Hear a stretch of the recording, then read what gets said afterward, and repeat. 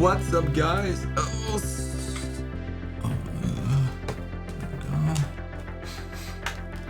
So, first of all, thanks for all the birthday wishes. Much appreciated. Now, just get reminded over and over again how old I'm getting. But thanks. So yeah, sorry, starting a little late again. I need to get on top of my schedule. Oh boy. But let's just get started because we have a crap ton to look at today. Not a record day, but pretty close. So, and we have 8 hours to do it. So that's the hard limit on Facebook. Stream just dies after 8 hours. So here we go. Let's try to make it. Let's try to make it happen. So a lot of people in here. It's awesome to see a few faces that I hadn't seen in a while too. What's up, Kiara? It's funny that you mentioned Advika. I was just finishing my cake. It's not a cake. I'm not super big in cake, but Danish. Yes, I was just stuffing my face right before the stream.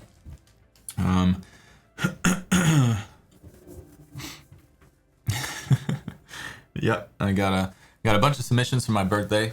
A lot of art to review. So here we go.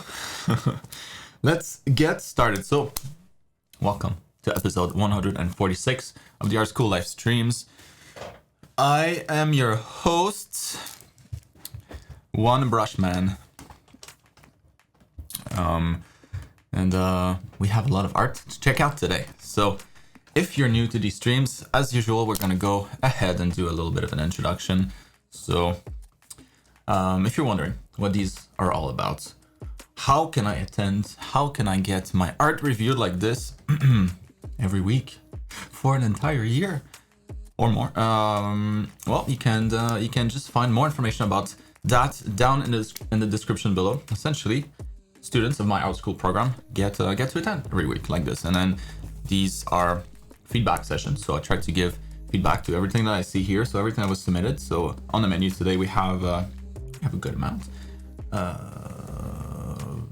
49 pieces. Yep. So I go through all of them in the order that they were submitted. Usually before the night before, I'm gonna post an announcement on the private group, and then students just reply there in the comments with their submissions. Excuse me. And I go through all of it and try my best to give the best feedback that I can. And the feedback that you can expect usually will have to do with overall kind of art growth. So it's not necessarily always about that particular piece. Sometimes it is. Depends on the questions that I get. But like I said, students get to come over a long time, over a long period of time, and so there is some continuity in the feedback here. So it might be like recommendations for things to focus on in the future. Maybe it has to do with the art itself. Maybe it has to do with what was practiced. Anyways, there you go. It's a little bit all over the place. Depends on the student, and there it is. So. What else? Let's go through what we have here today on the menu. So the top one here being the last one who submitted, Scott, working on his pirate ship. So you'll see a lot of like a big spread in the progression, in the levels. Of course, we have students that are just starting in the program. There's always a couple new people every week. So welcome, by the way, if you're new. And as I was saying, you'll find arts from students that have been here for a while and that have gotten quite good, and others that are just starting. And so you'll see stuff from the earlier terms, like term 1, where it's more like all the foundation stuff, and then sometimes from the later terms where we tackle stuff that's a little bit more advanced. but there are no requirements whatsoever for submissions. You can submit anything as long as it relates to the program. And then, yeah, so pretty open. If you don't have anything to submit, you know, art-wise, you can always submit questions. That's good too. Whatever you want. So, oh, we got some F1 today. Yes. I don't think I have anything else. I'm forgetting my intro. As usual, I should write these down, but I'm always trying to remember what I need to say. But yeah, just make sure that you're comfortable, that you're sitting down somewhere comfy if you're planning to attend some or all of it. Although, once again, you know, you don't need to attend the streams at all to get your art reviewed. You can just drop it off the night before and watch the replay of the feedback session a little bit later, whenever you feel like it. These are always saved, and they're saved and available as soon as the stream is over. So, but if you do attend, I always appreciate it. It's always nice to have a little bit of company, and I'm ready to check out some art. I am full of energy, full of sugar. Woo! And let's go. So, chat's a little bit annoying though, because the main window is not working for some reason. There's no chat. So I have to go on the other page. And it's not as easy to see. But anyways, I'll stay on top of it. If you have any questions, you know, at any point, feel free to chip in, to jump in. And if you see that I'm not mentioning something that I should definitely be mentioning, you know, because you've been following through the weeks, and you're also familiar, you know, with your peers, you know where they're at, and you know kind of what they're working on. So if you feel like I've completely skipped over something that you feel is important, you know, yell in the chat, and if I don't respond, it's just because I haven't seen it. So keep yelling, keep spamming it, and eventually I'll see it. I do not want to skip anybody. With that said, let's get started. So first one here was by Kel. And let's go. Let me take a sip of my coffee.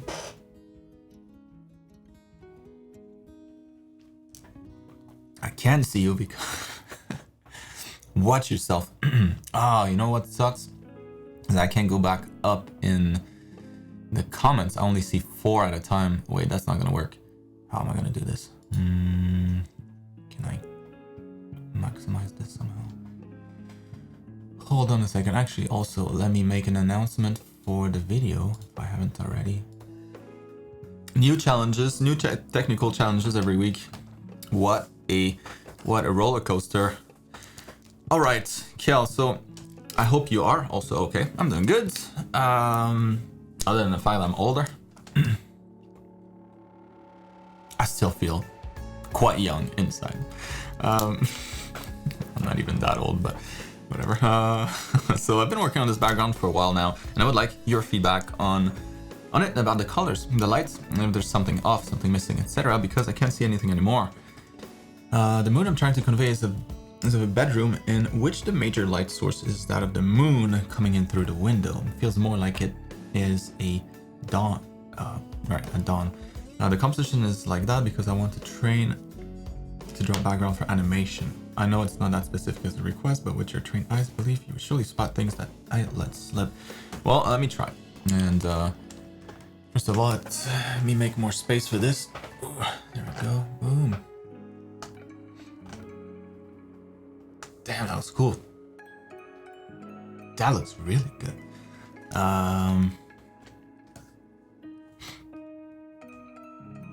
Well, the people are joking in the comments about me saying that I always tell students to make things brighter. Might apply here also a little bit. And the only reason I'm saying this, and I know the kind of mood that you're going for, so you're going for something that's a little darker. You know, it's at night. It's just the moon coming in. The moon is reflected light from the sun, so it's quite a lot weaker than the sun itself, and so we're not gonna get as much bounce lights. But since you're the artist, you know, just like photographers can always kind of adjust just the settings on the camera. They can open, they can set they can open up set the aperture to be different, set the time, what's that word, the time at which it stays open, whatever, so that more light has time to come in. Anyways, all things that you can do to tweak the final image. So even if it's a night shot, photographers that know what they're doing should be able to get a pretty bright image, and it would still look like it's at night, just because of everything else, everything relative around or in the scene, but we'll be able to see things better. And so that's kind of what I would recommend here. It's just a little too dark. It's great around this area, nice, but what we want to avoid usually is when we can notice that there's a lot of details, maybe a lot of colors, but because it's too dark, they all tend to blend together, like this box right here, like all of that stuff, at first glance it looks like a silhouette. It's only when you look at it, kind of staring, get used to the darkness, and oh, there's a bunch of stuff in here. So first things first, let's just brighten this up without changing the mood too much, hopefully. And the blue light, coming from outside is always going to help us understand that it is at night, just because it'd be very strange for this kind of lighting to happen during the day.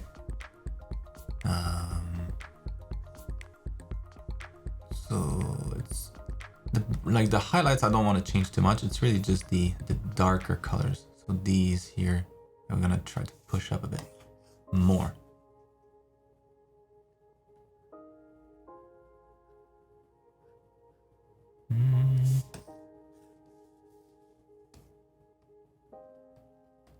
I don't want to push it too much. Maybe that's a little too desaturated now. Maybe you could do something a little bit with the contrasts.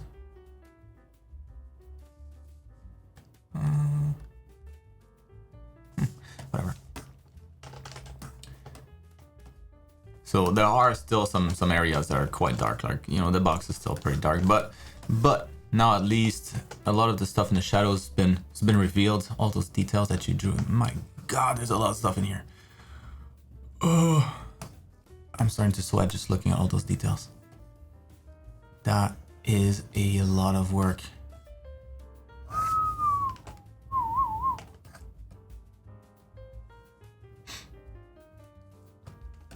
Yeah, so first things first, colors, values, and then I really like the layout of this piece. You mentioned, that there's no that it is for a background, and so in that sense, nothing really should attract too much attention, because you're gonna get a bunch of characters walking around in there. At least that would be the goal, and so the background will never have a focal point to compete with those characters. It's just the characters are not there, but keeping that in mind, yeah, it's quite effective. Beautiful colors.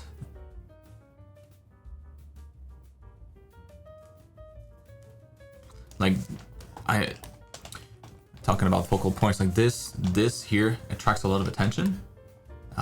Even from a distance, it's the brightest, not the brightest, but it's the most exciting color, exciting part of the painting, just because it's super saturated. There's a lot of contrast, dark, bright, very saturated. Actually, now that I just look color picked here, maybe something I would recommend is to desaturate your shadows a little bit more, just so that you can get those complementary colors almost for free. So when you go towards a gray color next to a very saturated color, it will tend to take up the role of the cool color, even though it's essentially the same color, it's just less saturated. And that's a really easy trick to get that nice balance, rich, warm versus cool overall, without having to think about complementary colors or anything like that. So you can just grab this color here, saturate it a bunch. Maybe you can tint it too, but for this color here, that would be kind of the one that we try to use. That's too bright.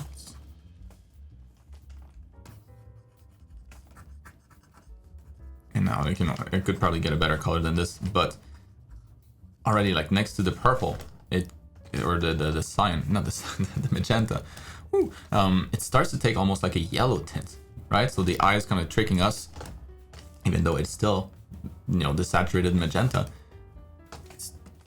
It takes up a different role just because it's next to something that's very saturated. And having this in your shadows, it's going to make it a little bit less intense, you know, a little less aggressive in terms of saturation, so that you keep saturation for areas that you really want to highlight. Almost think of saturation as salt, you know, in a dish. You want to have it because it makes things better, but you don't want too much of it. And so there's a lot of salt, pixel salt that you can remove in here, and that would be in the shadows. That's the easiest way. Like here, also very saturated. You can get that down a lot and use that kind of color instead.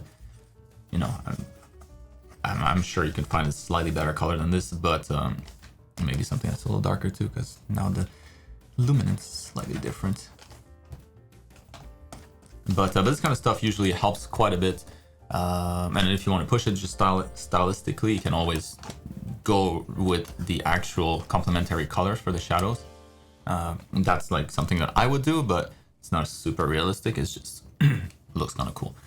But I actually go for yellow for this, or green. Desaturated though. But yeah, in terms of the scene itself, you know, that's it. The layout's awesome. It's just, there's a lot of storytelling in here, so much stuff to look at. It's very, very interesting.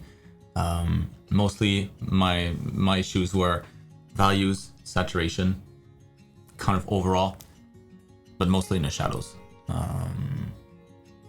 Other than that, awesome stuff, Kellen. Damn. You should be proud of this. Let me open the window. Super hot in here.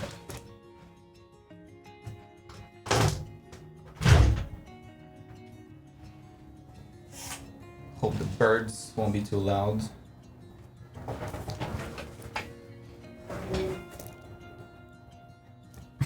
If it's too much noise, let me know. I'll close it, turn on the fan instead. Right, moving on to Preston.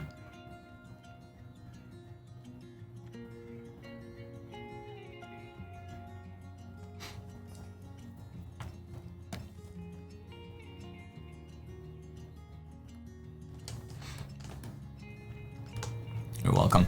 All right, Preston, let's see what we got here. Let me save this. So this week I did a whole lot of everything with the goal of doing character concepts soon in mind. For the material rendering, I wanted to make more, but I ran out of time. I feel like I could possibly have pushed them further, but I feel like that level of rendering is enough for designing character concepts. Yeah, that's pretty good, actually. If anything, like I would maybe crank up the contrast on here, so that you get a little more of a highlight, a brighter highlight. Let's try white overlay. See if we can. There we go. More shining. But yeah, that metal looks really good. All those nice little reflections around here, with the red even from that sphere. Nice touch. And here we have kind of like a leather. When you do those kinds of studies, you know, always think of, and it's always easier to spot on spheres, but always think of the bounce light. The bounce light just adds so much. So it would be that kind of stuff here, like that you would find in the shadows. Because if you have a light source, the idea is that the light source, more like your object, is not just floating in space, you know, on its own. It's usually going to be laying on something most of the time. And so if it is, then you're gonna have your main light source that goes boing and bounce back maybe on this surface, or maybe goes that back here and then bounces back on that part. And overall, there's always going to be a little bit of bounce light in the objects that you can observe in real life. You know, of course, if you abstract the sphere and consider that it's kind of just floating in space and there's no background, sure, but it always looks a little bit better. So I highly recommend it. So it'll be just that kind of stuff you're doing. Maybe not that much.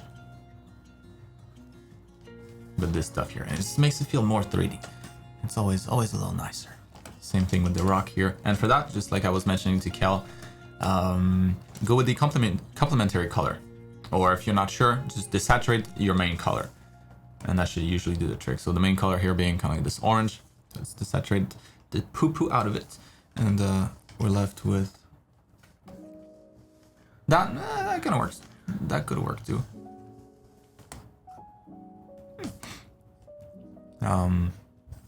Yeah.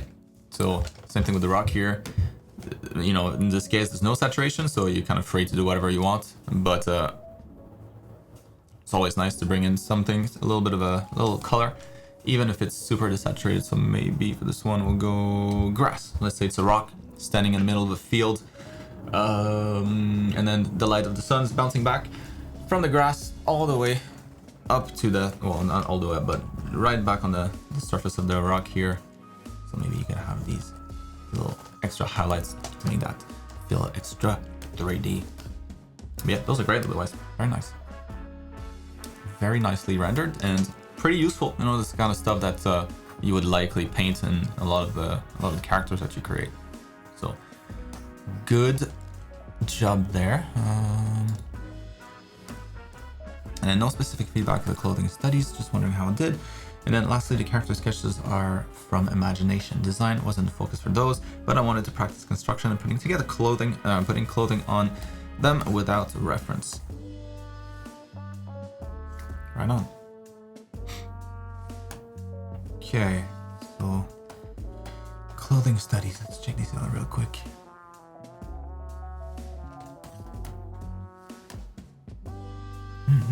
So I feel like every time I do a clothing, every time there's a clothing study, it's like the same feedback always comes back, and it's values. So always look at the values of your subject, you know, like in this case, what's the dark, and it's usually the darker colors, like the blacks, the darkest color.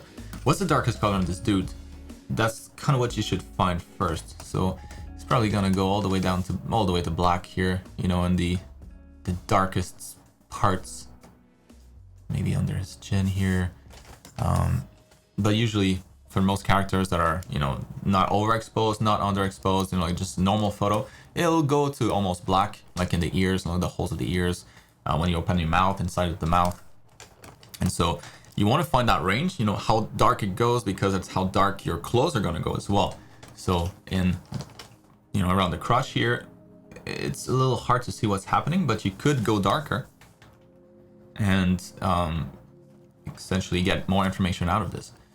So always like the deeper folds, always make sure that you highlight them. You make them dark, not highlight them, but make them dark enough just so that it really works with the reference, because then that's gonna be even harder to tell that it's not real. Because if they were wearing clothes, you can bet that these folds would be all nice and dark. Here we go. Just a little bit. You know, in the darkest folds, I think it makes a huge difference. So same thing with this one here, but other than that, that was pretty damn convincing. But I'll show you like what that black can do here. It just makes that it'll make that skirt. Is that a skirt or is it a dress? Whatever. It'll make that dress feel a lot deeper, a lot more volumetric. No, that's not the word. Feel more 3D. Maybe it is the word. I don't know. But that kind of stuff here. And the leg, for some reason, kind of disappears here. Let's bring that back. And now it feels like it's more of a hole now. Like you can go under. Don't do that, but you could. Before it felt maybe like it was part of the, like it didn't feel maybe like it was the underside of the skirt. And then the same thing here. And these deepest folds around the belt, where there's the most tension, that probably go pretty dark as well. But she looks great. Other than that, like those folds, very convincing. With the skirt itself, like the shirt, yeah, no problem here. With the skirt, I love what you did up there. What I would maybe change a little bit are these patterns. Like you want to avoid having repetition in folds. Folds are random, you know, it's pretty chaotic. It's like nature, like foliage. And so whenever you see patterns in the folds, that's when it starts to look a little strange. Like that's not normal. Those patterns usually don't happen. And so always try to vary the size, you know, instead of having something like this at equal distance, go random. Maybe this one's farther away, this one's closer, and that kind of stuff. Always going to look a lot more aesthetic, a lot more just real, believable. So you could like combine two of these, for example, make one really big, and then maybe this one's a little smaller. Maybe there's a tiny fold there. And just that already makes it feel more real. Like no patterns will stand out. And for this guy here, maybe just a little bit more of a, like treating the chest here a little bit more like a shelf. So a little bit more light up there on the top of the torso, just like he's got more highlights up here, right? Than he's got down there. It's kind of the same idea.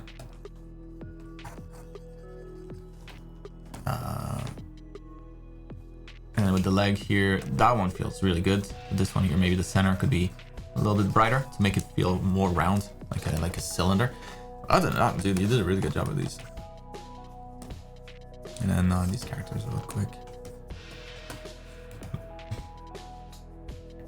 And what were you saying? Was it in the practice construction and putting clothes? There we go.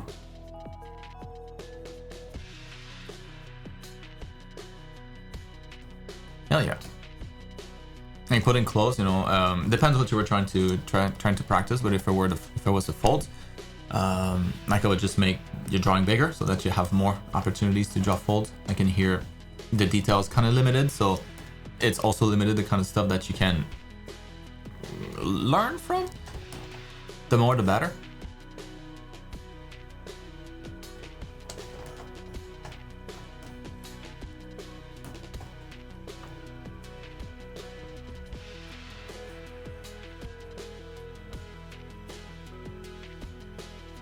Yeah, like proportion wise, these are pretty good. That guy works quite well. Like a gorilla. This guy's proportion is good. This girl's proportion is good too. This one's the stick lady. This one's a little, it's hard to imagine, you know, what the anatomy would be underneath, but so maybe have that like hourglass shape, maybe a little bit more, just so that we know where the hips begin. That's the only reason. Just so that we kind of we're able to tell where the middle of the body is, and it just helps us understand the silhouette better when you have those kinds of landmarks there. But yeah, good stuff, Preston. Well, that helps. Moving on to the next one. Peter. Right, woo. Hello. Pinocchio leveled up. Got an upgrades. So I'm on my rework spree to complete a solid portfolio. So this time I'm gonna take these off. Avoid the clicky. To complete a solid portfolio, so this time I'm back to Genji's skin. I've made him beefy as you suggested and would like to hear what you think about it now and what can be done further to make him fit into the hot toy skin I have put as the ref.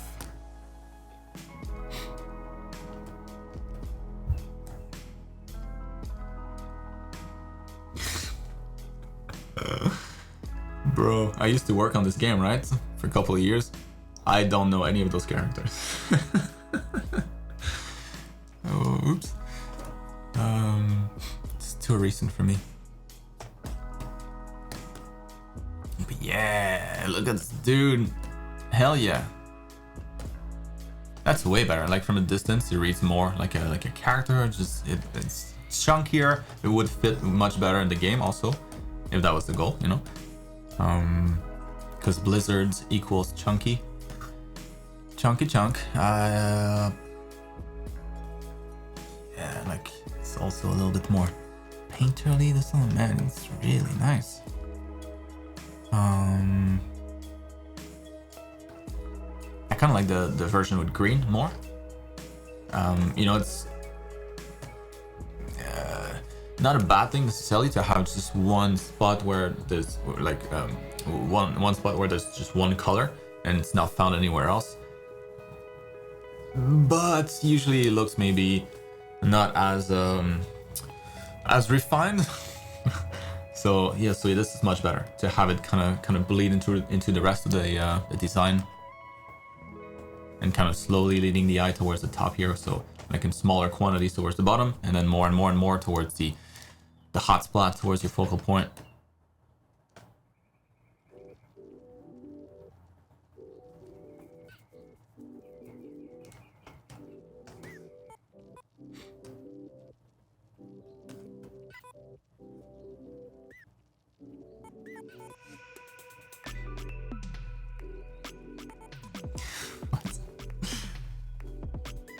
Scott wants to be a Blizzard character. What?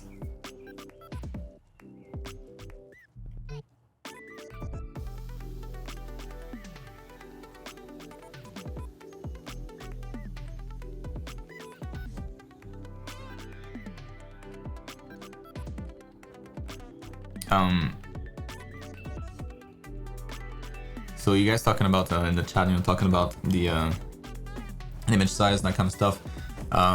Facebook is perfect for those streams. So you like don't need anything more because I resize them anyways. So there's really no point to upload on like Imager. How do you even say this stupid word? But there's no point because then my document here is just gonna be too heavy otherwise. And like I said, I resize them. So what is this? Yeah, 3000 by 45 in wide. So 4500 wide. So not small. You know, we can see everything, but not huge also. So there's no point if it's for the stream. If it's for like other reasons, like for your portfolio, of course, better to get more. Why not? But as usual, you know, people look at art on their screens. Their screens is, for the majority of people, 1080p still, so that's what they'll be seeing it as. You know, it's, just keep that in mind.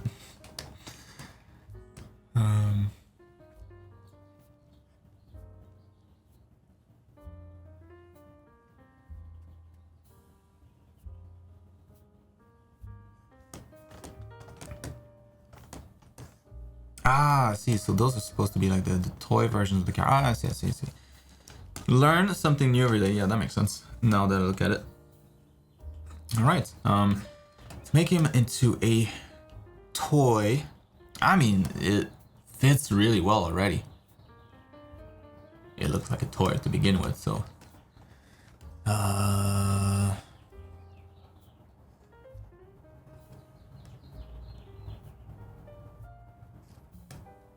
I mean, so weapon would be a big one, you know, like Heroes of the Storm is all about weapons, all about attacks. That's the game. That's the name of the game. So his weapon might need to be bigger. You know, that's usually something that all Blizzard characters have. Instead of having like a small sword, even like a katana is going to be like this huge blade, oversized. So I would do that for his weapons. Everything that you can think of making bigger, making chunkier, like avoid small details. Especially in a game like this where from a distance, you know, the character is going to be pretty small. You're going to lose all those details anyway. So if you want them to show up on the screen, just make them bigger. But it's like here, the belt, that's probably okay, but maybe you could make that chunkier, like the end of it could be a little wider, maybe with that bolt, maybe a little bigger. So it's those kinds of details here that's you might want to scale up. Easy. Almost looks like he's wearing a mask because he's got COVID. Oh, he doesn't want to get it. You're safe, bro. You're a toy. Excuse me.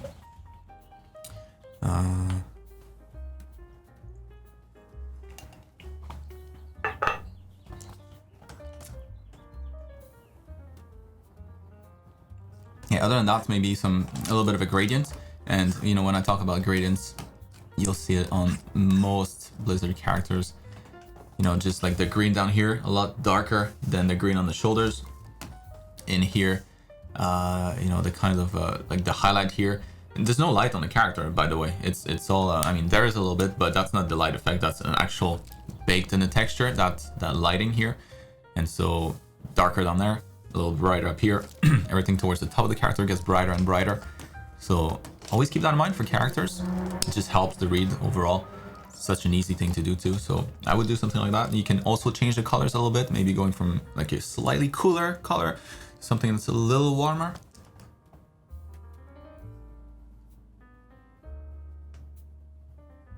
And yeah, like if you choose this green, like green on green, not super hot, maybe it could be maybe like the suspenders could be like yellow. Or if you don't want to go for another color, maybe like just a different green, maybe like lime green versus like grass green.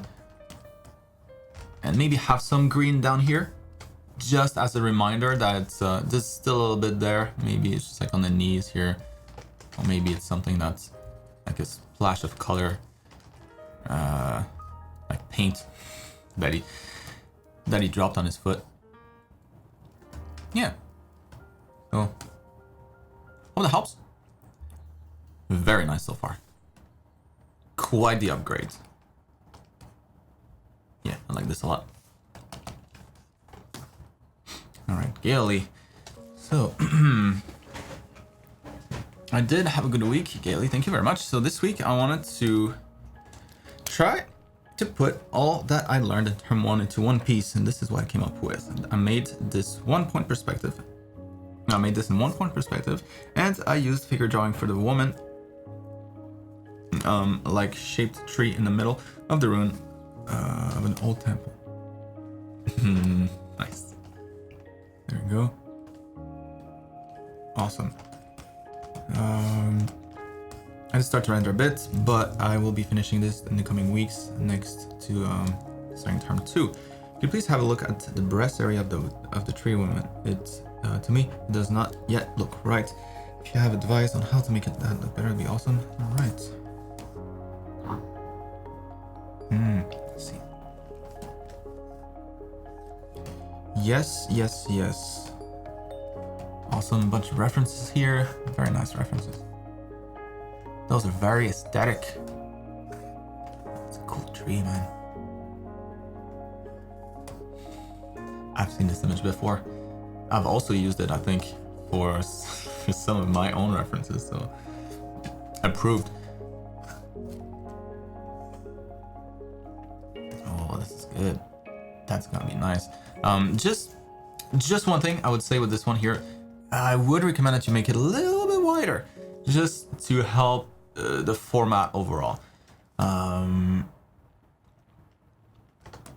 You can always do any kind of composition that you want. You can always choose any kind of canvas that you want. But those that I recommend, those that work the best for most people on the most amounts of screens that they'll be displayed on would be like portrait, but Instagram style portrait. So not that long. In this case, it would be, you know, if you were to upload this on Instagram, it's not going to be exactly that, but it would probably be cropped about this much.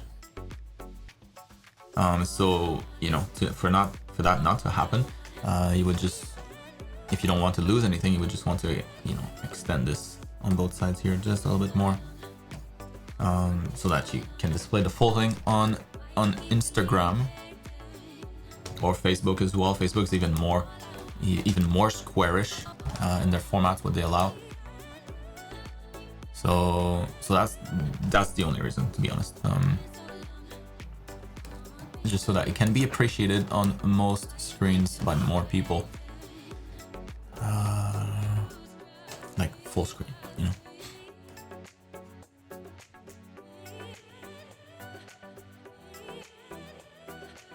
All right, so I know you're already rendering this, but one thing I would mention just about the roots system would be to maybe do a little bit more of that stuff. Like, obviously you don't know what I'm pointing out, but Having more, kind of what I was talking about with the folds to Preston. So making sure that your roots are not all the same size. So you have like bigger ones, smaller ones, and a little bit more variety. Because right now they're all pretty much as thick, you know, until the end, when they all become smaller, of course. But I think it'd be nice to have maybe like one here that gets a little bit bigger.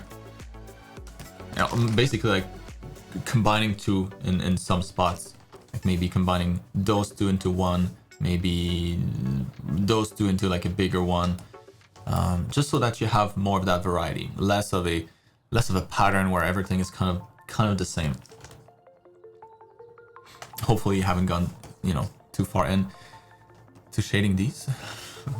But yeah, so about the drawing, that's the only thing I wanted to point out. Other than that, yeah, that's gonna look pretty cool. And like the cool things that you could do with the lighting in here too. Oh, that must be fun. Now, you were asking about the breast area here. So the main thing I think will be I think it's gonna be like the torso anatomy in general that would need to be slightly adjusted. Maybe just making it a little bit wider up top here, so that we have more of a waist to the thoracic, to the rib cage. Waist always a little bit smaller. You'll have bones pushing against the skin, against the muscles.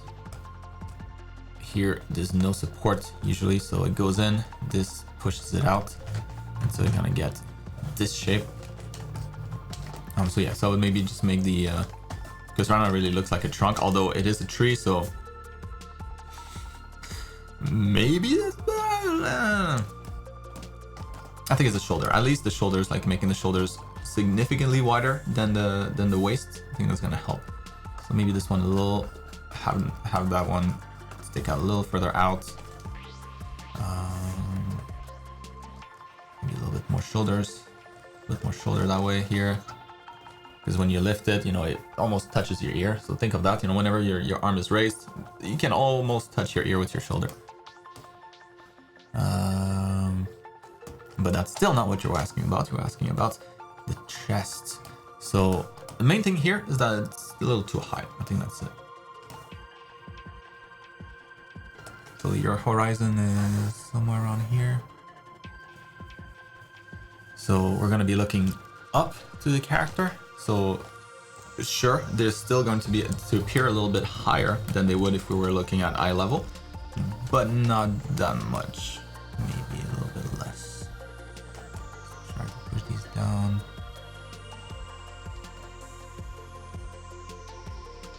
Maybe something like this, and they're not also going to be the same. One is being like squeezed that way, and the other one is being stretched upwards. So their size will change a bit too. I mean, it is a tree, so you know, take it for what it is. It could literally be anything, but this one here will be a little lower as a result. A little bit more of an ellipse as well, because it's being squeezed. And that one here will extend a little bit higher. Stretch that way.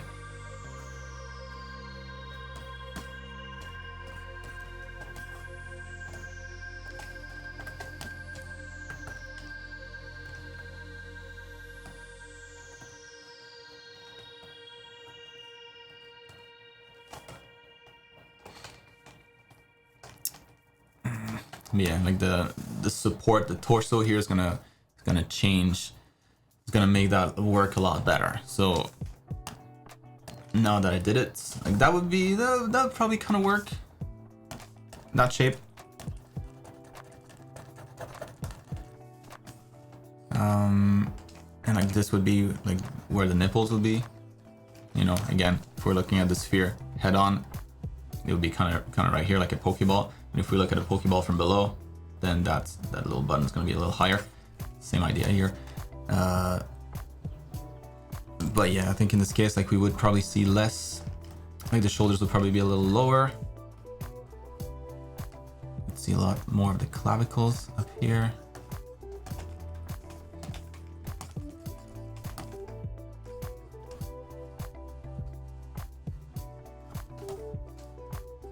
all these things are gonna contribute to making that look a little bit more feminine.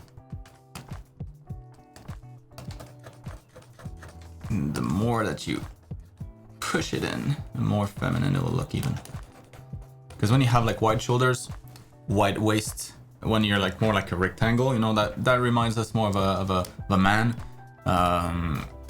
Because we don't have wide hips, you know, our hips are pretty much as wide as our rib cage, and so it's gonna be pretty straight down. So it's all, you know, all super cliche, but it does help to convey what you want. So yeah, maybe something more like this. Well, that helps. Moving on to Julia.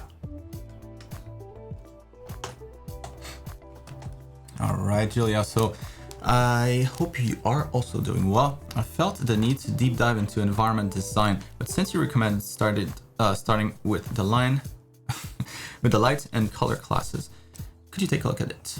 Yes, I shall. Well, look at this.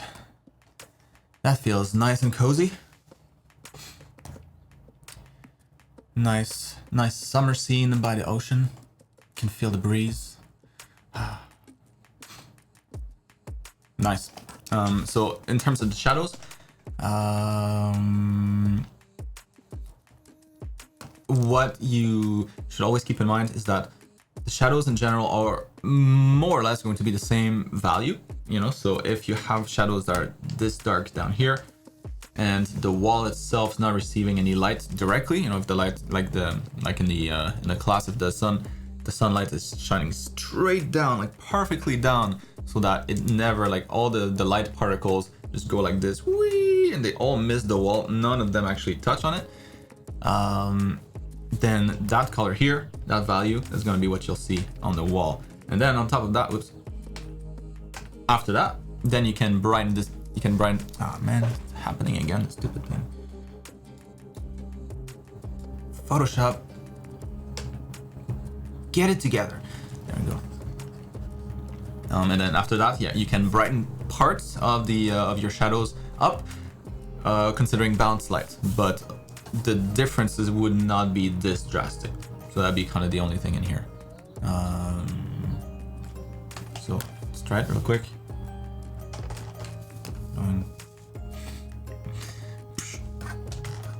So already, I think it feels a little bit more like it, you know, like more like something that you would expect. Obviously, it's way too dark in here too, because this is parallel to the thing. So now from here, of course, like in the corners, we're gonna get a little bit more light loss. So you can add some of that darker shadow across the corners, under here as well. All corners are light traps. Get rid of this stupid white poo-poo there, whatever.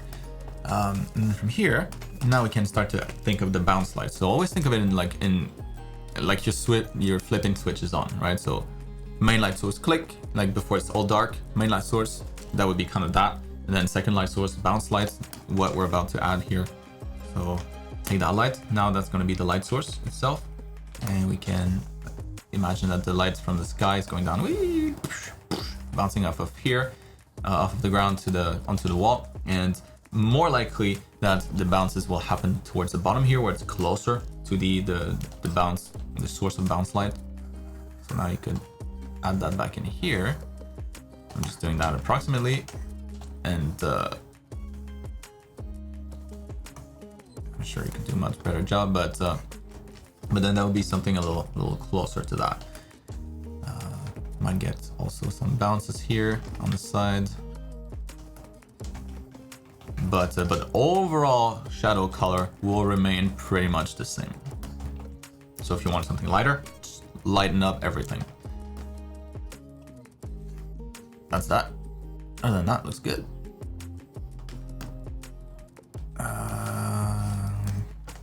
And here we got some shadows, some cast shadows. So for cylinders, always always treat them like a box first, and then add the curve afterwards. Yeah, don't need to check that. That was good. That was convincing. Same with this one here too. Treating this as a big box first. Boing, boing, boing. Ignoring the hole in the middle and just casting a shadow like we've learned to cast shadows on boxes. From boxes.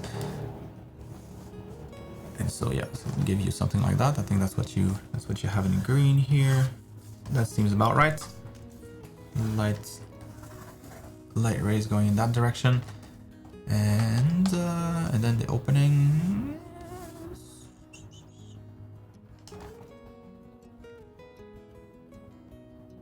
Yeah, like this here, like if that was the line, you know, they would probably wouldn't get past that, but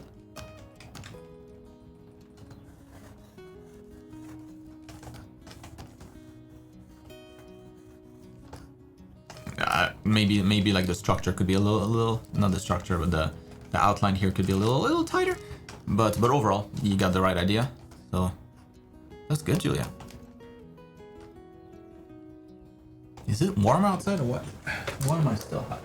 No, it's not. Open this window more. There we go. Who the hell's Julia? Moving on to Timo. Nice. You're designing a new entertainment room. That's a nice room.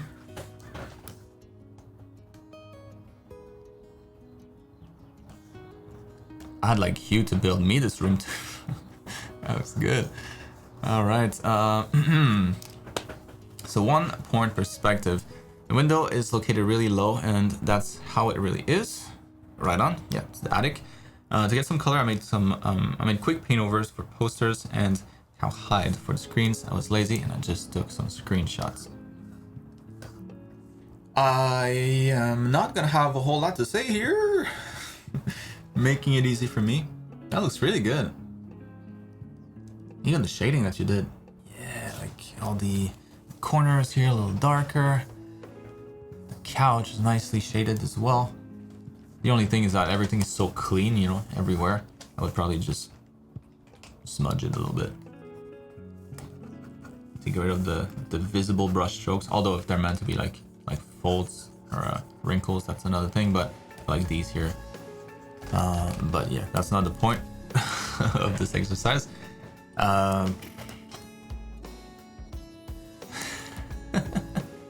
Nice.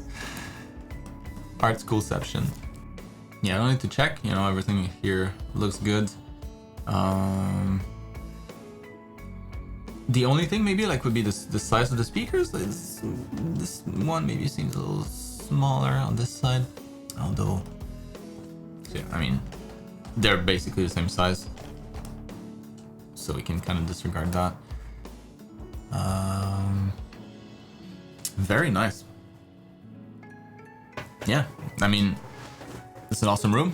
Well done. Some lights would make this place super cozy. You know, like some floor lamps or something like that. But very well done. I have nothing to say. You're definitely ready to move on to perspective 2. Challenge yourself some more, because I think you got this in the bag. Perspective is on point here. Oh, they're smaller. Okay. There you go then. If they're meant to be smaller. Ignore what I said. Yeah, looks dope. Well done. I mean, even the shading and all that stuff, not even part of the assignment. It's just, it looks nice. It looks really good. Yeah, crushing it, Timo. Challenge yourself some more. You got this. It's too easy. Maybe not too easy, but it's a challenge that you definitely cleared. Moving on to Marc. All right. So I've been studying when possible, ignoring all of the sweet art competitors, like art competitions, like art war, so I don't get sidetracked. I feel like it's starting to pay off. Below is a selection of some of my figure studies, mannequin, and Loomis heads. Bottom left is a screenshot I took while playing Ghost of Tsushima. The hell is that? I used as reference to attempt my first fully rendered portrait. I'm pretty happy with how it turned out, but but you could let me know how I could improve it and any mistakes I made. Right on. Well, yeah, I mean, lighting is quite sexy. Yeah, the lighting here really makes the piece. I think you did a really good job with just the colors, the values, the composition overall. Very nice. My feedback on this one here in particular would be more like the figure itself, not the anatomy, but the shading. So it feels a little flat in the face. You know how like the shading, how the lighting is this bright and almost as bright on the other side, like basically the same brightness. But on this guy's sides, in this guy's case, much brighter, much darker, and you know it is kind of an egg shape. And so if you have light on one side, I mean, you know this, but if you have light on one side, then the other side here will be a little bit more in the shadows. And so that's kind of what we're missing in the overall shading here. So I think like the individual features, very nicely shaded. Like all the folds here, the eyes, the nose also could probably stick out some more. So to make something stick out, you know, darken the sides, brighten the tip. The darker the sides, the deeper the nose will look. So here, maybe you could push that in some more. And also like the light here might not reach on the other side of the nose if it's sticking out enough. Just like the light of the window right now is not reaching this cheek, my cheek, because of my big nose. But yeah, you can kind of tell here, like on the other side, there's no light at all. The only light you have is that of the sky, what's brightening up the shadows. So you would have that for sure. Yeah, so let's push this out a bit. Make his nose a little bit more larger, less flat.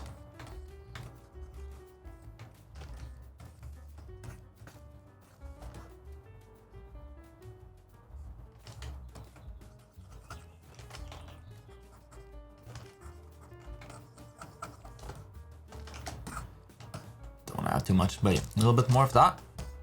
For the nose, I think the nose is the only facial feature that felt a little too flat. Other than that, it's going to be really like just overall face.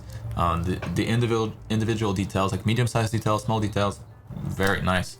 It's just kind of overall. If you want to darken that side here, darken. I said darken. When you do it evenly like this, it looks like got such nice skin. Makes him look like a woman almost. So yeah, you know, you can do a better job, but it's that kind of effect here, like on this side of the face. Also, all the other side here will get more of that blue light, less of that main light from the sun.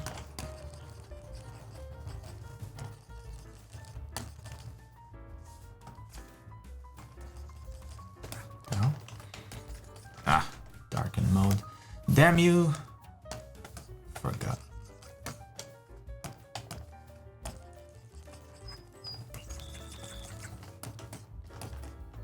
So for that guy, that's basically that's the only thing. Otherwise, everything else is hella nice.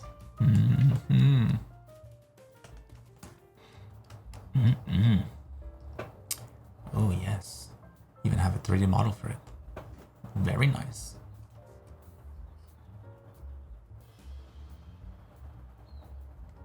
Yeah, when you practice these, by the way, make it a habit to attach the neck.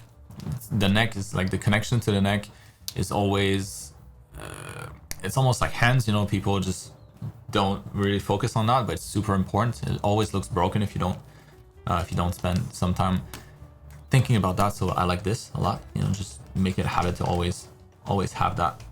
If anything, like this neck here might be a little too stiff this way. Like you wouldn't want it to curve a bit more. Doing. Because otherwise it feels like he's doing this. You know, if you look at my own neck, it's a little uncomfortable. So always kind of curving back along with the spine. As the spine curves back, at the top of the back, curves back at the top of the back, and then curves forwards as it goes towards the pelvis, and then back out again for our tailbone. Ooh, or if you're really lucky, you're gonna have an actual tail. Yeah, these look great otherwise. MVP exercise for becoming a badass at drawing heads. There it is. That's it. Oh man, look at these guys.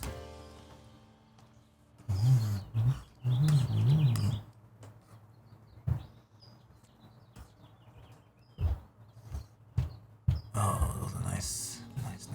Nice.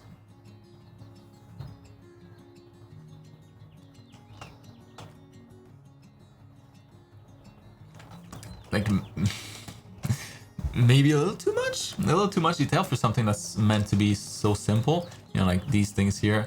I mean, looks cool, but probably don't need that. You know, it can just be a ball, just to keep it simple.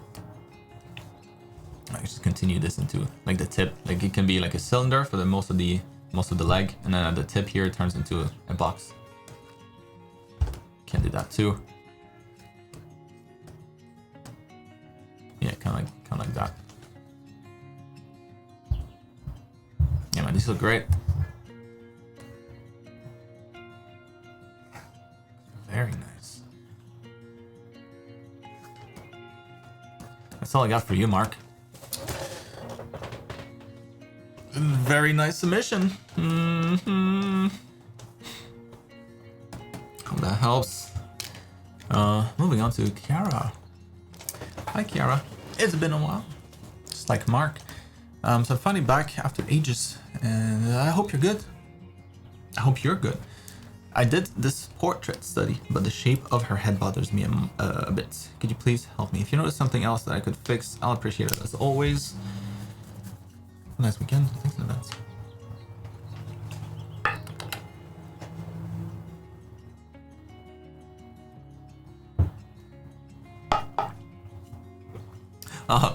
Thanks, Peter. Oh, you're not talking about me. Horrible jokes. All right, let's focus on the art. Ooh.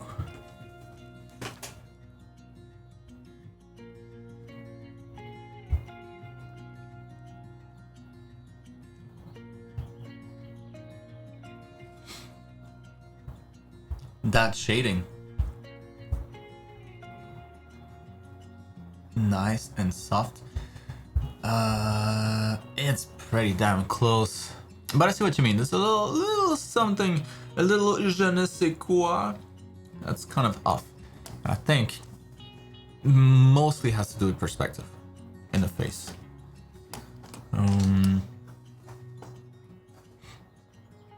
Yeah, like her right eye is a little too high. Right high is a little too high. Like this one here. Corner of the mouth. Nostrils. Eyebrows. In your case, what do we have?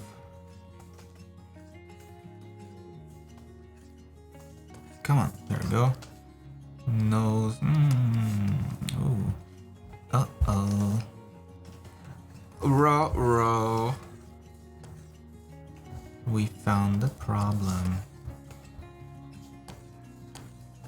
So it's just like the alignment of these lines is a little more like, ooh, a little wonkier. I think that's mainly it.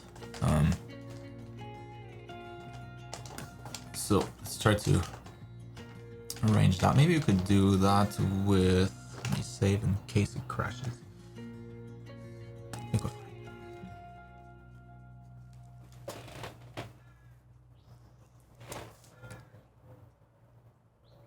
Hello, where is it? Reveal yourself. What the hell? course, I did it on the layer where there's nothing. Genius move.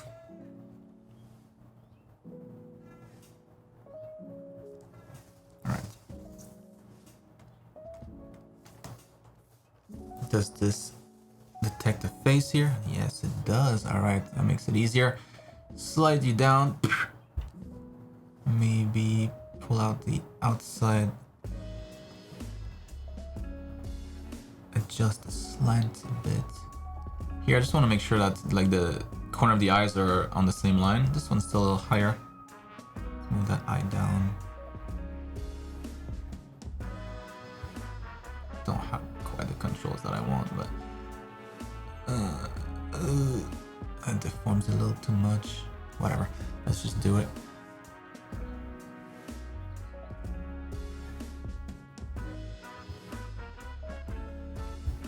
And the nose here. Can I even move this? Can I just move the damn nostril instead?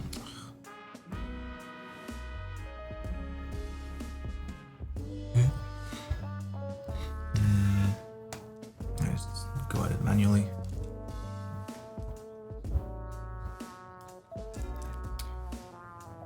Nostril here, lifting that up a bit. And then maybe something in the chin. Shape here maybe. I can't see the photo. There it is. Yeah, I think the shape of the chin here is a little too round, maybe not as structured as it could be. Good jaw on that side.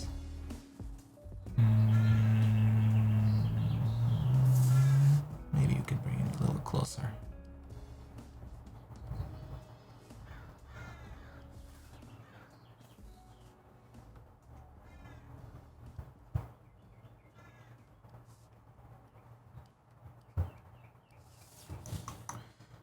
Before, after, before, after.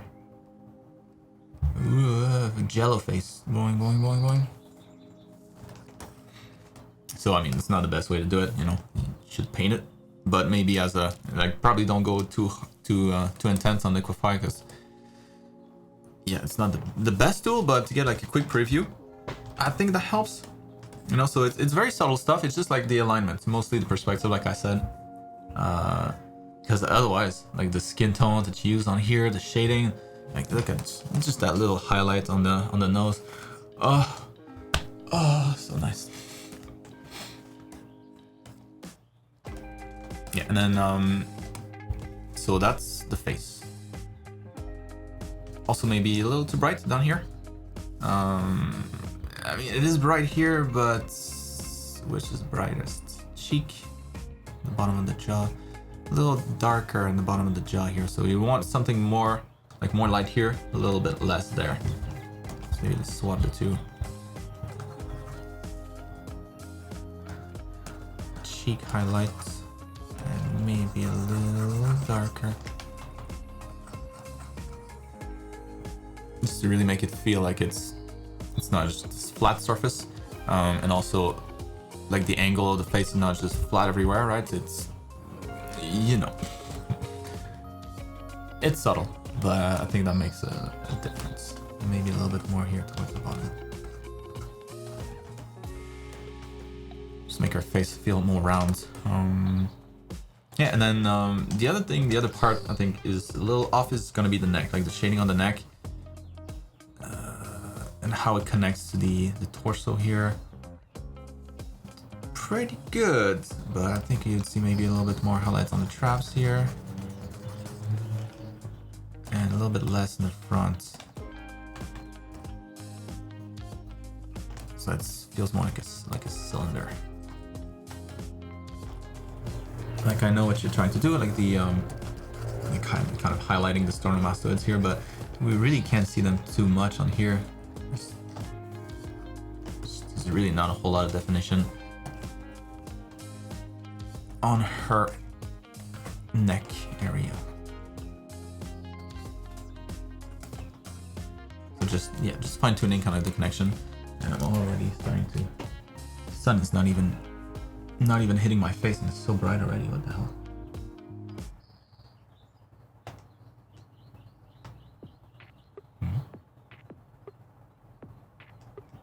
That's not helping. Anyways. What the hell's Kiara? Very good. And oh, one more thing. This one here looks a little smaller. I think it's just the shading again. I think if you just make this a little brighter here, and maybe like the see-through here, we can crank that up just a bit so that feel the roundness a bit more. Just so that the mass, the volume feels equivalent on both sides. But yeah, very nice. Damn. That must have taken a while. Good stuff. What the hell's... I've been moving on to... Where's my chat?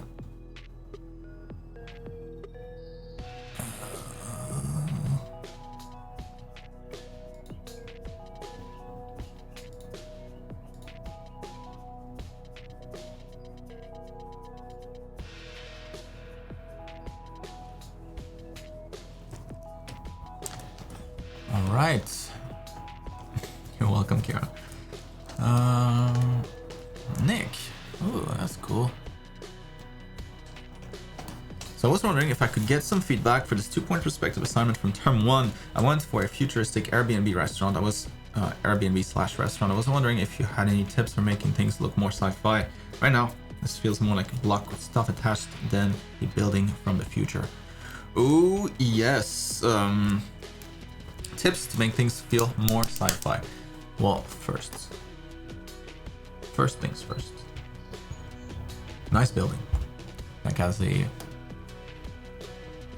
What you have so far, I think looks pretty damn cool. Yeah, so tricks. So good start, you know, like you're going in the right direction, definitely. But yeah, you could definitely add some stuff to this to spice things up. And what I like to think about when designing sci-fi stuff is really trying to come up with like different needs for the buildings. Like right now things look a certain way, like in real life right now things look a certain way because we have certain needs, but maybe in the future when things change a lot, that's where you can kind of imagine or try to imagine what might happen. Like imagine in the future the air is so polluted that houses can't that houses need to be fully insulated. And maybe they need to have like a really strong, maybe that's what you already did. And maybe this is something I mentioned, I don't know. I feel like I've said this before somewhere. I just don't remember where. But anyways, so you would need maybe like a huge filtration system, you know, like for the house. And where would that go? How would that look? Maybe you'd have like a bunch of fans somewhere stuck on part of the building, some exhaust somewhere else for the heat that this generates. And then maybe the planet is super warm also, and so you need cooling on top of that. So what would that look like? You know, how do you cool a building effectively? Or maybe it's something that the government provides, you know, because it's gotten so bad that people don't have the money to pay for the electricity that it consumes. So maybe there's like some government like AC units that they send out, and they're kind of ugly, you know, but all the houses gonna have them. So that will be like one element that you see all over the place, and it'll start to make sense. Like, oh, maybe that's what it is. It's things like that, you know, like maybe think of maybe it rains acid, I don't know. And so like the top of the buildings might have some like a particular coating, maybe like a different color.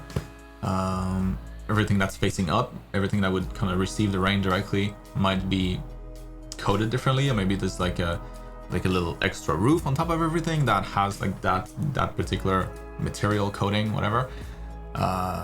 Just random examples, but that's kind of like the mental exercise that you would have to do.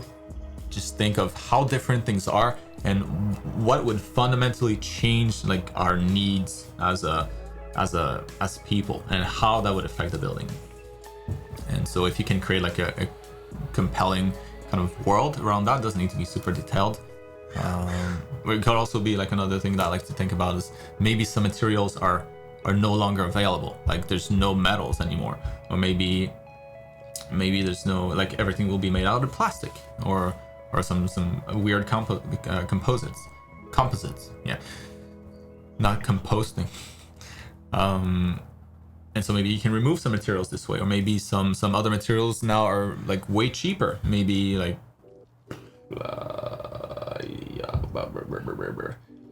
I don't know. You know, it could be anything. But what looks sci-fi, what tends to look sci-fi, is when you have those kinds of devices that seem like they're made for a world that we're not familiar with, and that's what makes it interesting, I think.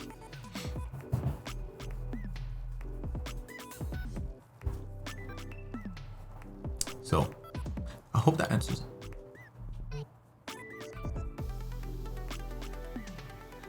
Or like if you need like to if you need to cram more people into a smaller space because there's just no more room anymore, how would those small units, you know, look like? What are the doors to those units? Like that's kind of cool. I'm looking at this up here. That's cool. Kind of tricky for a person to climb the stuff, you know, especially like when the steps are like their own height, so they have to kind of jump on it and grab the next one. But maybe that's something where you have like a little, I don't know, like a little elevator thing. Like you just press a button and it kind of goes up, boop, boop, boop, boop, boop, click, and then you can walk in there.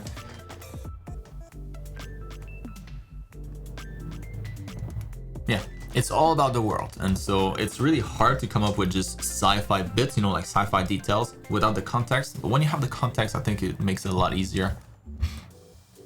Or another example, the kind of resources that you have, not resources, the kinds of utilities that you have at your disposal. So maybe there's no electricity anymore in the conventional way. Like maybe it's all solar, or maybe it's all wind based. And so each house might have their own little unit, or maybe it's compost based. So they're like each house will have their little units where you just dump trash in it and it just creates energy. All these kinds of things are super interesting to think about when it comes to sci-fi, I think. And that helps, Nick. Maria. I've been busy with school and exams lately, but I managed to make some animals and environment study this week. I think I'm ready to start making my own creature. What do you think? Ooh. Excuse the noise. I don't know if you can hear this, but there's some jackass with a sports car trying to show off. And then you hear the siren after. Nice. I hope they're going after him.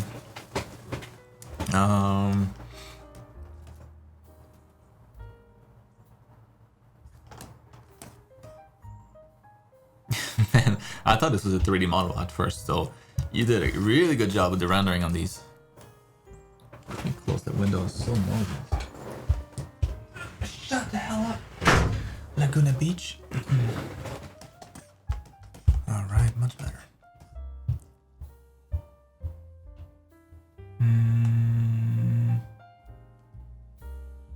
Yeah, I mean, for this, I would have liked to see like the construction, because that's what makes that's the most important part here. Like the rendering, of course, lighting, all that stuff. That's important too. I mean, clearly, it made it look really good. If you look at it quickly, it looks like 3D models, both of them. So really good job with the shading. Really good job like spotting the different hits of light and just understanding the volumes in general. Very convincing. But yeah, when it comes to like creating your own creatures, that's going to be really all about the construction, like your understanding of the anatomy, not so much the rendering. But the rendering, you got it all checked. No problem here. Yeah, I'd be really curious to see what you can do.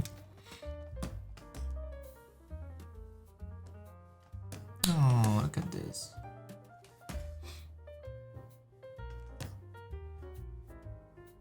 That's nice. One thing I'll say with this, not a big deal, but in general, always looks a little nicer when you have a gradient in some ways. Usually it's going to be gradient in saturation, in values a little bit, in the amount of details when it comes to environments.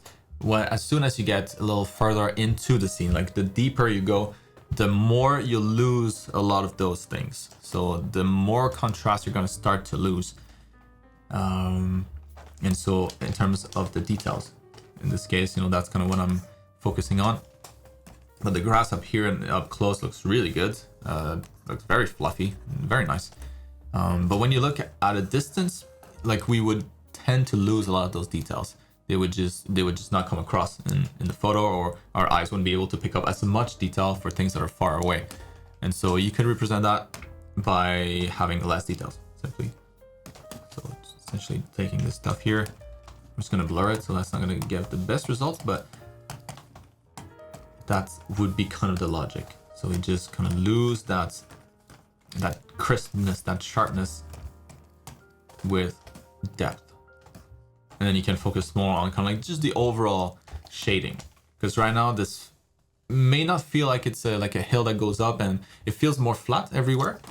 It's nice to have like the different hues of grass in here, like different colors. That's nice. But the land that they're on is also a volume. And so if it's a little hill, just like if you had a sphere that's shaded this way, maybe, and then you have like the sun shining down, on the top of that sphere, you would have something like that. The same idea with this little hill.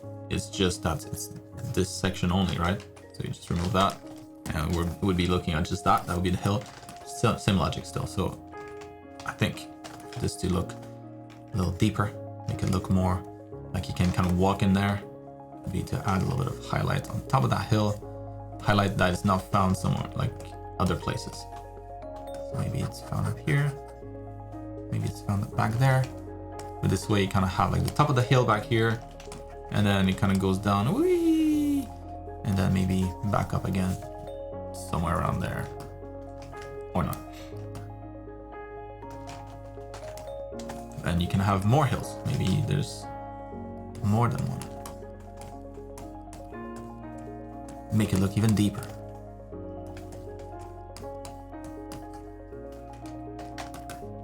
And same idea with the background here. So mountains are nice because you don't have too much detail, so that's great. The water may be a little busy, from a distance. Again, water tends to look pretty flat, pretty detail-less. And so you could smooth out a lot of that stuff here, almost make it look like a soft, smooth surface. That's really what it's going to look like from a distance. And reserve those details for the foreground here. So all these you can have some blades of grass a little bigger, just to break up kind of to have variety in the size of your details. And yeah, same thing here at the horizon, not the horizon, but at the edge of the cliff. Like what happens, maybe it gets darker because there's less light that can reach back there. Maybe it gets brighter because the sun again can reach like on top of this hill. But let's just darken it here to have some contrast. Let's say like the cliff is going away from us. Yeah, just these kinds of small details I think can make a big difference. And so keep that in mind, maybe. That was very good.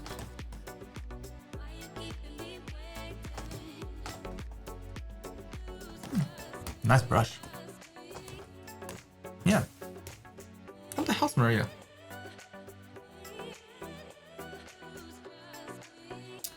Get out of here, Kiara. You're like already. I was gonna say, if you're ever stuck, just go ask Kiara. Because you're amazing at these kinds of things. So there's always a ton of depth in your environments, and yeah. Ask Kiara when in doubt. All right, Luisa.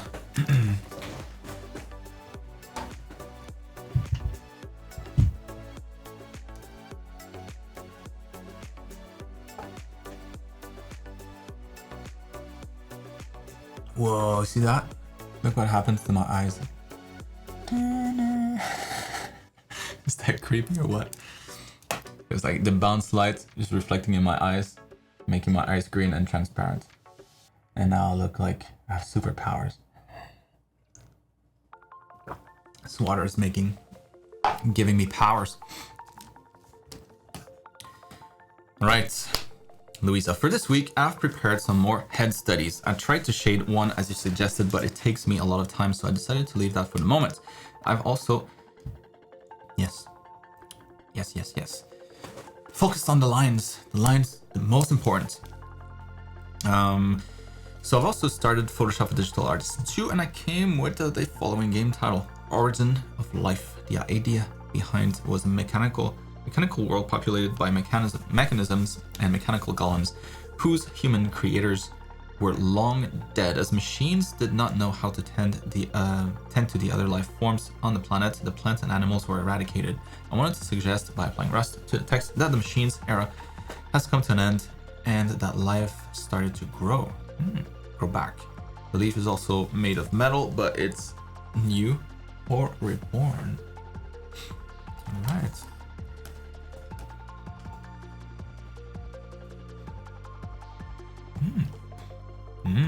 I like all the thought process behind it. Makes a lot of sense to me.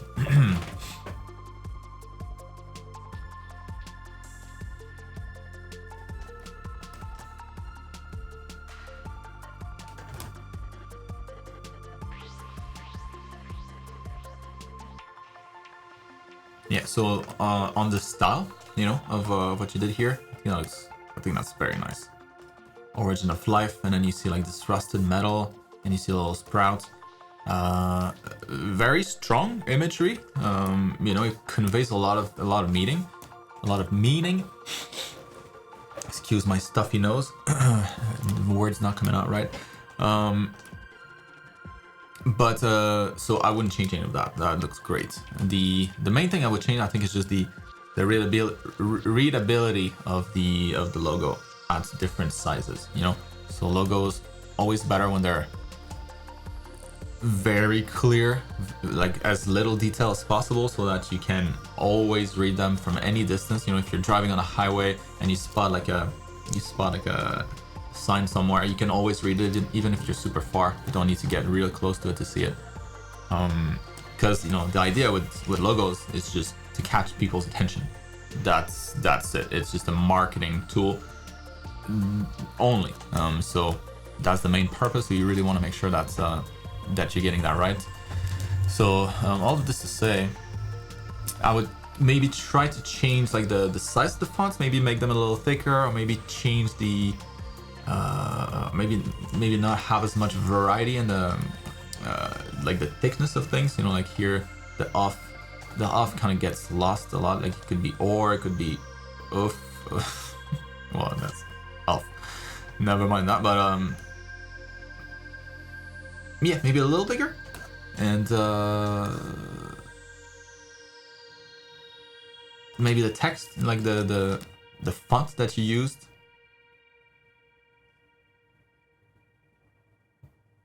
Maybe there's another one that could read better, like something that's a little bit more bold, maybe a little, just more bold. And also this damn circle is not in the center.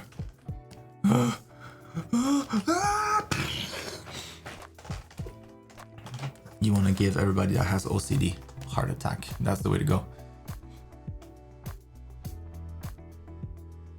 But I like it otherwise. So just something to think about. The I can't say this word. Readability. There we go.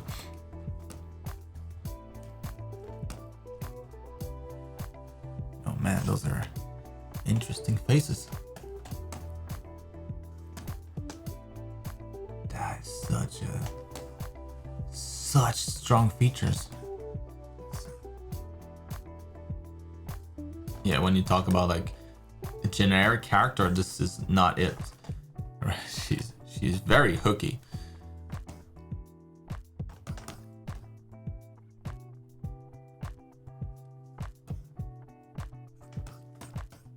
These are really good, Louisa.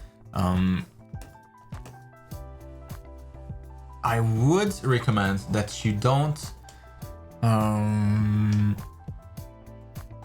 spend so much time on details, like small details that don't necessarily matter that much. So things like the ears, I think you could simplify the ears a lot more than this. You don't need to have that much details. Same thing with the mouth and like all that stuff down here. Not a bad thing to add it, but I think you would just be the same without, maybe less details. But what you're focusing on here mostly at this point, it's proportions. It's trying to get proportions correct to always match as close as you can the reference. And details really, they're not helpful in that way. They just waste time. It's kind of like shading. So I would remove some of those details in favor of paying closer attention to the proportions. So, or the shapes that matter the most, like the big details, like the contour of the face. In her case, it's a little bit longer, not that long, but a little longer, and making sure that line is nice and clean. And yeah, really focusing on the construction part. So I don't see a whole lot of construction in here. Maybe you did. Yeah, that's not true. I see a little bit something there. Yeah, so you definitely constructed them, so that's good. But I focused the most time on that and the least amount of time on details and like fine-tuning the facial features. Because you would get a head that looks a lot closer to this if you had half the details that you have on here, but more accurate proportions.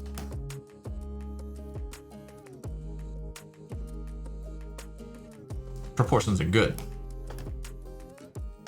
but I would spend more time on it. So that's like the structure of the head itself. I'm always looking at the contour of the head. You want that line here to be as on point as possible. Not too wavy, only wavy when it needs to be. Strong, confident construction for the head should always be priority, because that's gonna make it really, really get to like 90% of the way there.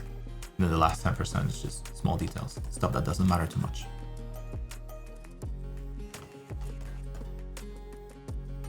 Nice shading on this one, very nice. Yeah, like I look at your hair, there's always a lot of detail in the hair. You can kind of ignore most of that. Just simplify it as much. Like, what does this look like if you blur it? It looks like a croissant, like a croissant. I don't know why I'm saying this in English. It's a French word. But essentially, this. That could be the shape. That's it. You don't need much more than that in terms of the shading. A little bit of lines this way. Boom, boom, boom, boom, boom, boom. Ship it. That's it. Good enough. That's not really important. What's most important for your growth as an artist, to be able to eventually draw heads like this, as many heads as you want from imagination, is that structure of the head. That's it's the key.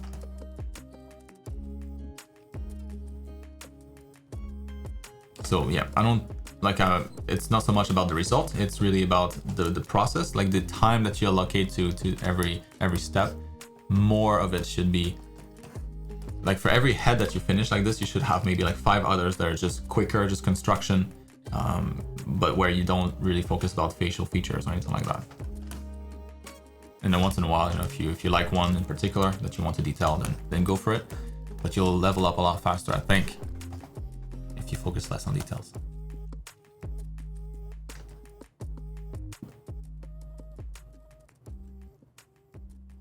But like Billy's saying, though, there is a lot more likeness. So that's good.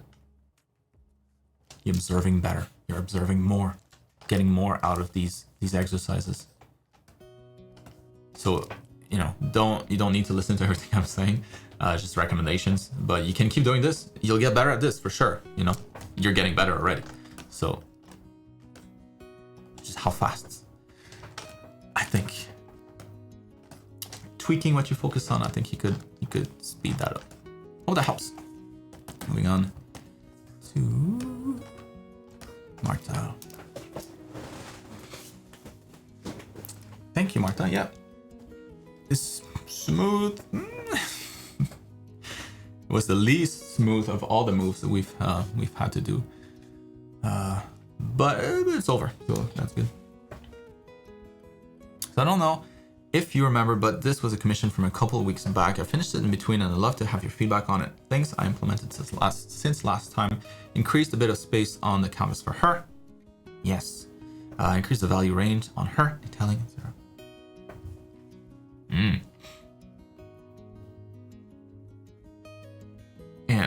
And detailing. So at first glance, it looks a lot more finished, a lot more a lot more rendered. So that's nice. First glance, first impressions, very good.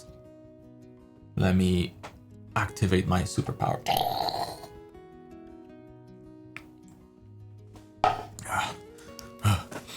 All right. I finished drinking my lightning juice. Take a look at this. Ooh, yes. I love what you did with the values overall.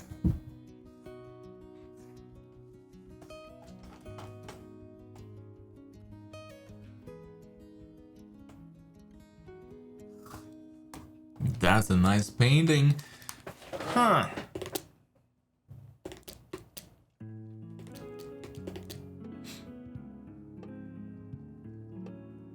Yeah, so what we'll be focusing on for this feedback would be the level of contrast, but not everywhere. It's really going to be in the brightest spot of the images this time. So like I like that you go dark enough. It's just like the difference between this color and that color, a little too much for fabric especially. So I think that's the only thing. I wouldn't necessarily change this. Maybe brighten it a little bit, like more like brighten one or the other, so that there's a distinction between the like her skirt or her dress and her cape, poncho cloak. So maybe, you know, that could be light from the sky. Yeah, if it's like nice and sunny outside, maybe there's a little bit of a blue sky, lighting up the all the areas in the shadows.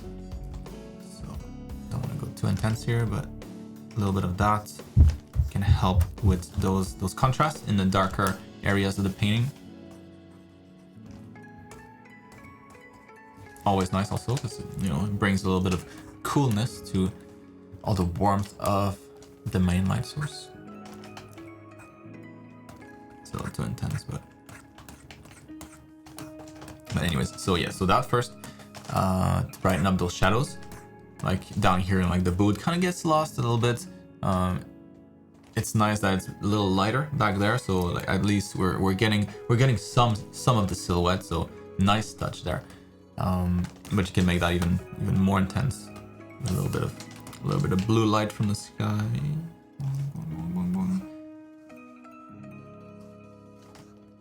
Same thing up here.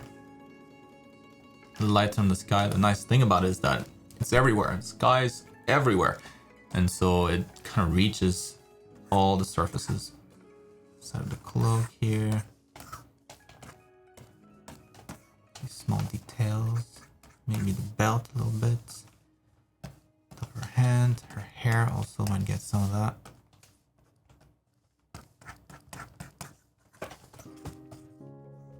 I should have used a different layer. And you might have that on the grass too. So you already have some, you know, some of that blue tint. That's nice. Maybe some more on some of these leaves. Because those leaves, you know, leaves usually, like especially these ones, they're typically a little shiny. No, maybe a little bit more, and so they would reflect some more of that blue light. And that just can, again, just finding ways to kind of brighten up the darker areas where we lose some of that contrast, because everything is just so dark. So trying to spice things up a little bit. Bounce light from the sky always helps. And then like I was mentioning at the beginning here, the contrast between the darker colors and the brighter colors, it just wouldn't get that bright unless it's like a shiny material. Maybe it is, but I think it would look nicer if it stayed a little bit more pink, more like the base color already. I mean, it can still look pretty bright. It will still look like the same material, maintaining that pink, warm pink, instead of going to bright yellow.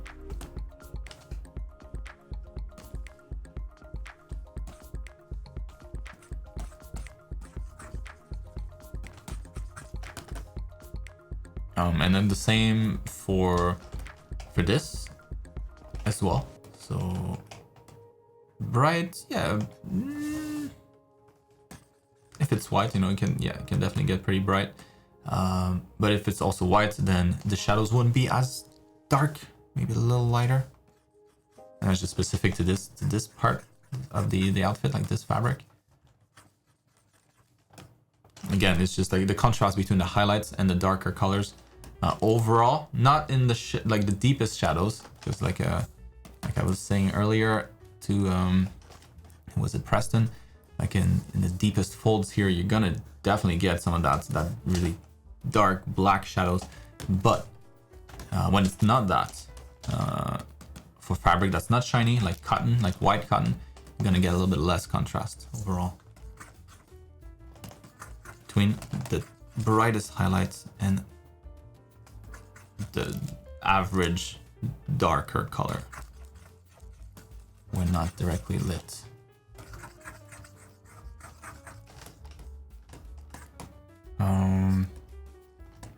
Yeah.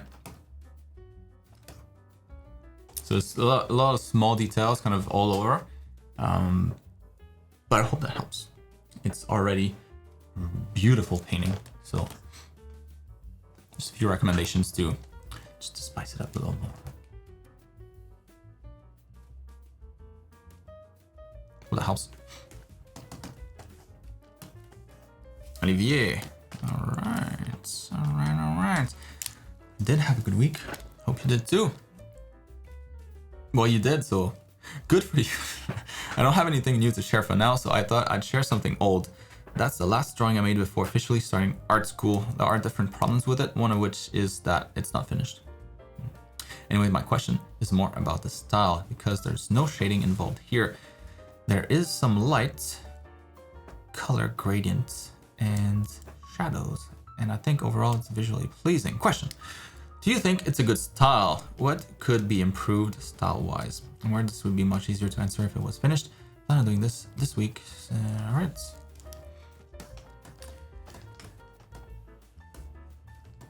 So style. Well, first of all, let's take a look at your style choices in here. So style in the shading, yes, it's mostly like cell shaded. Style in your treatment of colors, it's pretty saturated, probably more than you would find in real life. And so far we don't have a whole lot of material definition. Not that it's a bad thing, you know, a lot of people do that, like a more comic style, where all the focus is on the color and the shapes, not so much the material qualities. But yeah, no, the anatomy looks really good. It's a good pose. What's the stupid thing flying in front of me?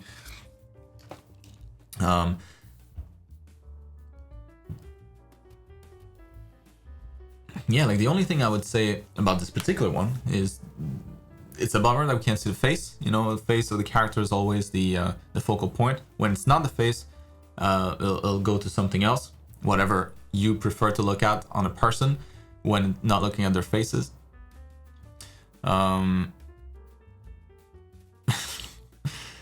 Yep. But style-wise,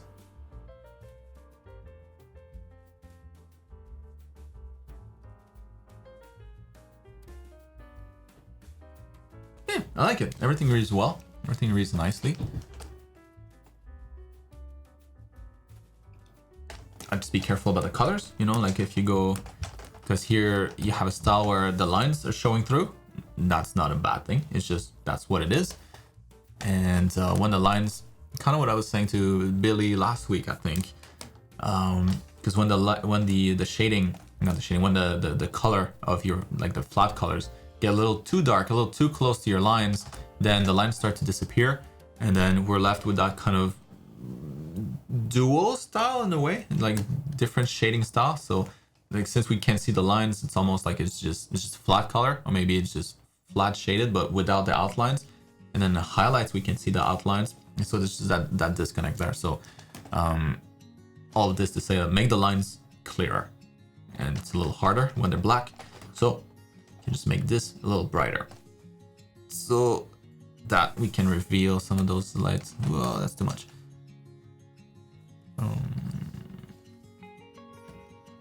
So that those lights can start to show through a little more. So maybe, yeah, it's actually not bad.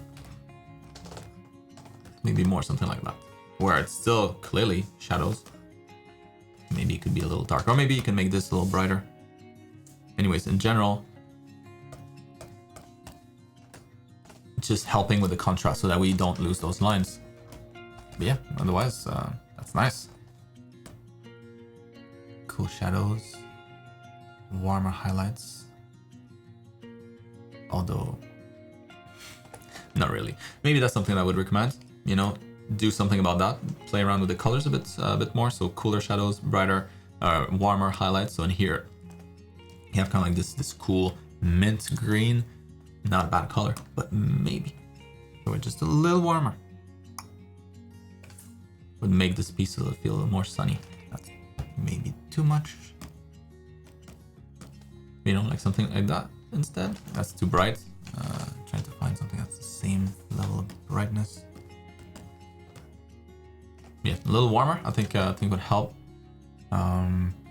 Just make things more interesting, right? The more contrast we have, contrast is always interesting. So the more that you can find, the more that you can put in there, it's just easier. Just more tools to make it awesome. So same idea here, you know, like this and this same color mostly. It moves a little bit there, but not enough. So if this is the brightest, or if this is the warmest that you want to go, then you would just go a little cooler with that. So cool, aka more blue, a slightly deeper blue.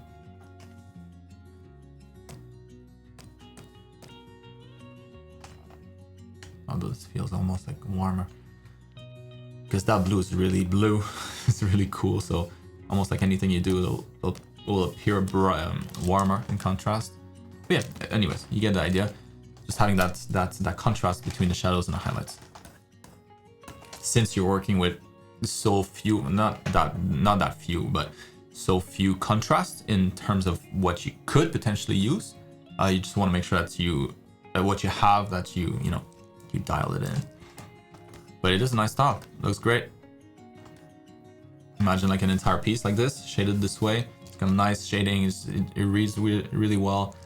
Yeah, dude, I like it a lot. Pas mal cool, ça. That helps. Moving on. Aye.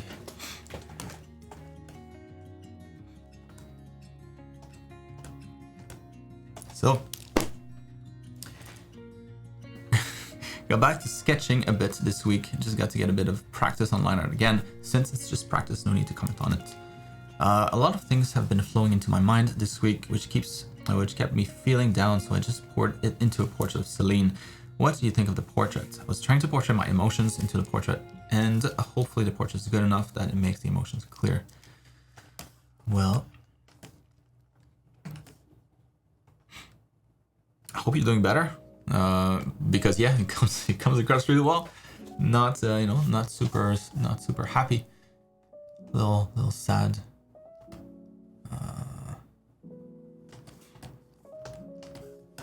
But I wouldn't be sad about this painting though. God damn, that was good. So I finished doing the practice and assignments on term 3, except the one which needs ZBrush since my PC can't run it. So can I skip it and go turn 4 already? And just go back to it when I own a better PC? Yeah, you can definitely do that. And also something else that I might recommend, because it's like sculpting. It doesn't need to be sculpting digitally. Like you could sculpt with real clay if you can get your hands on that. Maybe it's not as expensive. Like you can get a big block of clay for, honestly, I have no idea how much that would cost, but probably not, because it's just clay. Probably not much, because it's just clay. So that would be one way to go. Or like Play-Doh if you have some laying around. It's still pretty good. You can still get some nice results out of it. The idea here being that sculpting something allows you to see it in a different dimension, literally.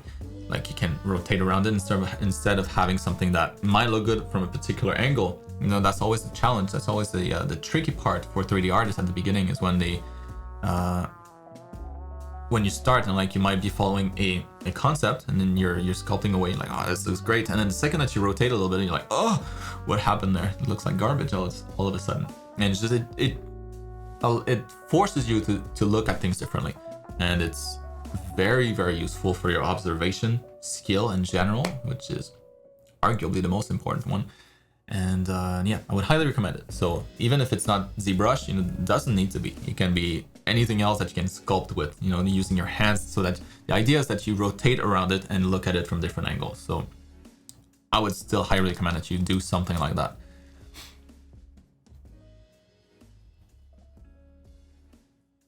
Yeah, Blender is another one. I mean, you can't do the ZBrush class with Blender because that's a different software, and essentially in the ZBrush class all we're doing is learning the tools of ZBrush. But oh wait, never mind, I'm being stupid right now. I'm confusing two different classes. So the figure sculpting class comes a little bit later, so that's what I was referring to. So yeah, so for now, the ZBrush class, this introduction to ZBrush, you can definitely skip that. That is only to teach you about ZBrush. And so, yes, all I said right now, you can apply that to the other class.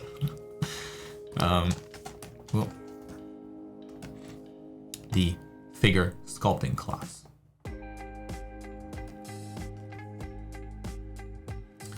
So that's that.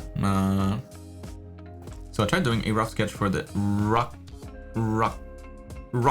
Rocket Girl challenge, but I honestly think that it's a lousy attempt, so you can just ignore it and just focus on other things. Regardless, what do you think? For long, no worries. All right. So this right here looks really good. The main thing I think here that will make a huge difference in just the appeal of this illustration would be to go warmer with your lights. So it's a really cold piece. Not that it's a bad thing, if that's what you were feeling, if that fits the emotions better, good. But maybe it's not going to be the light then. Maybe it'll be like the bounce light that's warm. For this to be better balanced, just technically speaking, for the piece, I think you would need to bring in a little bit more warm colors. So either it's a backlight thing where like the environment itself is a little warmer, and then the light that she's holding is the cool light, like the cool part of the background. So the hair here would be a little maybe lit up by the background, whatever. That's one way to do it. The most easy would probably just to turn this into a warmer light. I don't think you would need to change the actual color of this light, but the effect on the skin would be like a warmer effect, a warming effect, that kind of stuff. Maybe more. And see how that changes the mood like right away. It just makes this piece like feel a lot more interesting as a result. And it's just, again, interests because the contrast, now we're introducing a stronger contrast between warm and cool colors. And that is good. It always looks good. So that's what I would recommend for this one here. I think it's the only thing that's missing because from what I can see of the anatomy here, it looks really nice. Shading looks nice. Maybe like the material definitions could be slightly more rendered. Like it's pretty bright, this light source, so you might have like a really strong highlight here on those metal trims. Maybe like a stronger highlight to some of these, like the hotspot, like the specular of that volume here.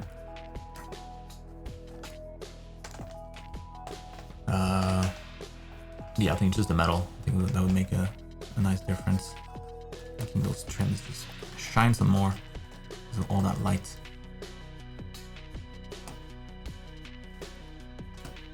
And yeah, kind of like that overall radiant, warm glow.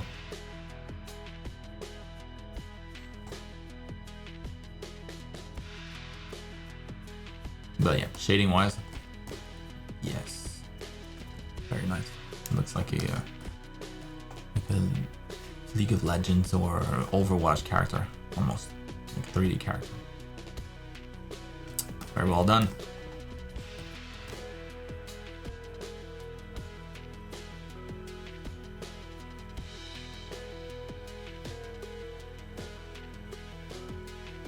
Yeah, these are great too. Maybe like the head angle is not as convincing as the rest of the body. Like I know like she's kind of looking down here, but like we would probably see a little bit more of the underside of the chin from that angle on most of these. So like this one there, you might want to push that here a little bit to give you enough space.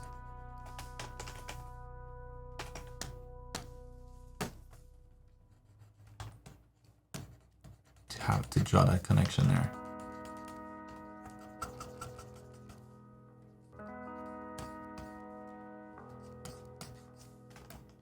So larynx going in between the two tubes here of your sternomastoids, going in there, and essentially like that line right here that was kind of missing.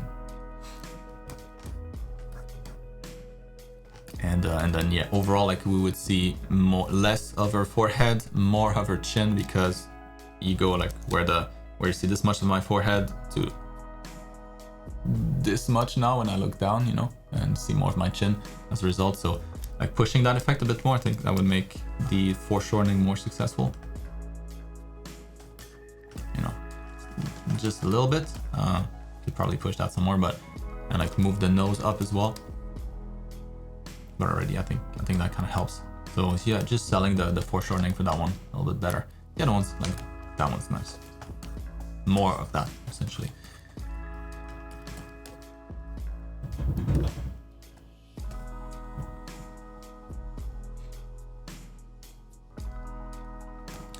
And what would I change with this one here? I think it would be just like a composition change would make a huge difference here.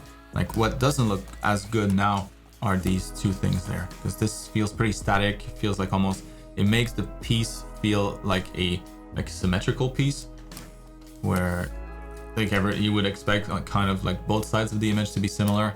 Like the character's in the middle, part of her body is this way, part of her body is that way. Now like there's just a little bit more space on this side and something extra that we don't have on the other side.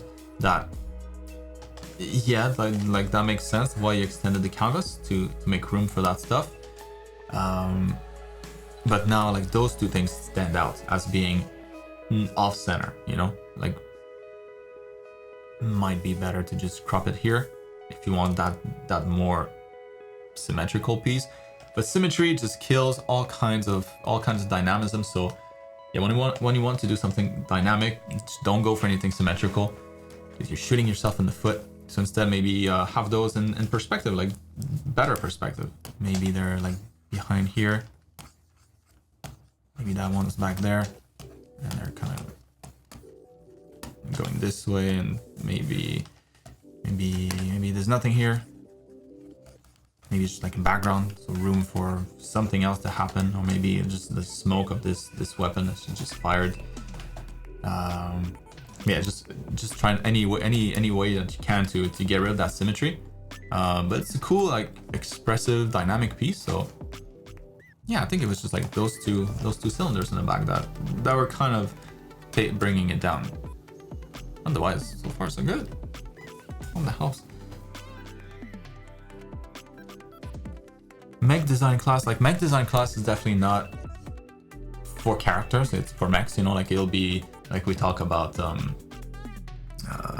like the skeleton of a mech, like the kinds of joints that a mech would have, the kinds of systems that they would have, like the motors, like it's very specific to mechanical, like robots and stuff like that. So I don't think it would necessarily help a whole lot for characters like this.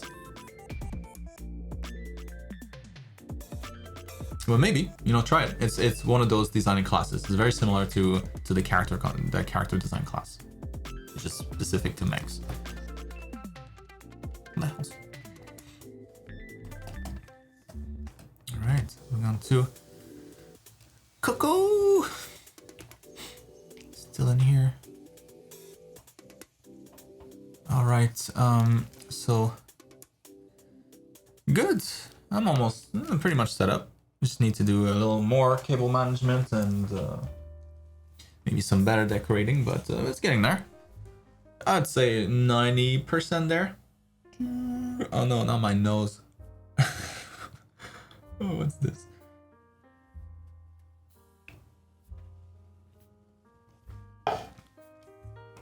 It's you, Coco. All right. So this is my third portrait, and the idea is entirely mine. The portrait I sent you last week was part of a draw this in your style. Got it. So this is your original art. I also opened my own Instagram account. All these portraits I make are for social media, as I'm trying to grow there. Yes, approved. I really want to improve my painting skills. Like if you look at the bottom leaves, they look kind of like they are plastic. I want to make her hair like it's transforming into water. If you like it, I will be happy to hear any feedback on the whole portrait. I'm starting to study anatomy as you advised me last week. I'm also working on my first character for the Eurovision 2021 art challenge. I can't wait to show it. All right.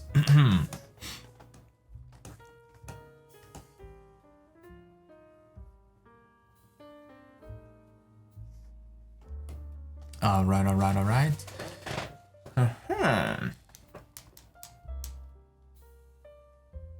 Well, a lot of good things about this, especially since you haven't gotten to the like the classes where I talk specifically about that stuff, but the like the composition is very nice, very on point. So great job there, you know, as an illustration, like a portrait is. Very successful composition. That's the first thing that we notice. Your shading overall looks pretty good too. Yeah, the shading may be like, it flattens a little bit some areas, like the shoulder here feels maybe a little too flat. The jaw here, like if you look at my face, it's not necessarily the best example, but I don't know if you can see like the difference in, let me change the angle maybe. Trying to get some better lighting about this.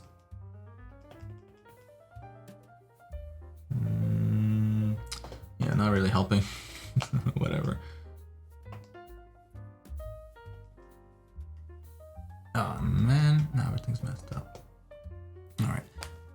But all I wanted to say is that like the surface here and the surface there are like two different surfaces. It's like the change of angle, and so your shading wouldn't remain flat here. It would be like the jaw here is always a different angle. Like it kind of goes in, where the cheek is pointing up, so catching a lot more of that light, that natural light in the scene.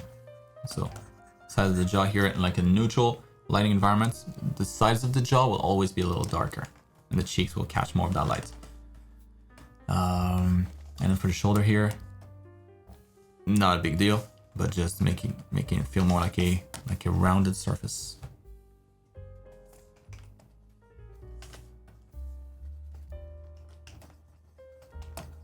Like a round volume. Am I? What's going on?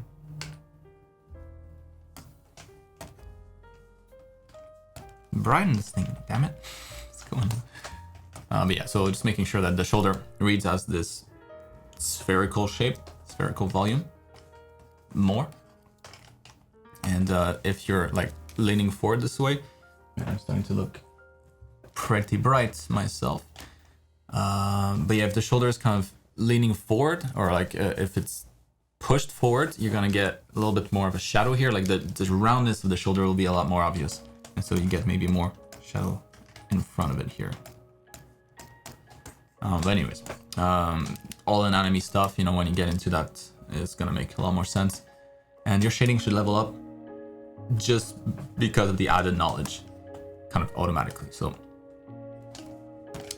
nothing worrisome here. What you have already looks pretty damn good. The collarbone here, like overall the shading is nice. It's just the small stuff. So yeah, you're talking about the leaves and like the hair.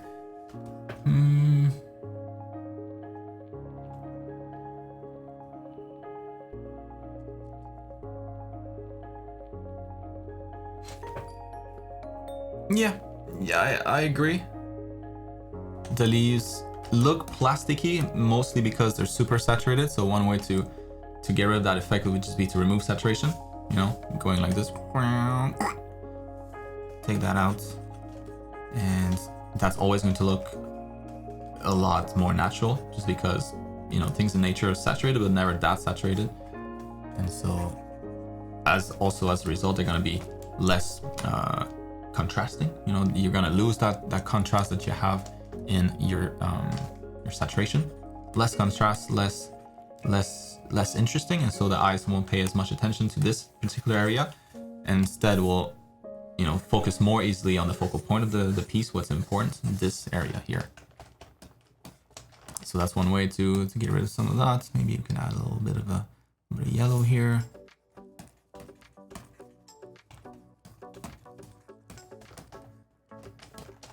And kind of darken it in general, because it's in front of the body and it's not a whole lot of light that can reach there. It's not being directly lit by the sun, it seems like. If I look at the skin here, it looks mostly like it's in the shadows.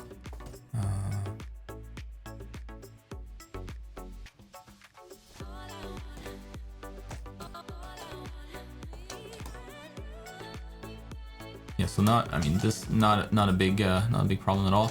I would do maybe the same thing with the flower, just so that the highest level of saturation is on inner eyes. You know, that's kind of nice. Maybe the saturation is a bit, not too much, just a little bit. Like, I don't think it'll change anything in the read of the image, or in the overall look of the flower. It's just, it won't be as aggressive to your eyes anymore, and so now her eyes will be the most aggressive, the most contrasting, most exciting for the eyes. And then for the hair very well shaded, by the way. Like, this is nice. Hello. The way that it changes into water, I think the one thing that's working against you in this case would be like these like caustic effects. So like you get that when you have waves, and then the waves deform the light of the sun coming through, and it changes the speed a little bit, and so it won't reach the bottom at the same time. And so you get those areas like this around the waves, you know, where you get a little bit more of that light. Now on a hair like this, like that effect wouldn't make any sense, and so I think that's why it's not working as much for me. What could you do to make that into water? It's tricky because water is liquid, right? So if it's water, like, it would be on the ground, But to make it look like the color of water, like translucent, bluish. Honestly, I think I would treat it just the same way that you did with the hair. I would just make it more shiny, like more reflective. So instead of catching a little bit of the light this way, like it would go pure white, you know, like you get, you know, at the like edge of the so you have water and like just at the edge where it connects to something, to another surface, you get like this really, really sharp highlight, or at the top of waves, or at the certain angles in some waves where you get those really, really bright highlights. So I would maybe do that with like a blue. So let's try to do it on this patch of hair maybe. Let's try to turn this into watery hair. First, change the color for sure. And we'll probably want to make it a little translucent as well, so we can see kind of part of the background, maybe through it.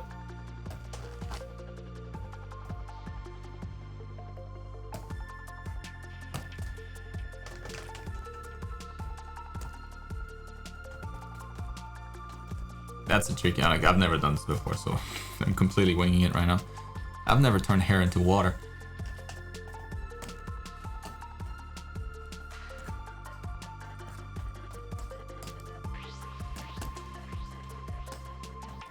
Almost like treating it like a waterfall, maybe. And then since it's slightly transparent, maybe we can see some of the details of the leaves, like through it.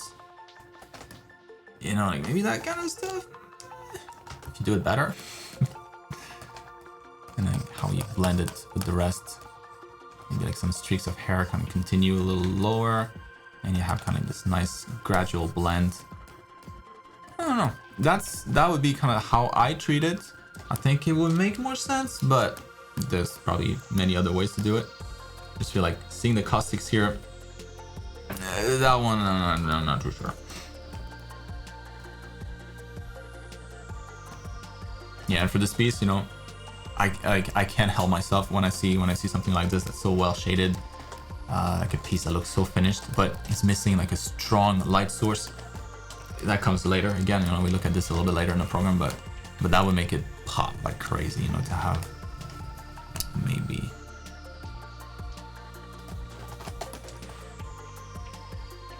like stronger highlights on part of this character. So that's clearly like one side is brighter. You can clearly see where the sun's coming from. Like that's way too much, but just to illustrate kind of what I'm talking about.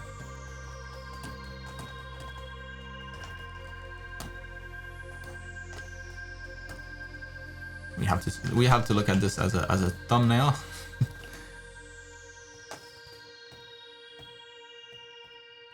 It could be a different angle too, but like punching up that main light source, I think would be a nice touch. Light's always impressive to look at. It makes things look awesome. So that helps. Constantin, and moving on.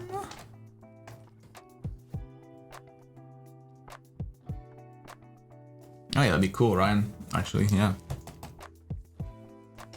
Yeah, if you had something like this, and then maybe that turns into particles, like Ryan is suggesting. Maybe drops of water down there, or maybe like just particles, like little mists maybe.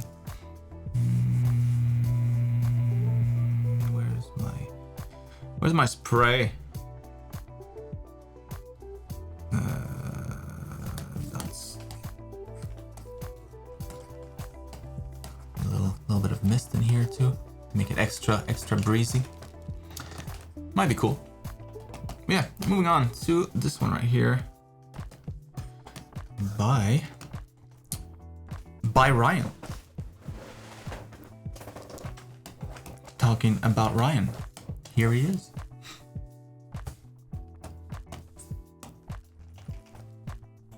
You got it, Constantin. My pleasure. All right, so yeah, let's do this one and then take a 10-minute break after that.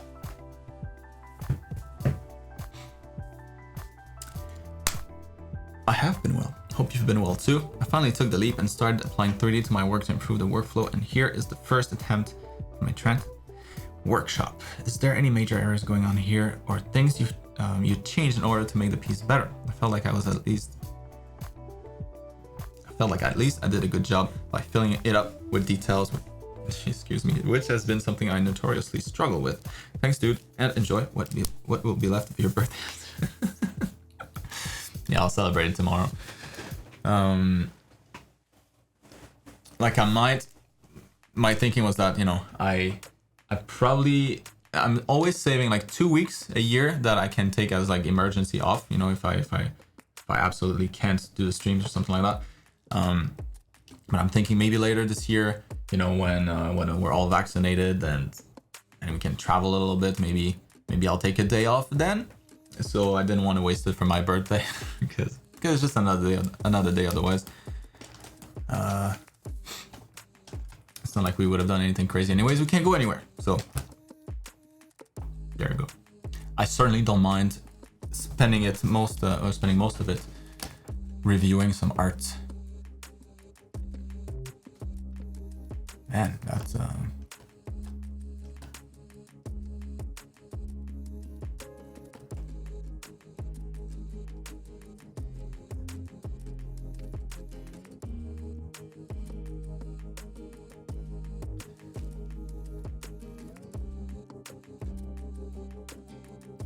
yeah, that's a big change. It doesn't look like it's from you at all, like in a good way.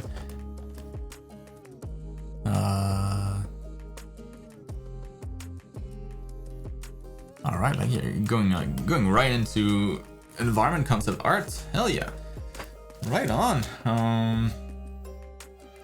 Dark fantasy castle interior.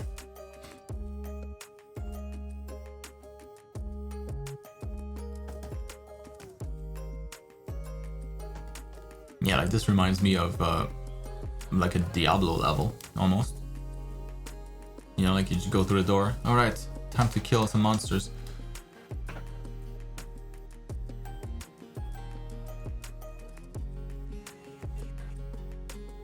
Yeah, that looks really good. So I think the main thing, you know, for this image, it's pretty successful, you know, in terms of what its purpose would be, to convey a concept, to convey to the 3D artists that would be in charge of building this level what they would need to do. There's a lot of information here. So yeah, maybe just some things to think about, you know, moving forward. Things like the level of light everywhere, you know, like in video games, light is often used to direct the character. You know, you go towards the light, like a natural instinct that we have, and so, you know, game developers play with that a lot. So you'll always want to save like the brightest light for the area where the character needs to go.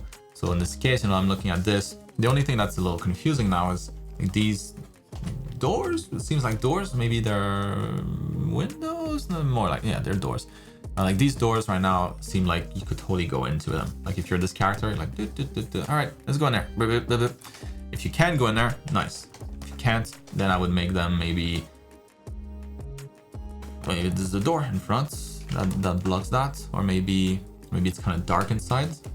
Maybe it's just like just a little glimmer of light instead of being this super bright, like inviting, you know, door.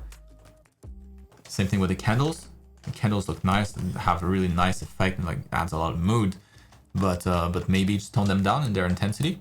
Like instead of being pure white, maybe they're not intense enough, and they just read as being orange.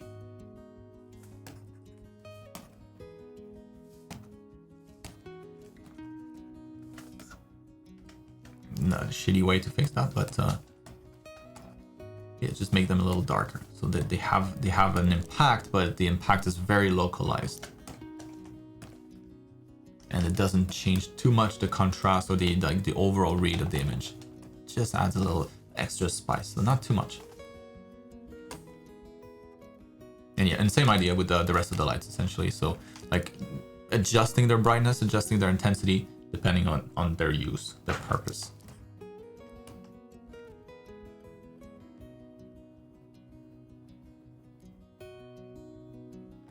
Yeah, in terms of the colors, like the values overall, like I wouldn't tell you to brighten things up too much, but maybe use bounce light more, because right now you have like these tiles here. If this is outside, is it outside?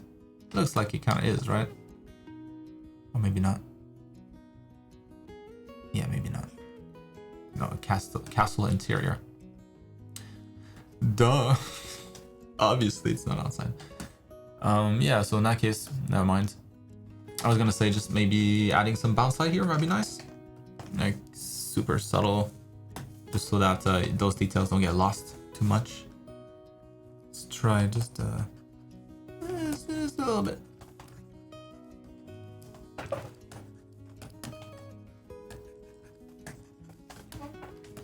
Like maybe that, just so that we don't lose this area, so that we can still read what's happening there by introducing some bounce lights.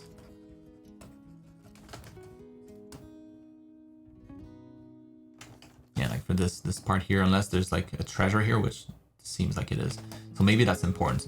But yes, it was the same idea, like kind of toning down the amount of light here.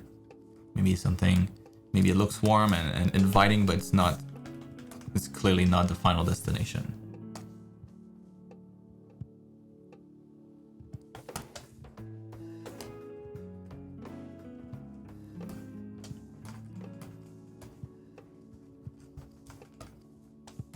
You know, if you go like this, and then this door is the one that's the brightest, then people would want to go here. Like, oh, there must be something there. That's different. That's unusual. Yeah, in terms of the layout of the place, it's nice. A bunch of treasures and skulls, some barrels, all the good stuff that you would find in an old castle. The only thing I would recommend about the design, would be just a more clear aesthetic for the castle itself. So yeah, I like the banner here. Maybe that's something that you spread throughout the place. Maybe that's like a red banner, and that red is going to be repeated a bunch of places, so almost treating like the environment as a character, repeating some details, making it seem like somebody used to live there and they kind of arrange the place to their liking.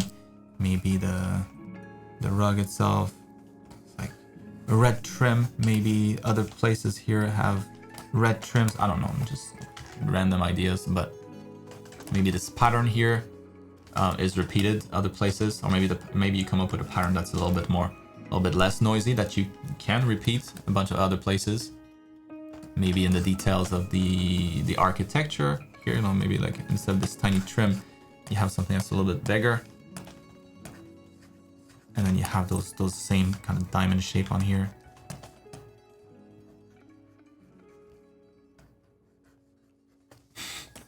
Nailed it. That kind of stuff. So repetition, especially in environments, always helps. In design, it helps in general.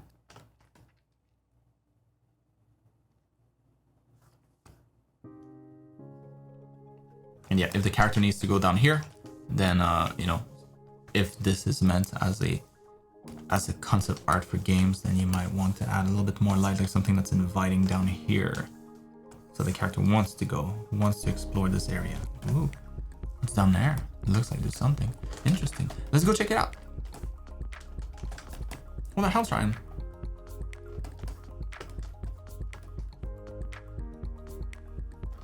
Really good stuff.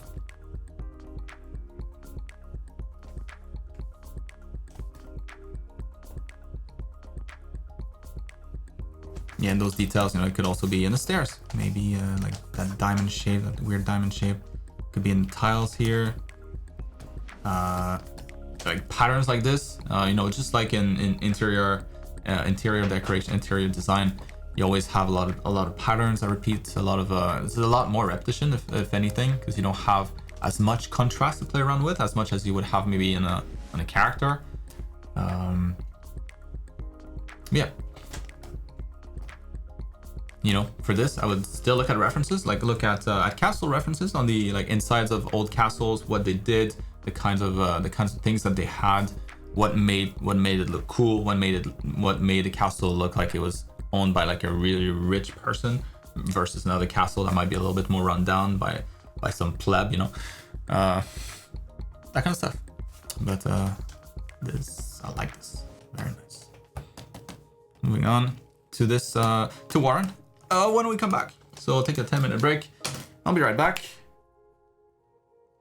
Time to loosen up the legs. Go eat something. So I will be right back after this short message from our sponsors. Click. So let's resume, shall we? Where were we? All right.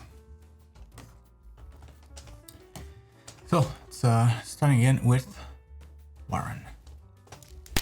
I am good, Warren. I hope you're good as well.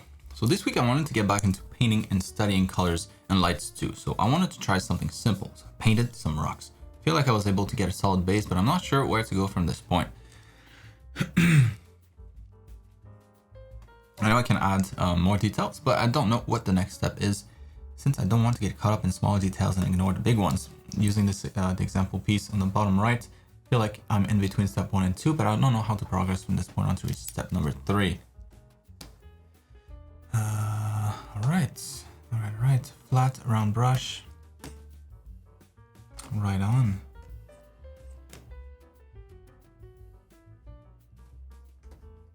So, example. Yeah, there we go. It's a good example, actually. Very good. Also, what you need to keep in mind is that this took maybe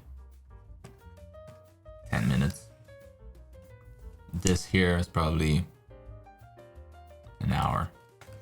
And here, probably looking at 10 hours. So quite a big jump, right? So it's not like you go from this and then to this in a day. Like the jump from here to here is huge, ton of extra details. So that's something to keep in mind. It's just, it'll be a lot of you just sitting down and detailing away.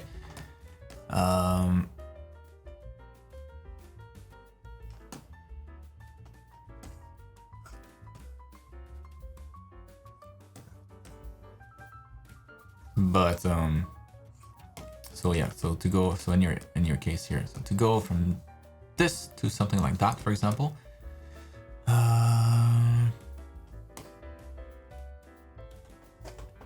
it's pretty close so far, you know. I think definitely on the right path here.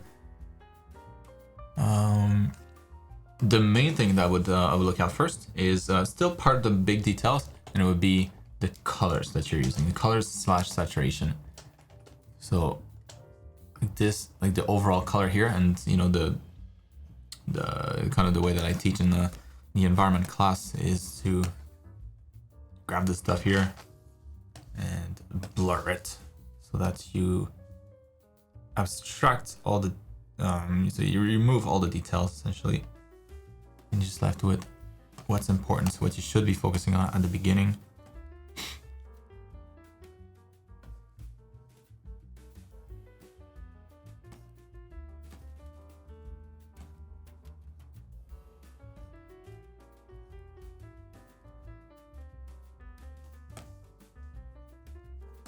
There you go. So what you should aim for initially is something like that, and then when you reach this, it should already be pretty damn good. Like you already have like a nice looking rock, maybe without like all these little dots here. But then it would be a matter of going from something like that to this, and that's just small noise, like details. So you just need to have a good brush and spend a couple hours kind of detailing that stuff. But this is what I would aim for, and that's the most important part. And then here, what we have is just that kind of blue from the side. So like you can almost ignore like all the subtleties and the hues here. Like all of that can be simplified down to just like simple value, that value. Whatever this is, light saturated red. Up here, this saturated orange, mid saturated orange. And those are the most important, you know, if you get those colors right, and if you get the darkness here, the saturation, not the saturation, but the values correct here. So a little darker in the shadows if you want to really go for, you know, for that reference. I think it's mostly in the shadows, yeah, that you would want to just go a little darker. But you're really close though in terms of the colors, otherwise. It's very nice. Yeah, and then from here, you know, like the power of a good brush, and that's the brush that you can make on your own. You can grab what you have. Let me undo all that. Keep this. But to be able to get this kind of detail here, I mean, you could make a brush out of this, turn this into a brush, you know. So like that stuff here. Copy, Control New. Hello. Control New, I said. Stupid thing. Hurry up.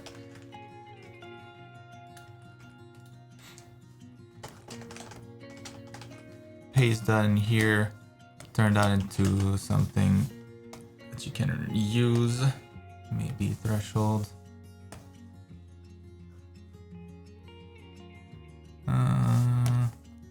Something like that. And clean out the edges a little bit so it's not so perfect. It's a super quick brush, but let's see what we can do with that. And then define brush presets. Sure. What are we gonna do here? Maybe a little bit of if those damn menus can pop, that would be nice. Man, why so slow? So a little bit of shade dynamics, maybe a little bit of where's the color dynamics? Why can't I use it? Just the spacing a bit.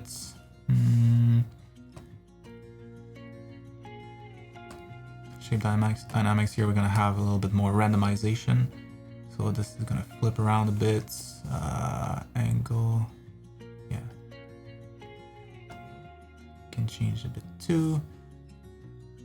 Size there's not too much. Minimum diameters. Scattering maybe.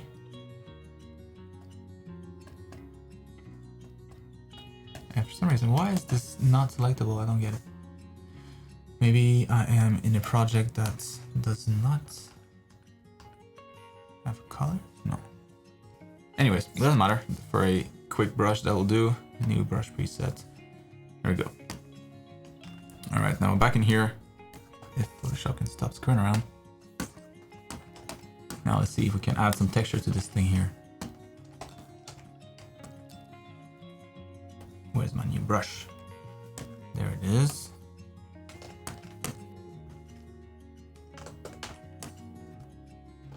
Ooh, do. See that? That's magic right there.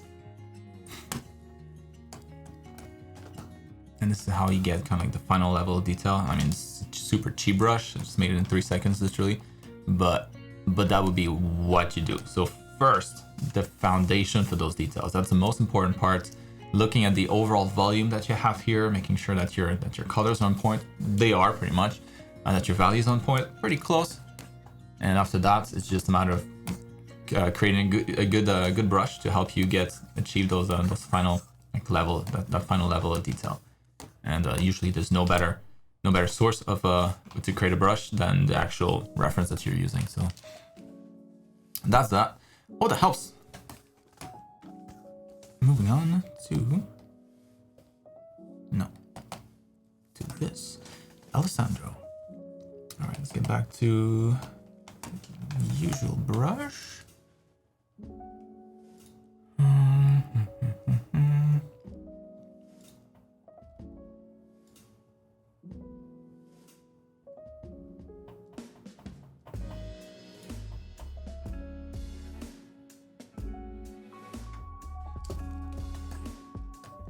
All right, so this week I did this. So number one, without any ref, just checking if there was any gap in my anatomy knowledge. Number two, no reference either, but I did it after 2 gesture drawing sessions and tried to do something more dynamic. And number three, it will be my my entry for the Rocket Pinup Challenge.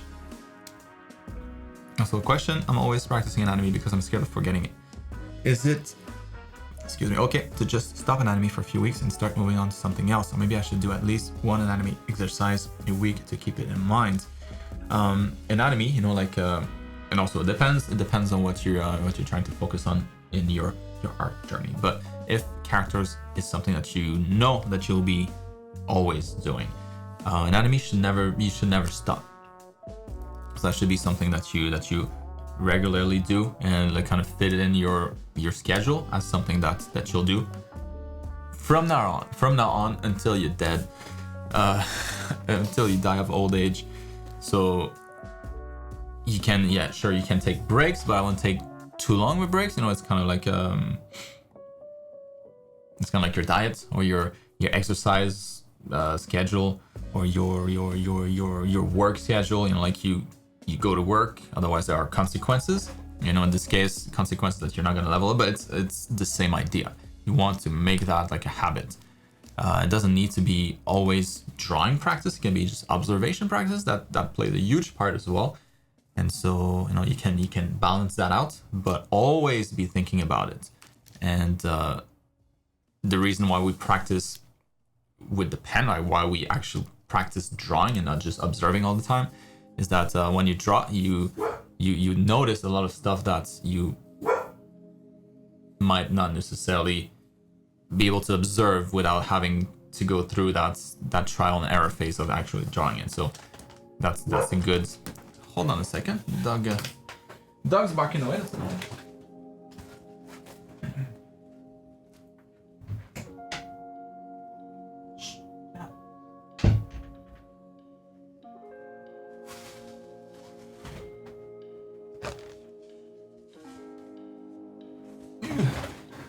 All right. Oh no, where did I leave my pen? Sitting on it? Oh, there it is.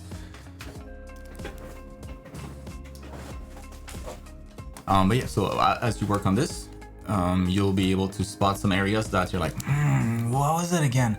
And then the next time that you see somebody or you see a reference, you'll probably want to look at that, right? So that can all be part of your anatomy practice. You know, let's say, I don't know, this is actually pretty good. This is really good that you did that from memory. Yeah, you know, like maybe like this area, or how all of this is connected, or maybe like the bicep in that particular angle. Next time that you see somebody and that you see yourself in the mirror, like moving around, you'd be like, observe that kind of stuff. You know, like the things that you weren't too sure about, look at them, like seek them out, and spend time observing, and not just like glancing at stuff, but like really looking and analyzing, like you're a detective trying to find clues. That can also be part of your anatomy practice. You don't always need to be drawing. But these are impressively good. Very good.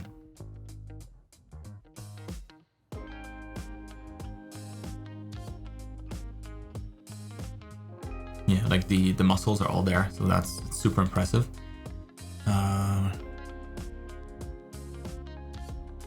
Yeah, what's not as a high level, I would say, is maybe your gesture, you know, like your proportions and kind of like the pose of your characters. They're not bad at all, but it feels like your anatomy may be a little too high in comparison.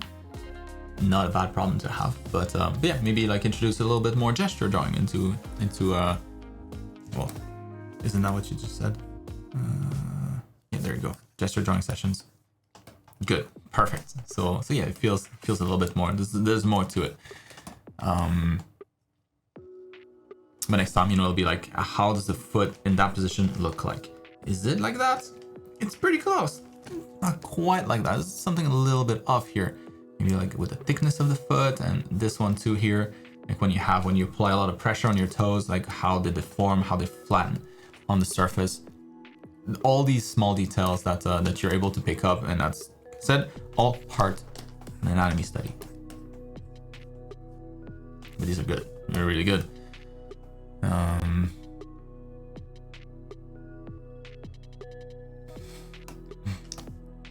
Hello. Not a worry in the world that she's gonna fall off. So the main thing with this one here is that she doesn't feel like she's in motion. You know, like nothing in her hair is not blowing in the wind or anything like that. You know, if she's going at high speed, you would probably imagine her hair to be like, you know, like flapping around behind. Woo! So that might help convey a little bit more speed. Like her pose too, like if you accelerate really quick or if you go really quick and you're not holding on to anything, like you're probably gonna slide off.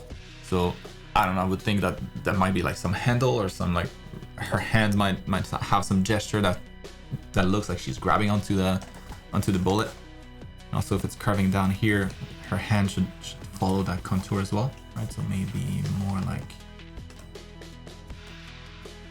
more like that to follow the curvature of the front of the bullet. Yeah, just a little more indication, like her hand may be like better grip, you know, like she's gripping with her fingers instead of just relaxingly just letting her hands kind of hang there. But the anatomy here looks good, nice pose. Yeah, really nice. She just feels like she's completely static, but that's it. Really good stuff, Alessandro. That helps. Moving on to Aurora. I haven't posted in a while. I hope you're well. I am. I hope you're doing great too. So I was doing some face anatomy studies for semester 2. I'd like some feedback on how I approach the face. Well, from what I can see, looks good. What should I focus on to help better grasp the face anatomy? I feel like I have a decent grasp on the overall structure, but something still feels off when I try to draw it by eye. Just a curiosity, but I want to study male and female faces. Is there major differences in approaching it? As the tutorial and methods from our school lessons work well for male shapes, but for female faces, is there a difference in how to apply the techniques? Are there key points I should take notes when doing either male or female, or things to have in mind? So to your question, there's really no difference in the approach, you know, in a lot of male faces or female faces could be interchangeable, and people wouldn't necessarily notice that. What I'm saying is that they're so close that if it's not for makeup or hair, a lot of faces will be hard to distinguish, you know, between genders. And there's a lot of that. You know, what makes a man and what makes a female, there are a few things in the bone structure that can be different, you know, to their extremes. But like an average, like a super average male head, average female head, the difference is going to be negligible. So the approach would be the same. Maybe things to keep in mind, yeah, a little stereotypy, but it still applies very much. Square jaw, like in general, think of it this way: males have a longer growth phase, and so our bones develop more. They get thicker in general. Not the case for everybody, but in general, bones for male characters for males are thicker, and so the jaw will be a little thicker.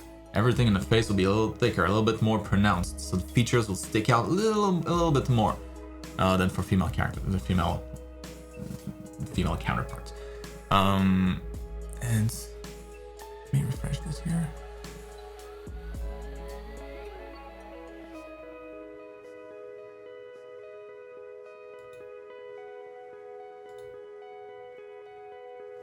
So, what was I saying? Yeah, so you'll find that in the jaw.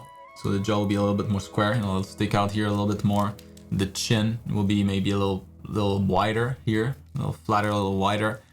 Yeah, that's why I was refreshing the thing. Something wrong with my stream. Everything's good, no problem. It'll be also in the length of the face. You know, the skull might grow a little longer this way because it has more time to grow. And as a result, like all the bones essentially are gonna stick out more. So the nose bone here might stick out some more. The jawbone, the chin might be bigger. The bone, the details in the skull might stick out more, might be more pronounced as a result of their longer, growth phase.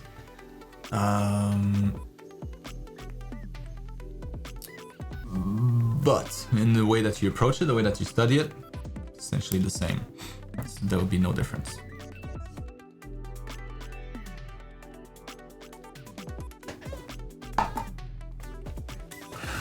Yes, keep drawing.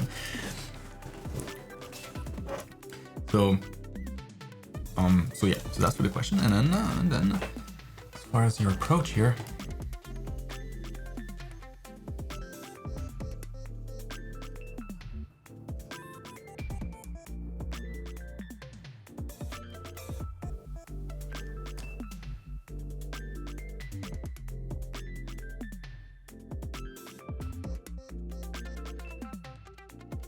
some things feels off when I try to draw it by eye. Do you mean like by eye? Oh, that's traced. Traced with breakdown. Okay, got it. This is, yeah. So you're not gonna learn a whole lot of stuff, doing this. So I would just avoid it. It's not 100% a waste of time, but pretty damn close to that. As far as your growth, you might get something out of it, like a drawing out of it, but you're not gonna improve too much doing that. This is good though. So that's the investigative work that I was talking about. Like you're trying to break things apart, understand, essentially just observe better. Very important part of the process.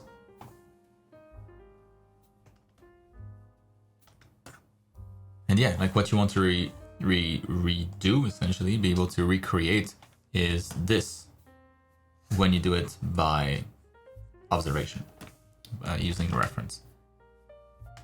So, of course, at the beginning, it's going to be a little different.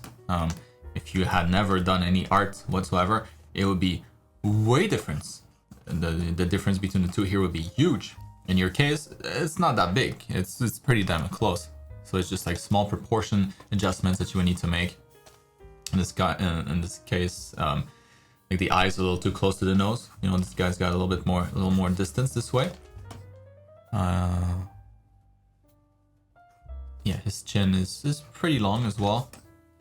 Long nose, flares out like a diamond shape almost at the bottom, and eyes a little further apart. In this case. So if you just move those eyes, I think you'd be able to get something that's pretty close.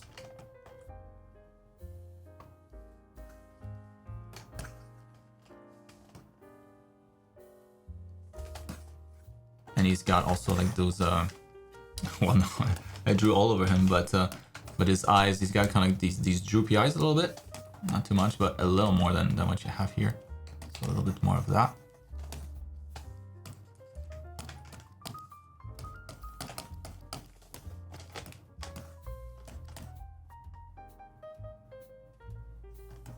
And yeah, a little bit more of that shape to his nose. But that's pretty close in terms of the construction, other than the eyes. Pretty damn close. So that's the process. That's really good process. You know what to look for in the head, clearly, because that's what you did here. Now it's a matter of starting from that based on what you observe and doing that process again and again a couple times, turning into a lot of times, and eventually your construction will be as tight as this. It shouldn't take you that long, a few months, and it'll be as strong as this one here. And so when it comes to time to cleaning this up, making it more like a real proper line art, then it'll be pretty damn close to what you traced here, except it'll be all you, no tracing. My house.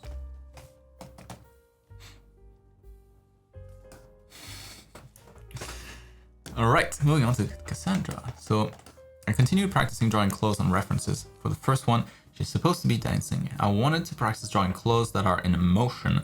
For the second one, I wanted to focus on long fabrics. Appreciate your feedback. All right. Dancing, clothes in motion. Ooh, that was good. Did you use a reference for that? That came out awesome. Damn. Hello. That is really good. Really good. And the only thing that's a little strange is that there's no shadow on the leg, but that's not part of the fold. It's just, you know, if you add a little shadow there, so it really feels like the flap's coming towards us, like that fold here. Yo, that was good. That was really good. Nice and expressive folds. None of them are like too similar, so there's a lot of variety there. It's pretty natural. These folds here are right on point. A little bit more bunched up on that side because she's got kind of like this, a little bit of a flex on the side and a little more stretch on that side. Yeah, I would think you use the reference for this. That's too good.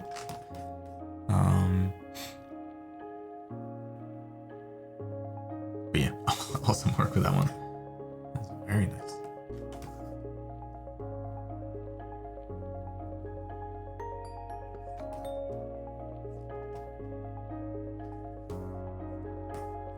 This one here.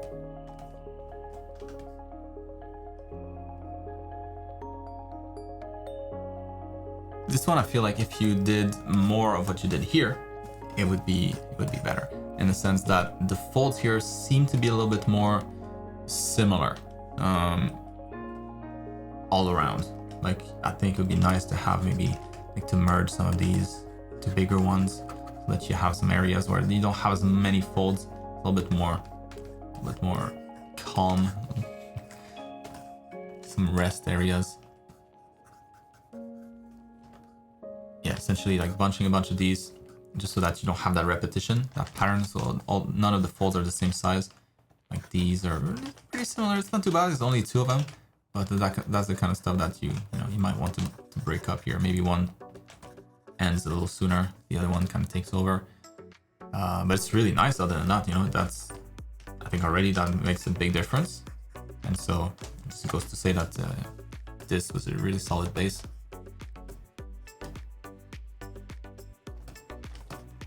And yeah, the folds here make a lot of sense. I mean, the color should kind of go all the way. That blue color.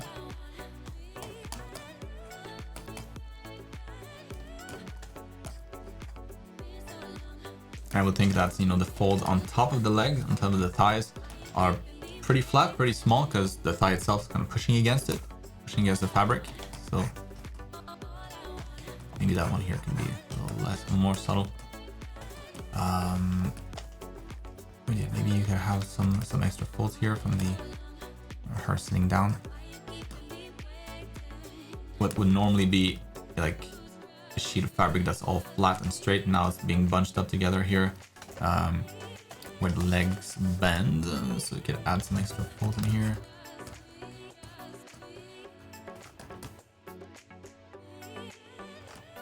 Same here, I like the idea that you had. That's the right idea. So some extra folds here and going towards the back, because she's stretching her back and flexing her abs. And so just like here, you're gonna get at the flexing point, you're gonna get some extra fabric, and then on the side here, on the opposite side, you're gonna get some stretching. That's where the folds are gonna go towards. Underneath the breast here too, some extra folds. But yeah, overall, you did a really, really good job with these.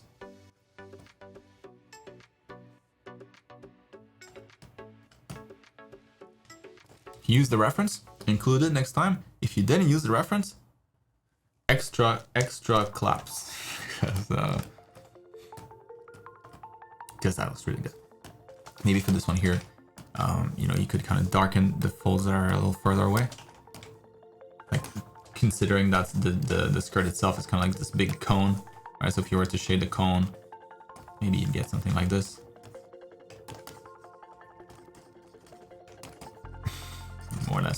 And so on the sides here, like back there, back here, maybe that gets a little darker as a result.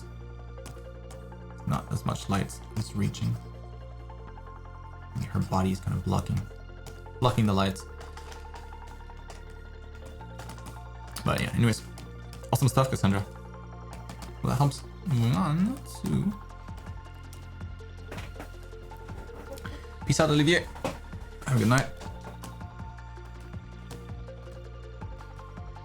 All right.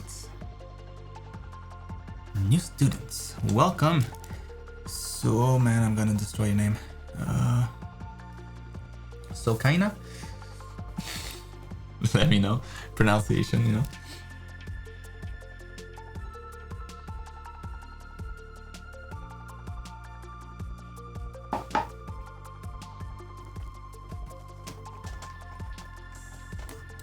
So, just started the course, and I'm thrilled to be part of this great community.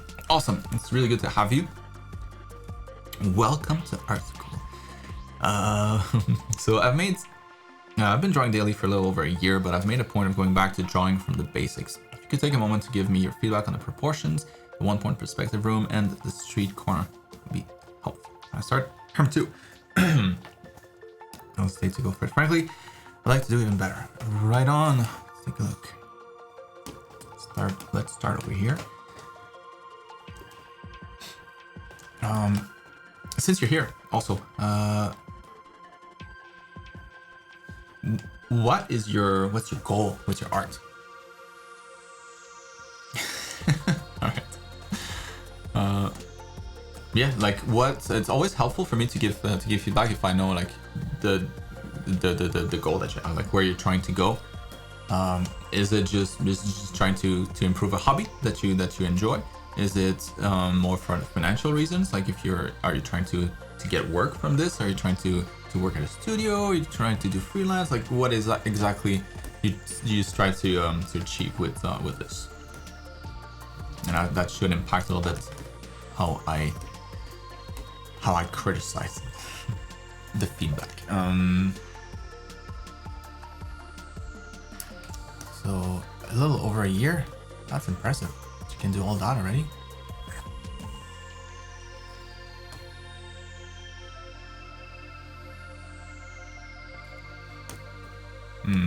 Okay. Concept artist or illustrator, freelance. Gotcha. All right, taking this seriously. Noted. That's really good. Very nice. So that class, I think you're all set. I mean, this is the kind of stuff that you'll want to keep doing, especially if you want to focus on character art specifically. I don't know if that's the case, but usually, artists will specialize either one way or the other. You might have a little bit of the two, in some cases, but typically your portfolio should be pretty clear whether you're more focused on characters, whether you're more focused on environments. And if it is characters, then yeah, gesture anatomy is it's like anatomy. It's your bread and butter. That's the main food that you should be consuming if you lived on art. And so keep working on that stuff always, forever, as long as you're an artist. But maybe not in the same ratio. Maybe you can start to do a few less. Is that a way? Fewer of these as you introduce new topics in your studies. But yeah, I don't see any glaring issues here. It's a really solid sketch. Yeah, very impressive. Very nice. So here, great proportions. Yeah, even if we're not really talking about anatomy just yet at this point, still nothing is like crazy off. So very, very encouraging to see this. Nice too. Perspective. Got 2-point perspective here. Yeah, I'm not suspecting a whole lot of issues here. You have mostly just a bunch of boxes in here. But yeah, the way that you treated the windows, that looks good. Looks really good. Checked. And here is your scene. Hell yeah, you even have a character in here.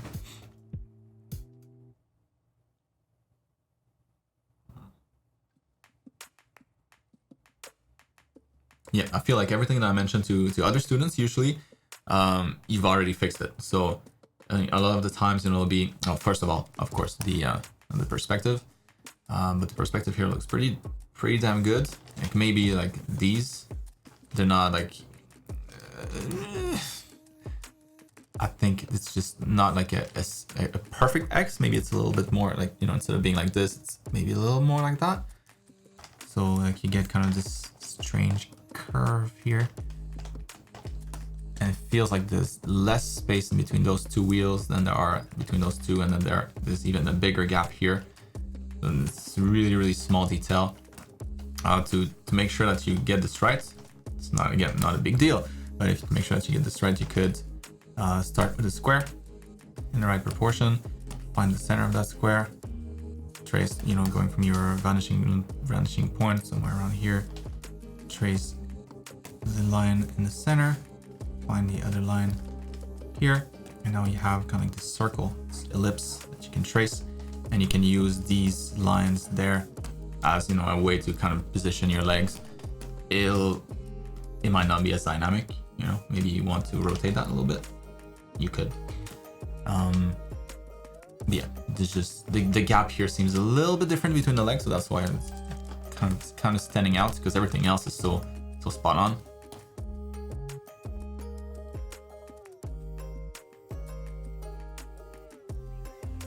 Yeah, that's really good. So yeah, the kind of stuff that I mentioned usually is like storytelling and making sure that you dress up the room like it's being used for real by a real person. Clearly, this is it's this chick's apartment. It looks like it's our apartment. That's really solid.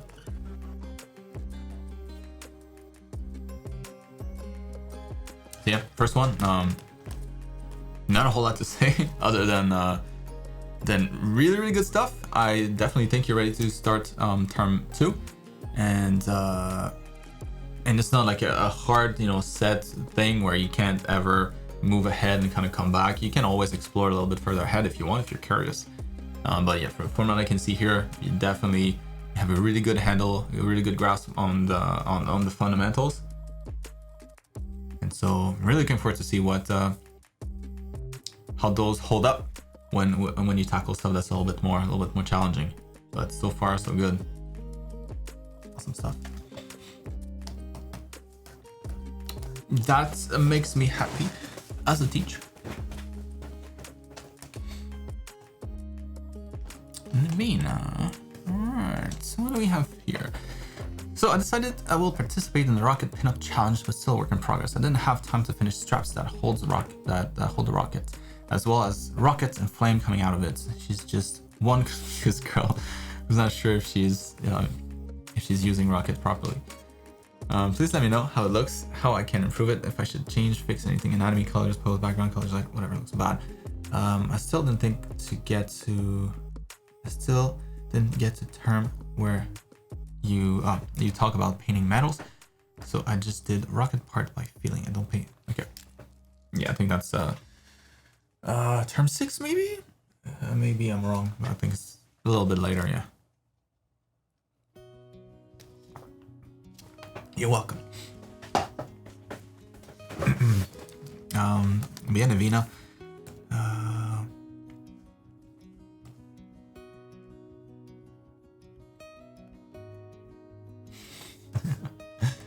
Nice, awesome, and you have a good reference too to work from.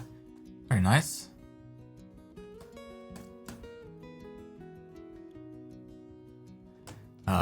So far, that looks great. Love the colors that you're using.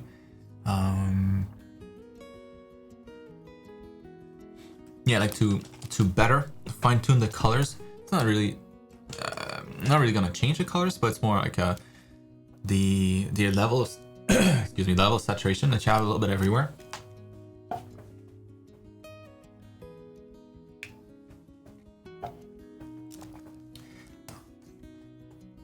it's very set. Like the back here is very saturated, and so that attracts a lot of attention, and it kind of steals attention away from her face. And also, it doesn't really help that her hair color is basically the same color as the background here. So I would change that. I mean, you could, if you don't want to change that, you could just add a little bit of highlight here. That would kind of solve it. But if not, either make her hair darker or make like part of the background darker. Could definitely do that. Tolerance here.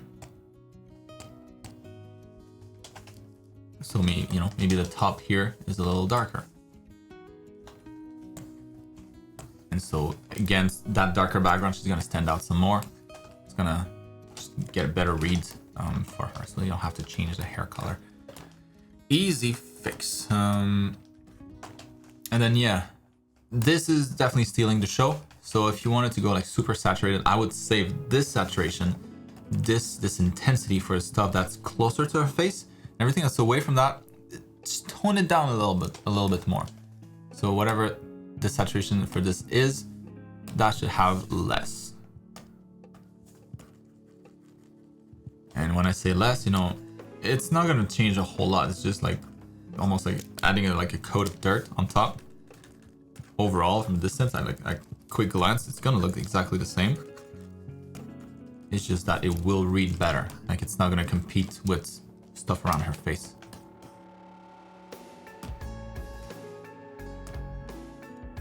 And just like what we did with the background here, you could do the same thing with the arms, and the background for the arms in this case would be the device.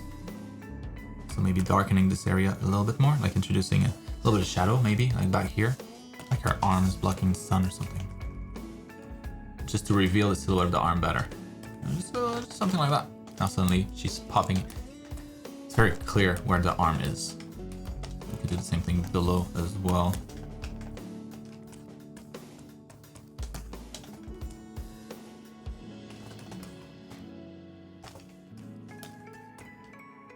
So just adjustment in the colors there. I think would be nice. You could also introduce a little bit of a gradient, just like we've seen not too long ago. But here, the brightness remains pretty consistent. The color is pretty much the same from toes to here. You could introduce a nice gradient here. So maybe the top of her pants here is just a little brighter, maybe a little warmer, to naturally kind of guide the eyes towards the top of the character where your focal point is. Just a little brighter up here, and then it kind of just fades away. Same thing with the boots. Maybe they get a little darker towards the feet. And maybe a little lighter towards the top of the boots. Gradients always add so much, and so easy to add to. Always remember the power of gradients. And when it comes to her anatomy, pretty damn good. There's something going on with the hips here. Not too far off. I think it's mostly how you contoured that bottom, that bikini bottom or whatever this is called.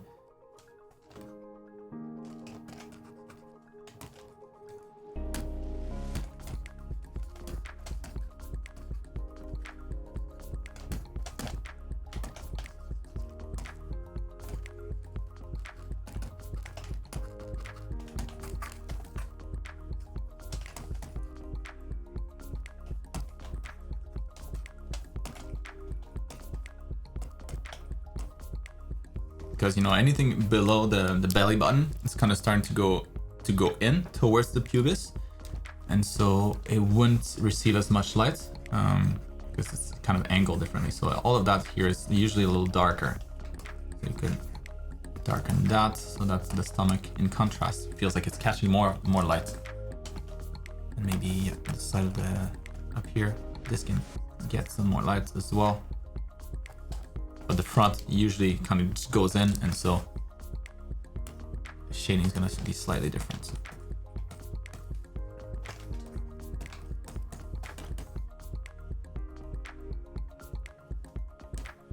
And And maybe I would rework the hand a little bit. Like it feels maybe more like a spider hand. Tiny fingers.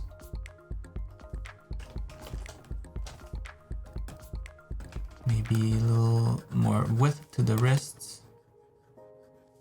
That's just not just bones and skin. And then yeah, maybe like scaling up the hands a little bit. I think might help because she's got like pretty big feet, you know. Not really, but in comparison. So usually you'll want those two to go hand and feet. But usually like the length of the hands and the length of the feet is pretty much related for most people at least. So if you have tiny hands, you would want to have tiny feet as well, and vice versa. But yeah, that helps. Maybe not. Very good so far. Elijah.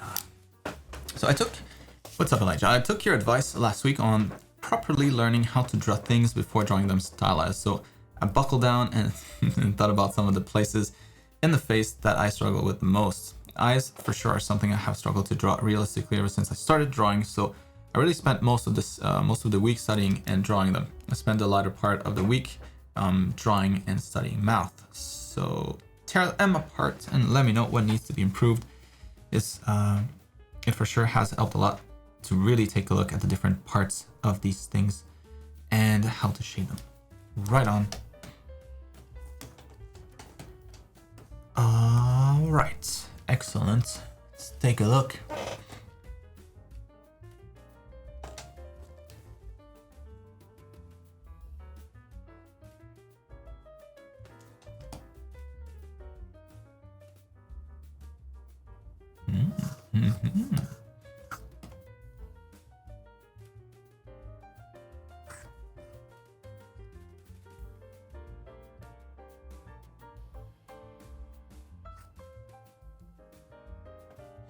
Mm-hmm.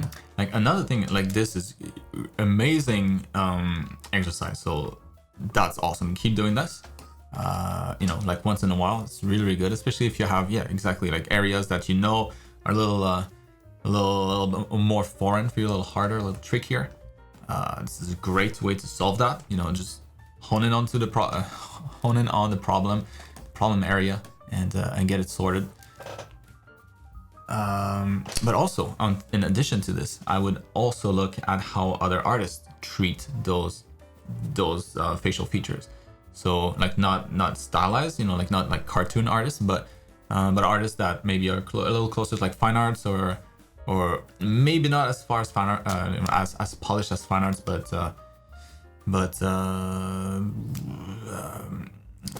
who am I thinking about? Like a little bit more, I would say, any artist that's kind of in between, like the more realistic animes and in real life, you know. So I can't think of any name right now, but I'm sure you'll be able to find a bunch of references, and nonetheless.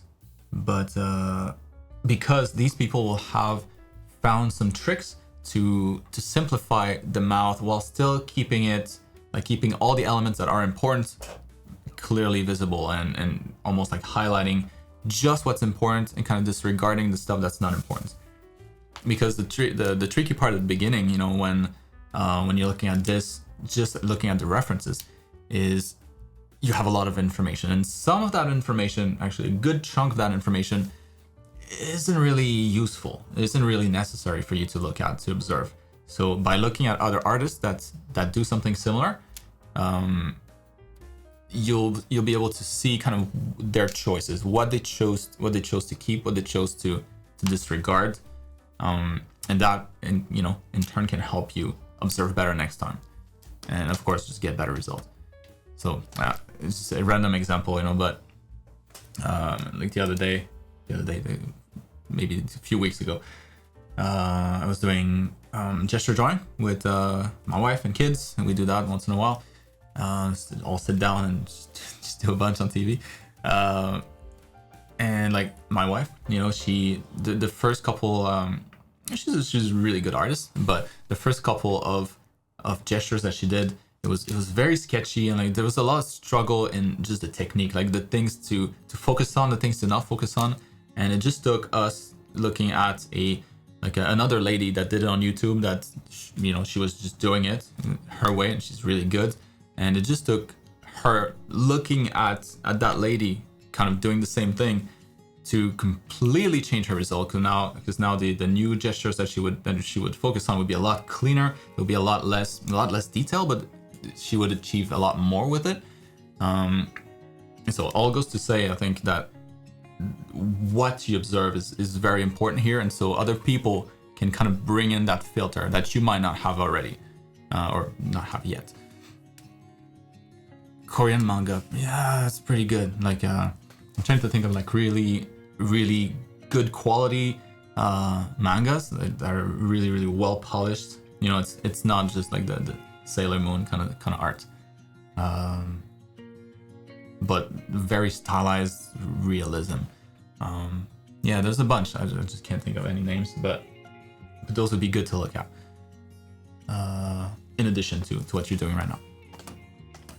Because then the next time you look at this, you'll be like, all right, so that artist did not at all consider that part of the eye, or did not at all consider what happens here, or treated the eyebrows in a completely different way, or did not maybe put a lot of emphasis on the lower eyelids. All these different things that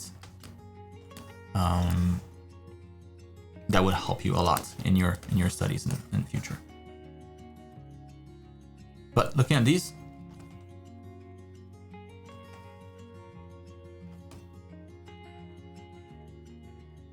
yeah, I think you're observing quite well what you see here. Everything it looks like the reference. It still has a little bit of a style, but that's completely fine. Maybe like for some of these faces, the eyes are a little too far apart because your eyes are a little bigger. So to make it apart enough, you can always consider that there should be at least like an eye width of difference, an eye width in between the two eyes, to make sure they're not too close together. Like this distance here should fit in here before the other eye begins. An eyeball width.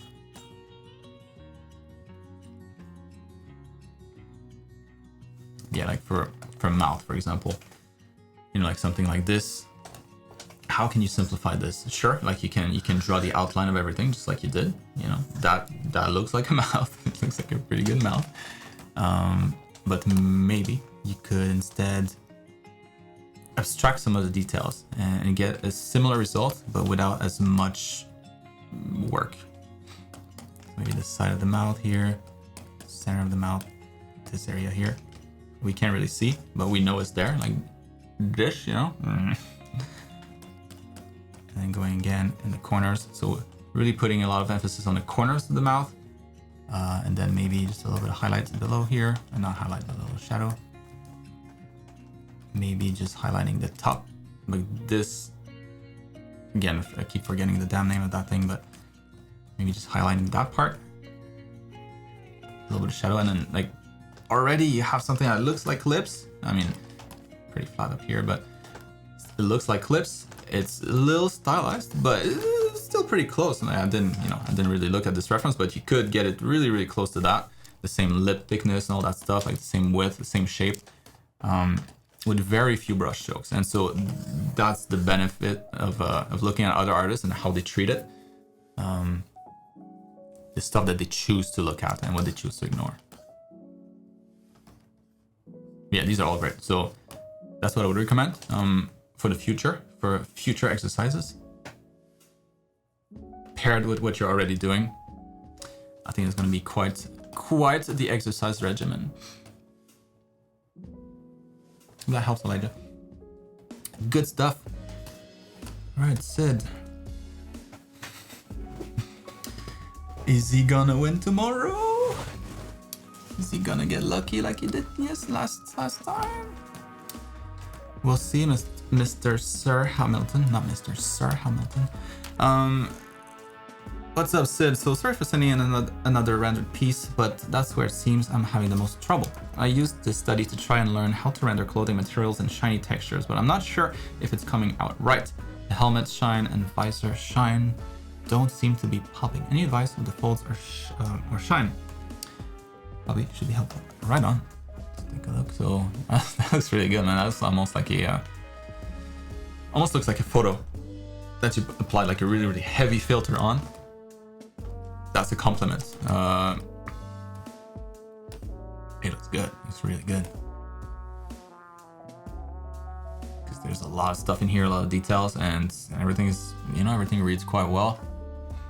So you're mentioning the shine or the folds.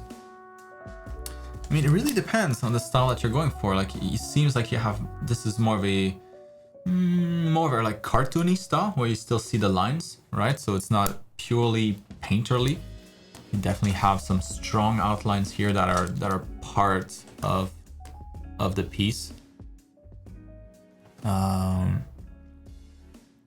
So yeah, I wouldn't change anything in that style, in the style of the folds, but maybe in their amounts, their layout, because you got it's pretty chaotic in there, you know, and that might actually be exactly like the reference photo that you were using for this. So take this with a grain of salt, but sometimes folds don't look that good, you know, like real folds, they're not that aesthetic. It's always random, it's always chaotic, and so sometimes the result of that chaos looks like crap. Other times it looks great. So that's where you can put your artistic touch to make them look better, to kind of organize the chaos just a little bit better, so that it's just artistically more aesthetic. So you get a lot of that in the forearm here. So like it feels like this is a lot of extra fabric. I mean, their suit they're not skin tight, right? But they're not that poofy, that baggy.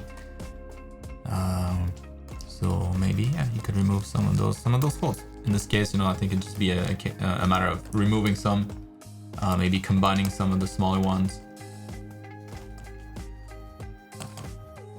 Yeah, like the color that you have for those folds here, like the light purple, that's really good. It's just more like how you arrange them.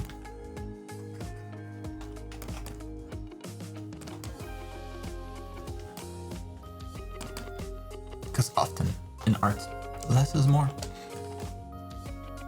Yeah, I think it'd just be something like that. I mean, that's not final at all, but something like that.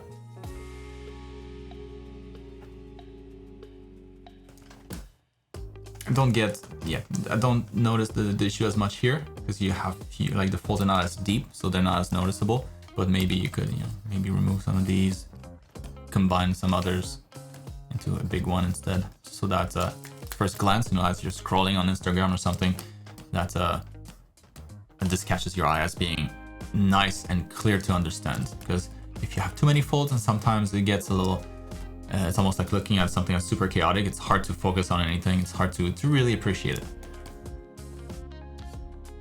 So fewer folds, more aesthetic folds. And then when it comes to the shine that you're talking about, you know, shine is like clear coat is always a coat on top of whatever vinyl they have, whatever paint they have. And so the shine is always going to go on top of everything. So if you have this here, I mean, the white there probably wouldn't be that white, even if it's, you know, super sunny outside. I think you might still have a little bit of a tint here. And that's just to give you the opportunity to have a brighter highlight. So you might want to darken everything just a bit, just a little bit of white. Let me use multiply for that. So just darkening that whole thing here, so that you can do something like this.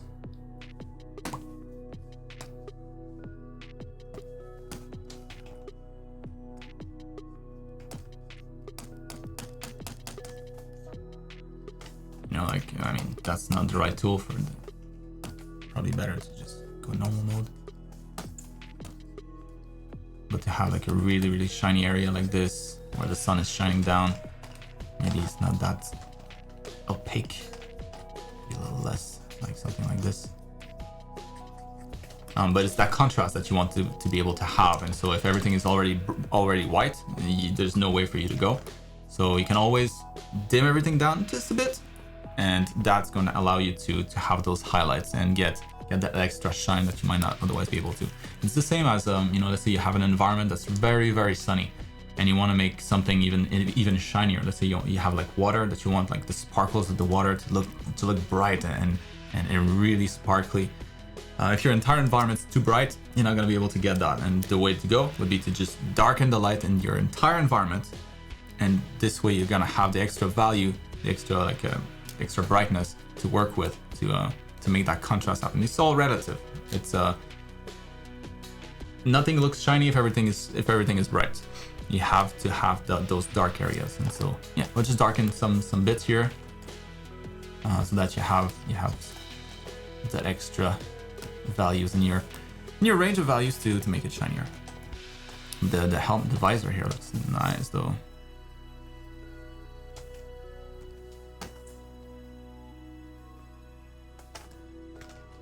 Yeah, the shine everywhere else looks really good. There's also the helmet, you know, it's a lot of stuff on here. So yeah, darken everything that's white, and then you'll be able to have this nice highlight on top of it all. Looks really good, Sid, though.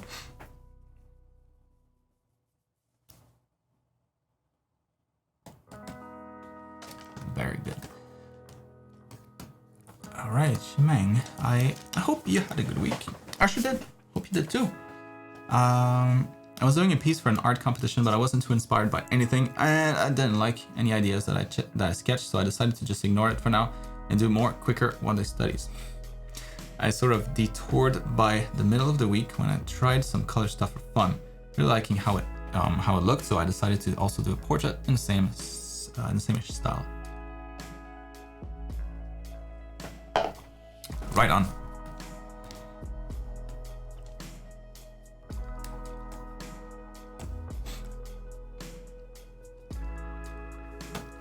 Let's see. Ooh, a lot of stuff. Awesome. Man, you've been productive. Very nice.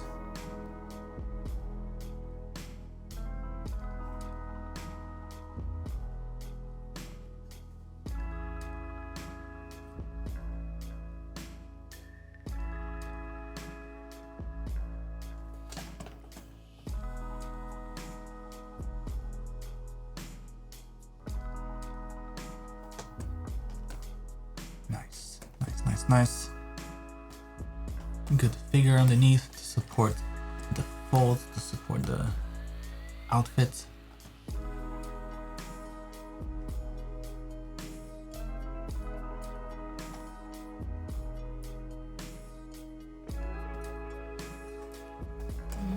Like maybe this reference is not the best, just because the folds in here are not that interesting. That's kind of what I was just mentioning to Sid. In this case, like the folds are not super aesthetic. Like that here, that's kind of weird.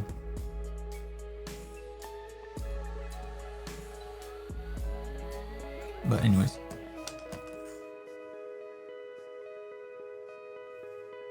Yeah, in your case, you know, it would be also a matter of combining some of those folds so that they're not all the same size.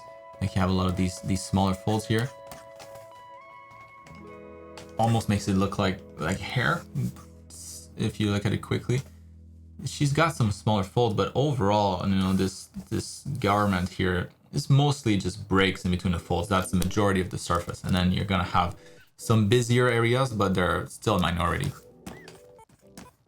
So maybe there's nothing here. Maybe there are a bunch of folds down there, not all the same size, and making sure that we vary the size a lot, vary the depth of the fold as well. So maybe some of the folds are a little brighter because they stick out some more. Others are deeper, so they're not as bright.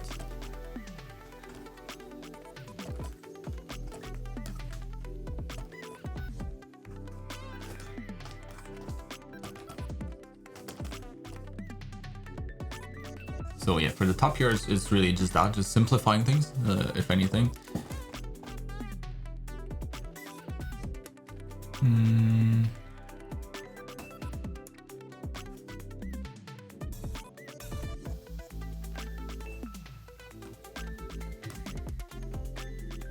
Yeah, the rest of it looks pretty good. I would just make sure that you, even though you might not be able to observe it, consider that folds are just like flatter cylinders, right? So think of that when shading them. Cylinder. It's if the light's coming from the front, the back will be slightly darker. And so if you look at this thing here, for example, you know, what's really strange in this case is that the light kind of just abruptly stops there, and then it transitions to something that's quite dark right after it. Where in fact it's a little bit more of a smoother gradient from highlight to dark. There's just like one fold right in the middle here. Might actually be a seam, perhaps, like in the middle of the dress back there. Anyways, yeah, it doesn't really matter. It's still just like, that's surface detail. That's a medium-sized detail, definitely. So what's most important here would be the bigger details, the large details, and that would be to have a nice smooth gradient going from the side of light here towards the shadows. And then once you have that, then you can add the smaller, less important fold. That might add some surface noise, but overall, you know, you still feel like the roundness of the glutes. Unless she's got a blocky butt.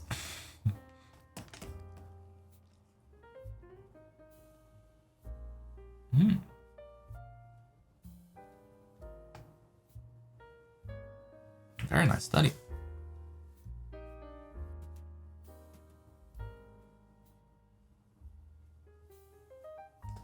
Along with this, I highly recommend that you look at, not necessarily draw it, but that you have a skull right next to it, so that you can, for every, because you're gonna get a bunch of questions as you're drawing this, like, what is this highlight? Like, why is there a highlight here? Why is this brighter than that part? Like, what's that line in here? What does that represent? Is that a, you know, like a skin fold, or is that because of the actual, you know, like opening of the eye socket? And it's gonna help you answer a lot of those questions. And so when you're shading, you'll have kind of the logic behind it all, behind why those highlights are there. So yeah, just having a skull next to it, just a skull image. You don't need to actually have a skull. But an image, the image of a skull, maybe like a 3D model that you can find, you know, online somewhere. You can rotate around it and place it in the same angle, and then do your study. That's you're gonna I think be able to extract a lot more out of those references.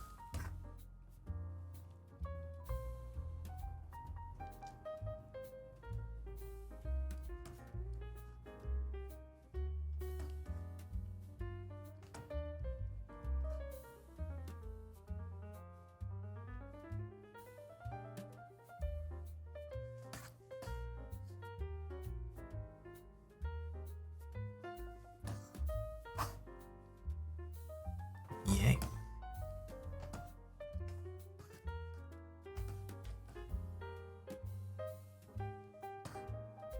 That's really good.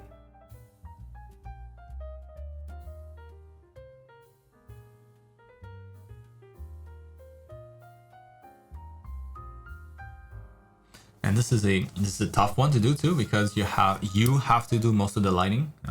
There's no clear lighting in here. The light's coming kind of from everywhere at the same time. And you chose to have something that's coming from the top here. Oops.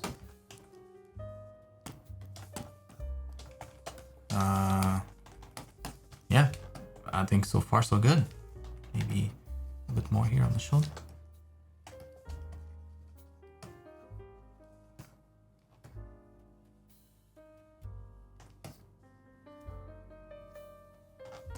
Oh, that's nice. That's very nice. Why is that so much nicer? Why is that so much nicer than this? Huh? Explain yourself. That's hot. Do more of this. Whatever happened. Whatever happened there. I want to see more of this. That's really good.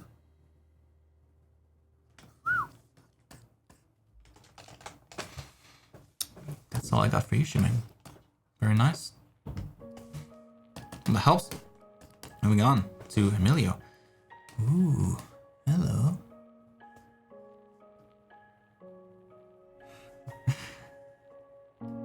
Alright, so I made this piece for a Proco challenge under the theme of folklore. So I made a succubus.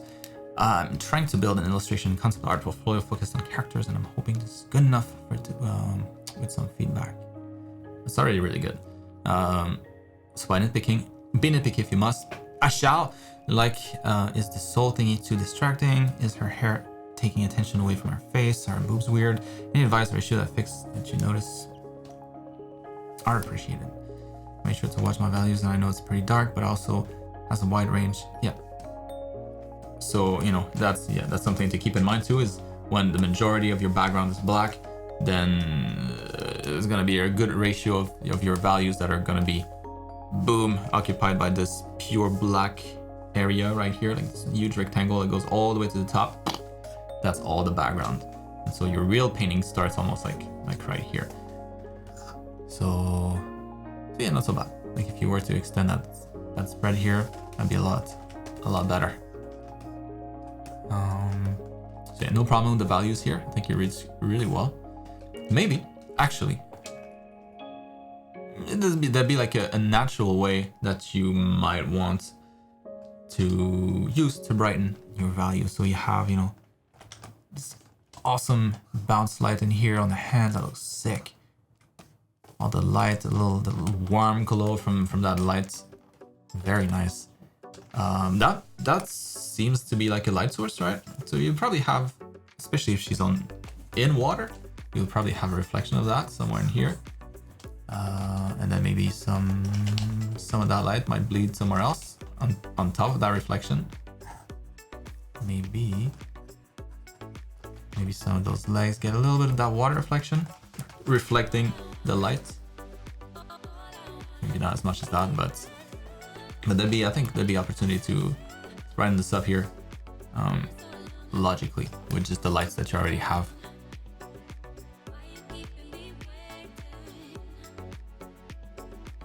It's kind of cool, this area here.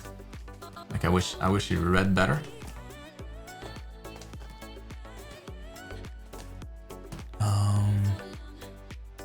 Yeah, so right now, you know, the read of this piece is very much around this area. Like that's pulling a lot of attention.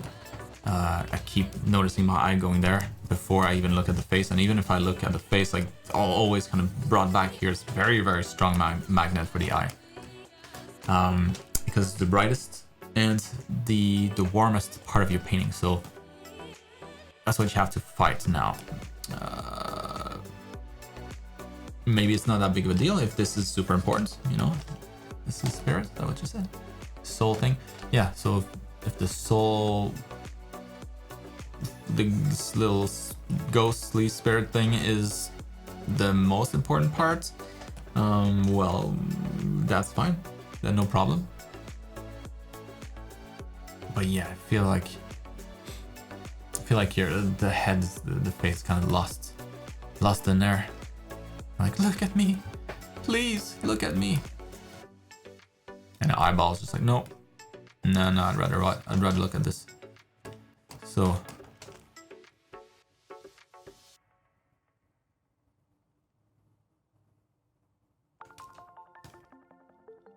expect them making the main light source this whole thing.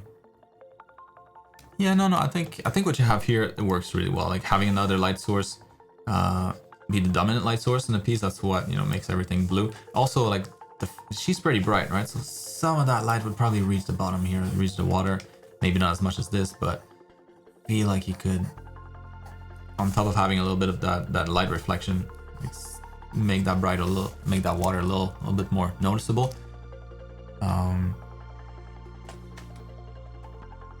Yeah, that if that's in fact a sword, you can definitely add a little bit of a extra highlight on here. Like she's getting a lot of light, so there's plenty of light to go around for everybody. I mean, dude, I love this piece though. It's such a pretty piece. I love the dark background, the contrast between like the purplish blue and the yellow back in here. The warmth is cool. Little extra colors like the red here, but not too saturated. Just a little bit difference in the materials and these little gold trims. Shading is nice too. Yummy.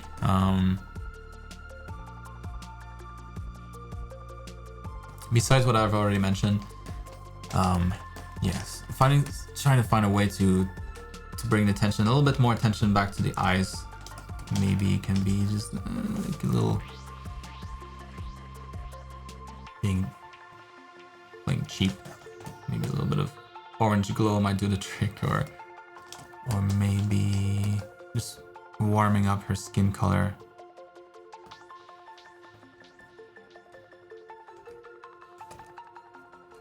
Contrast to the hair so that it stands out from the hair. So if you have enough contrast between this and the hair itself, just because it's so isolated, I think it's gonna also already attract a little more attention.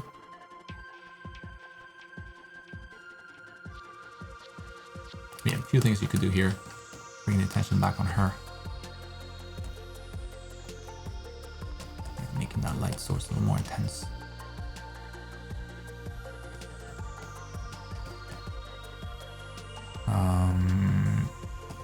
And then when it comes to the shadows, I think that might be another place where you can reinforce that. So, you know, you have the hair here, but really no shadow underneath on her chest. Maybe that could be something that's cool to add. Make the hair feel more opaque, like it's blocking some of the light.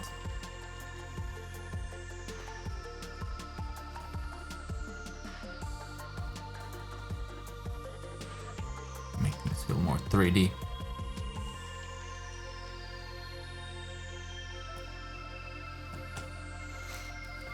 It's all small stuff.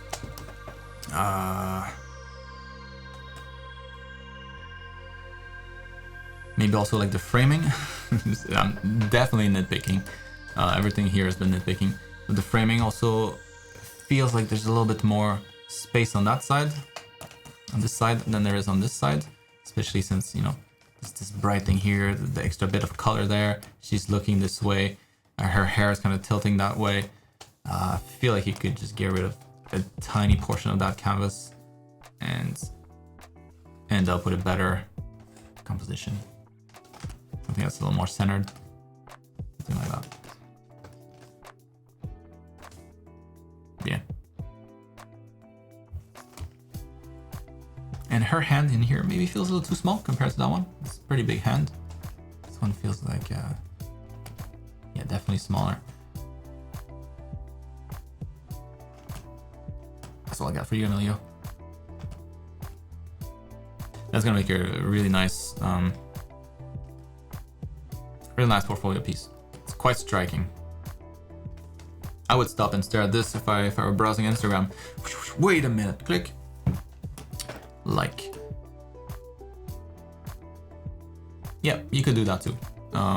It's just what I was trying to do is just center her better in the canvas. So yeah, you can add some, you can cut some, whatever you prefer.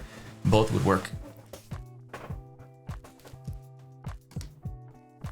Moving on to you, Joe. All right, so when drawing a mannequin from imagination, how do I ensure it stays grounded and each body part is in proper perspective? You actually draw perspective lines first.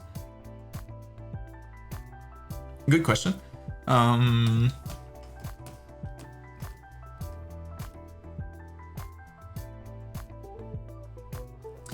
So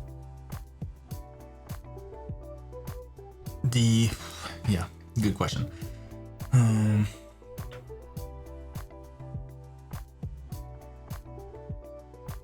Usually it's going to be like very, very rough perspective lines, like nothing crazy.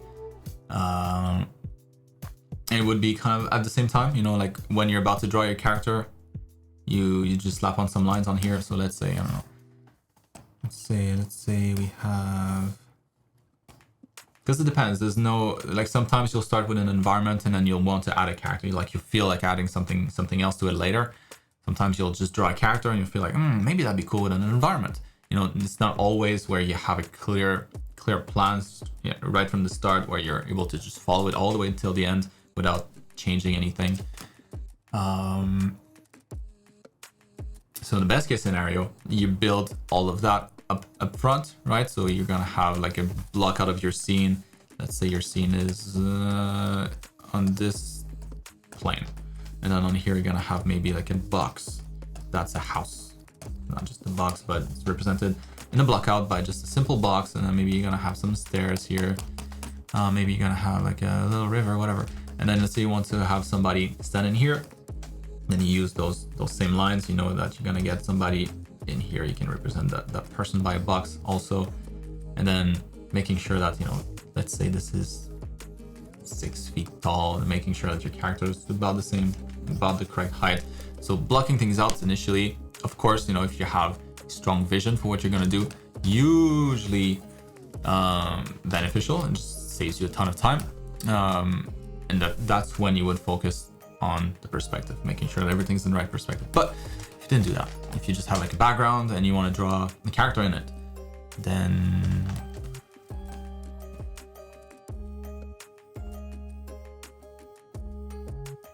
or if you don't even have a background, this is what you'd want to imagine, like something super simple. So let's say, let's say you have these characters here. Usually you'll want to try at least to find first like where the horizon line is. Are you looking down or up on the character? So if you see more of the shoulders, then you see the underside of the chest maybe. Or if you can see the top of the shoulders, then maybe that's an indication that the horizon line is a little bit lower than that. So anyways, you would try to find like approximately where it is. In this case, like we can see the top of this guy's foot. So clearly the horizon is above that, you know, it's not going to be underneath unless he's jumping or something. Where we're looking down at his feet, so that means the horizon is a little bit higher than that. There's no real perspective here, so let's just put it right down the middle. And then yeah, from here you would kind of imagine a vanishing point here maybe, and try to line up anything that you can find on the body that's kind of flat on the ground or parallel to the ground floor. So in this case, maybe the shoulders are that, maybe the hips are that, maybe the position of the feet are that. So let's say he's got like standing this way. To make sure that the legs are kind of positioned properly, you would want to maybe straighten the legs so that you have that, you know, something that you can kind of trace a line against, going all the way to the vanishing point. And then you would know that the placement for the heels is correct based on this vanishing point. And then if you want to find the shoulders, you can trace that here. So for somebody just standing up straight without any kind of position, any kind of pose, that's where the shoulders will land if the feet were that way, planted on the ground that way. And then from here, then you can start to maybe like move the character, move this foot forward, maybe tilt the shoulders. At least you'll know that you started from something that was correct. That's usually what I'll do if I want to place a character. If I really want to follow perspective, if I know that maybe I'm gonna have a background or something. So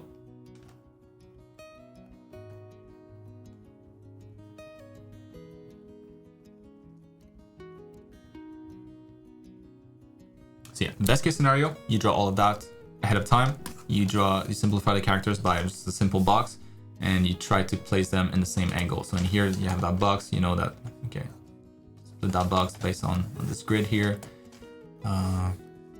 Maybe that's gonna be the head, maybe that's gonna be the shoulders, and you know the shoulders gonna be in the right angle because it's based on that grid you already have.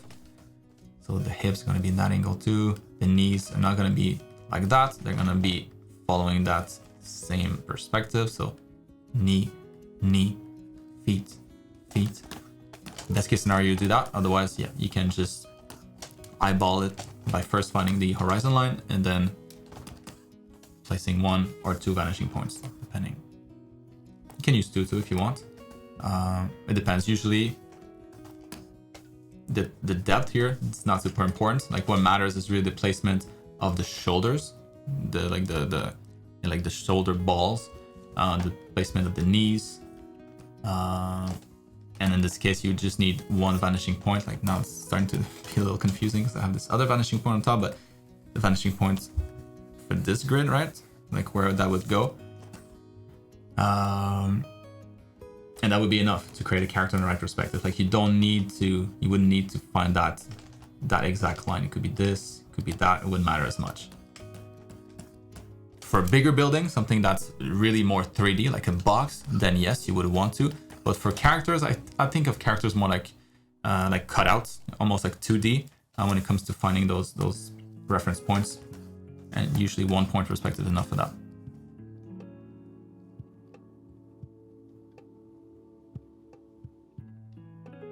Yeah, exactly. So when I draw mine, usually like I won't draw these lines. I'll just kind of imagine where it is, and usually I'll just imagine where the horizon line, and that's about it. You know, so am I looking up or down on my character, or is the horizon right in the middle? And if so, then yeah, I'll kind of imagine like an imaginary line going that way. So when I place my ellipses for the feet, like my feet gonna be something like that. I know that if the knees are at the horizon line, they'll be pretty much parallel because they're right on the horizon. And if I have shoulders up here, then they might be in that kind of angle, so the opposite, because that's gonna go towards the vanishing point. And then I'll just build everything around that.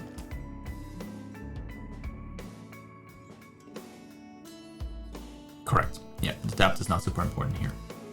If the character was like going like this, like pointing, so if the character is pointing this way towards the horizon, then yeah, you might want to use that another vanishing point for the arm, because then you're introducing like a third perspective, right? Going towards that way. So let's say character is pointing this way, maybe he's pointing at the horizon, and you want to make sure that you get this right, so that it looks like he's pointing at the right spot. But usually just 1 point is enough. And the way to construct them, yeah, start with cylinders. There's cylinders and boxes and egg shapes, whatever helps. You just want to have something that looks like it's in the proportion of a character, and after that you can go to town and just add the details and stuff like that. But initially, you know, cylinders just work wonders for limbs, at least. So let's say you want to draw like a character here. Already have the position for the feet. Have the knee right here. Knees gonna be some balls. Then I know that I'm under the horizon, so I'm gonna be able to see the top of any cylinder that I draw.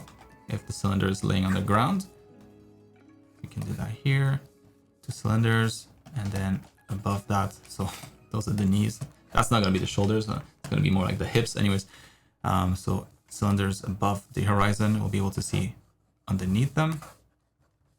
And so now you might have some legs that are placed in space, you know.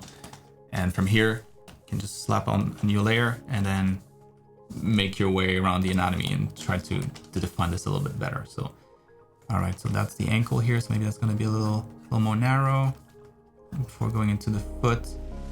And then the knee.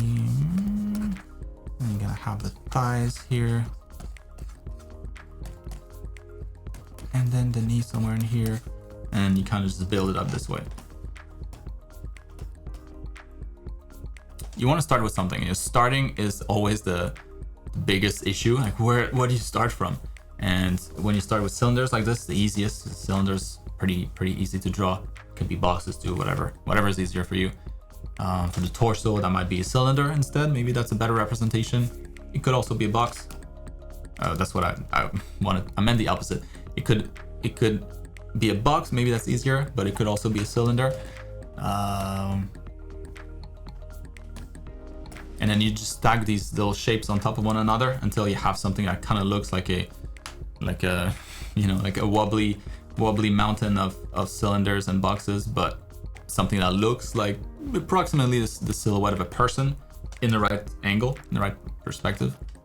And then you go over everything, focusing on something else now. Focusing, like you figured out the proportions, you figured out the angle. Now you're tackling anatomy and gesture and that kind of stuff.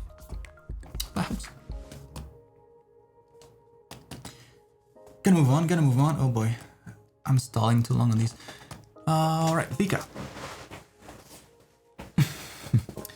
Yeah, Moko's a problem. She did not like moving to a new house. Now she almost got to relearn everything. There's some areas of the house like we didn't have stairs before, so now like whenever we're not around, she's always like stealing stuff off the tables, and we have to like lock her in different sections of the house with like a bunch of new gates that we kids gates or pet gates that we bought. Anyways.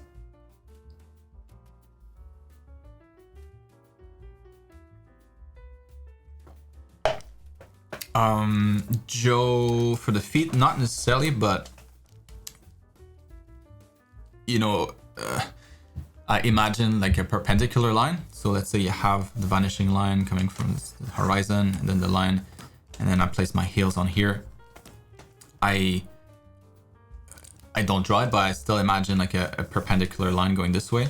So it doesn't look perpendicular. Like that would not be perpendicular. It would be if it were 2D, but it's 3D, right? So it's a slight different angle. So that's what I'm eyeballing. So I'm eyeballing that it'll be something like this. But yeah, those go towards another vanishing point here. So you can draw two if that's a little harder to imagine already, or at this point. And yeah, eventually you'll be able to kind of just wing it.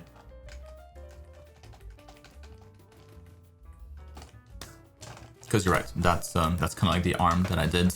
It is a third dimension.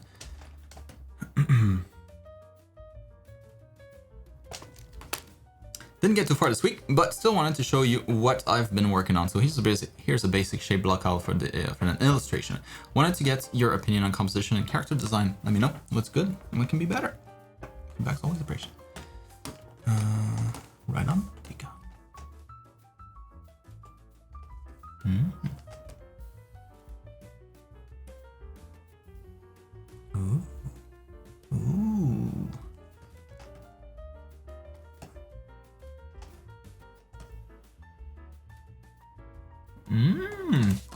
That's very nice.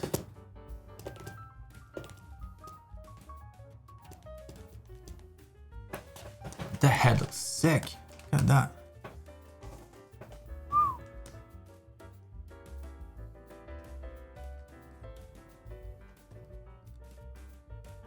Yeah, like the perspective on everything. Chest here. Hell yeah. All the details here on the knee makes sense. From one leg to the other.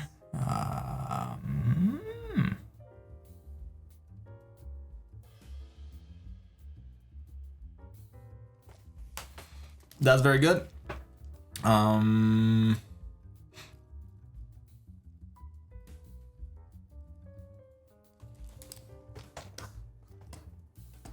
Yeah, like character design.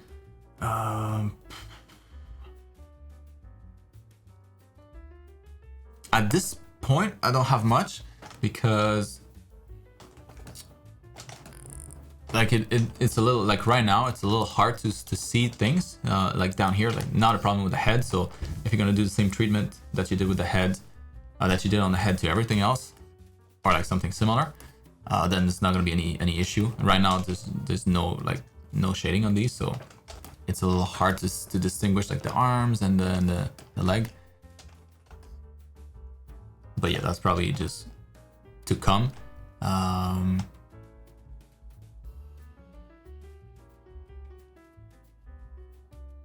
because then that's gonna solve a lot of these questions. Adding a little bit of shadow here. We need the torso. Understanding that going in here. So that's gonna solve a lot of the current issues with the readability. So that's what I was gonna mention about the design. There's just a lot. It's busy, right? There's a lot of stuff. Nothing that can be solved, that can't be solved with just shading and colors. But yeah, design-wise, like I like the shape language you have in here.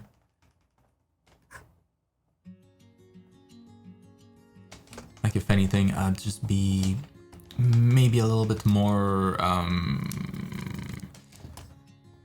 picky about the shape that you use, like the lines that you use here. Like you have those nice, strong, angular lines here. I mean, I don't know what's better, this or the rounder shapes here. But just making sure that this remains kind of consistent throughout. So since we have a little bit of a curve here, I'd be tempted to, you know, add that curve back in here. Maybe have like, I don't know, like a bolt in between here to fill up the gap. I don't know. But I mean, overall the shape language is really good. It's just those types of lines maybe to be careful about.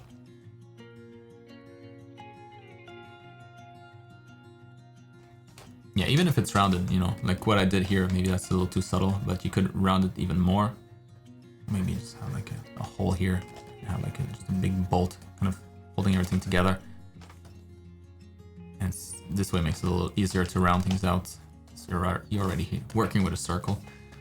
But yeah, no, design-wise, I think that looks awesome. The post is good too. Composition though. Feels a little bit empty on the left. You could just add more stuff. You know, if it were me, I don't think I would want to change the composition. Instead, what I would do, I would just add a bunch of crap on this side here. So it could be just junks, or like, I don't know, maybe he's like in an attic somewhere. So it could be a bunch of storage boxes here, stuff like piling up, just to fill up that area. And this way, you know, it'll be kind of more balanced. It'll be stuff on both sides of this big symmetrical shape in the center. Could be a bunch of cables or just dirt, whatever. That's what it would do. Otherwise, yeah, the balance is a little bit off. Like this guy's not pulling its weight. You're not doing the trick, little rat. You need more presence. You're too small of a weight. So right now the weight is this.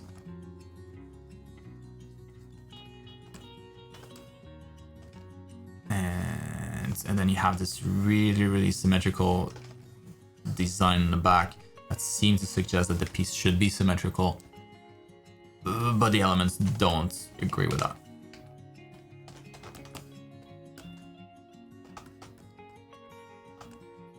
That's it for composition. And then I know you're not quite there yet. You know, there's still a lot of rendering left to do. But my God, this looks good. Sorry, I was distracted. I would definitely bring in some warmth in here. It feels very cold. So there's, in a way, an imbalance there as well. It could be light coming from outside, that's warmer. Light coming from inside, maybe. Like,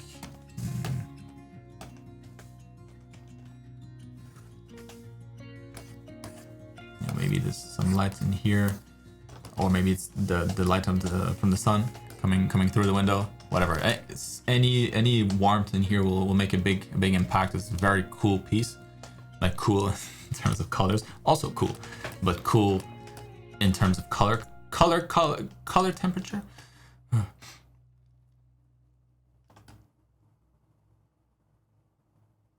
Anyway, since you're mentioning storytelling, helping us situate the two, I think might help the story as well.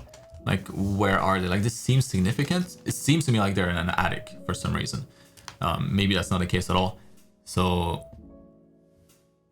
yeah, like, is he rescuing the mouse? Is the mouse or the rat, is this the guy doing the rescue? Like, entertaining this robot that's kind of stuck in this room forever, and the mouse sometimes comes over and is like, hey, what's up, bro? I brought you some cheese. Just kidding, I ate it all. Or is he the one visiting the mouse? Or do they live there? Are they in love? I love you forever. Will you marry me? Yes. So I think the environment will help convey that story, whatever it is. Yeah, that's it. So far so good. Man, I can't wait to see the rest of this. Very nice. Moving on to Cosmo. Alright, so hope you've been liking your new home, and hope you've been... Yep, thanks, man. So it's feedback time. So I'm back again with the finished product. It took me quite a while to get colors that I liked. And... I had a few iterations, but decided to go with the green because her whole thing is about restoring nature, beauty. Nature's beauty and spirits shenanigans. I feel like for the first time, this came out pretty alright. There's a lot I need to work on, especially the back view, but instead of being too harsh on myself, I'll take this as a learning experience. So as always, I'd like to ask for some feedback and criticism as well. Also, since this is for the personal project, I would ask if I should limit to characters or if I should also do stuff like environments, props, weapons, designs. So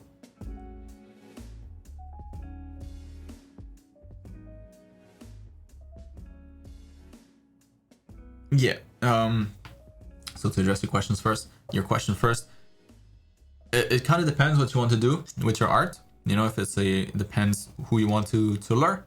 Portfolio is just bait. You know, it's like you're fishing. It's the kind of bait that you put on. Some bait will attract some type of fish. Other bait will attract other type of fish. The fish in this case being the studios.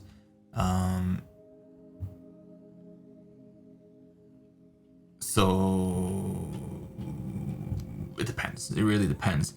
My portfolio, for example, and I was approached to do mostly characters, but it was mostly just characters. It was sometimes I'll have a background, but it was pretty clear that my thing was characters, and that's what I've done my entire career. I have friends that had portfolios where it wasn't as specific, and they ended up doing something else. You know, something else that might not have been their preference. Still a job, it's not bad, but you know, might as well do what you love. So it depends. It really depends. Now, when it comes to this here, so if you don't like environments at all, don't include environments, because then you might have to do this.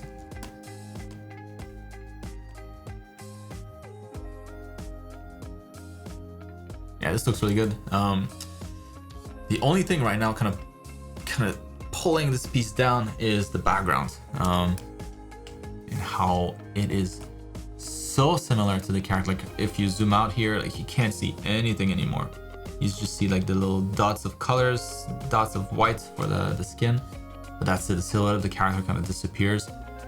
Avoid that at all costs. Let's try to, oh man, that's gonna be rough. Yeah, the color's so similar, I can't even select them. Continuous maybe. More tolerance. No.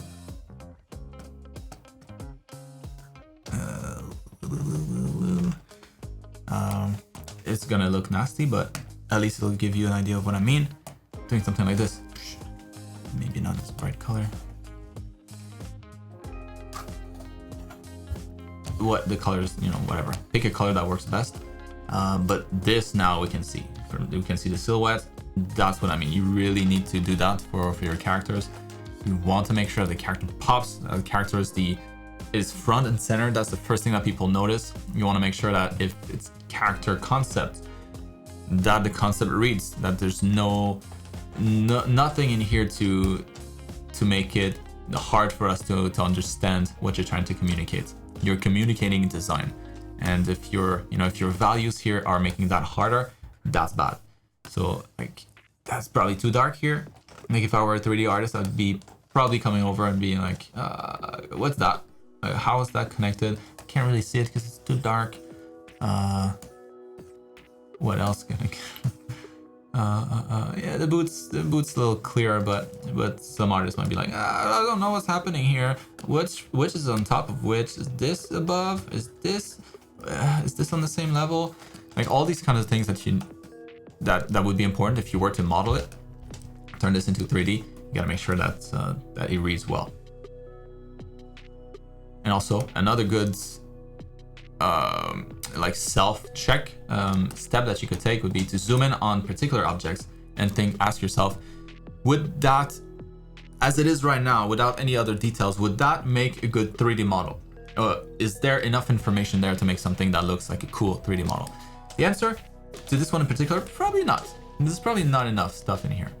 Like the soul might need to have a better design, maybe something a little bit more, something more fun to model in 3D, something that stands out a little bit more, like just extra details.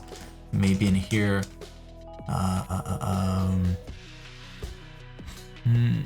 Like what are these? Are these like big bands? Like where are they attached? Where do they loop? Is there a buckle somewhere? Like something like this where they slide into? Or is it just Velcro that tapes kind of like all around the boot? Or all these things you got to figure out. Super, super important. And but yeah, you're at a good point for that though. Like when you're pretty much done, that's when you add those final details, because they don't really impact the overall read. It's really more like when you start to look at this in more details and spend some time looking at it, like all future potential employers will do. Those are the kinds of things that they'll spot and be like, oh, that guy knows. He knows what artist wants. We want him. Yeah, so make sure that your colors don't, like your values don't make it harder to notice things. If you add shading, it should be adding extra information, so extra material information, extra like volume information. Maybe, without anything, people would think, this is just kind of like this round shape. I mean, maybe not super interesting, but with a little bit of shading, maybe you can introduce a little bit of a wrinkle to this area. That's already something that's a little bit more interesting to model, to sculpt. So it's all those smaller things. But the design itself, when we can see it, like when the background's not so dark, it looks super cool.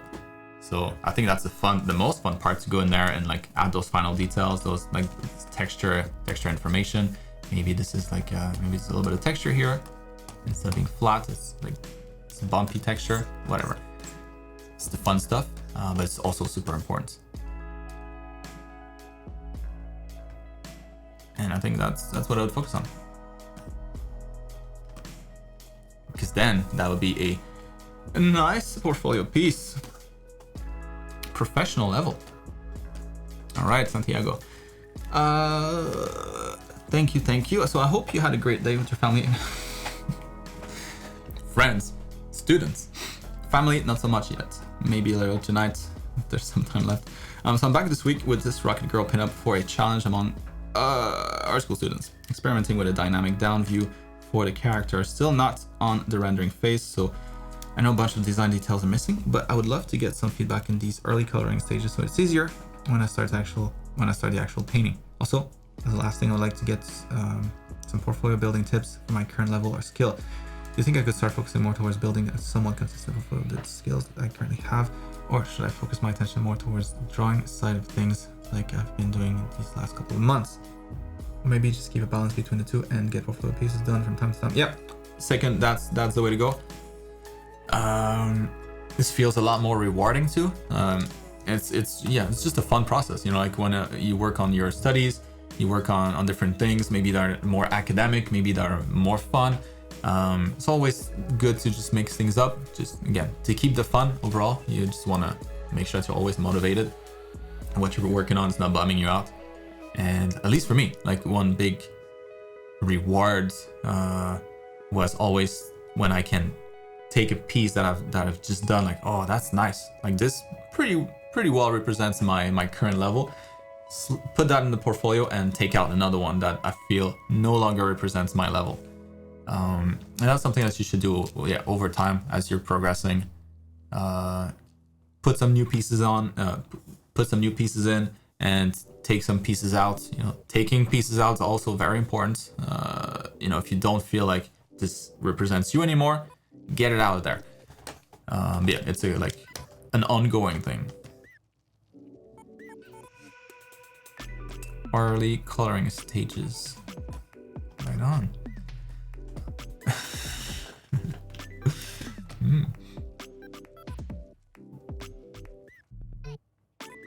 Well, the pose looks really good.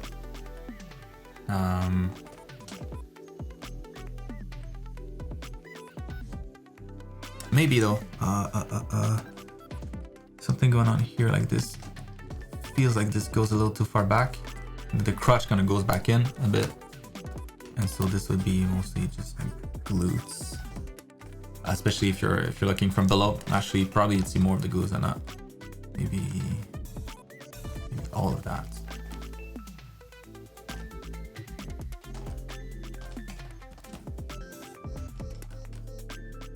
So anyways, I'm mentioning shading. Shading is not done. Shading around the hips, I think is going to be super important here. And it's tricky, you know. Shading hips, it's a complex volume, a lot of subtleties. So make sure you use a lot of reference for that. Make sure you get just the right hits of lights in the right spots. And when it comes to the colors so far, that looks awesome. Warm and cool. Nice level of saturation. Composition looks good. Like I said, pose looks good. Cool design.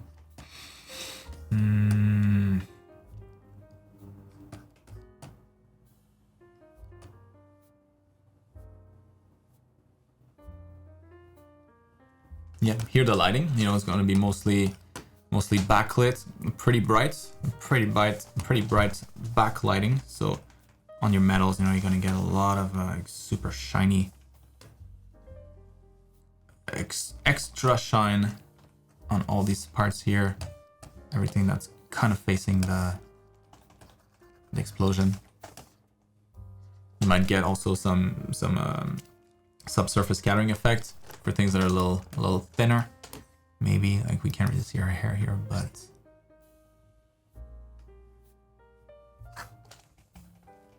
yeah, extra saturation between the transition between the highlights and the shadows. So you're gonna get a lot of that stuff, that kind of stuff here, right? So super bright, and then transitions into normal lighting, and then shadows. So this is going to be key in here to making that feel successful and making that backlight feel warm.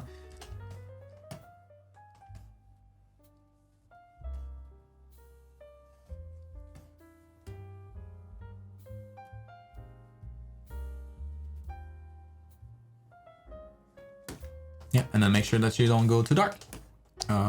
Like here, the pants pretty dark, those belts pretty dark.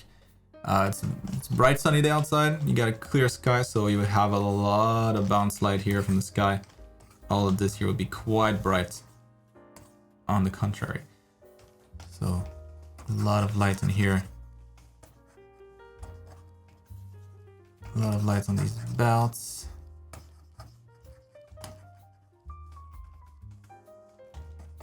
A lot of light on her face, on all this equipment here. Everything that's not facing the explosion directly would be quite bright. Yeah, I mean, keep going this way. It should look pretty damn nice. Very good start. Moving on to Rui. After that, let's take a final break before we wrap this up. Not making enough progress. Are we gonna have enough time? Let's find out. So I hope you're doing well. And what do you think of the completion of this painting? Which part I need to work on more? Ooh, I love the little texture that you got going on here. It's nice. Nice contrast with the nice and bright character.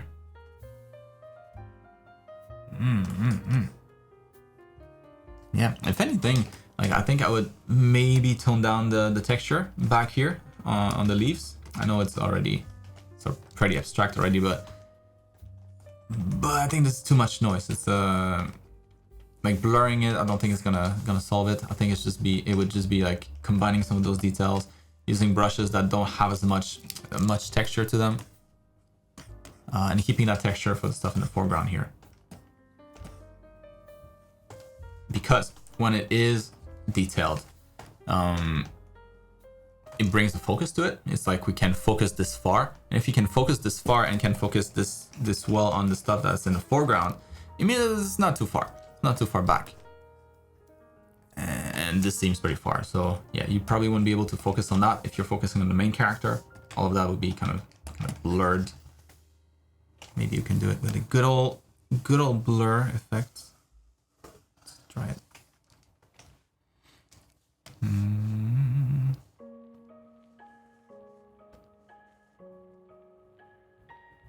Iris blur.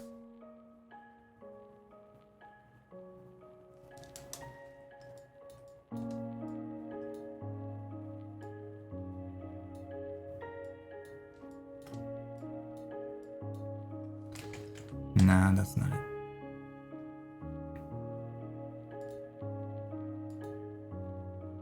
Smart.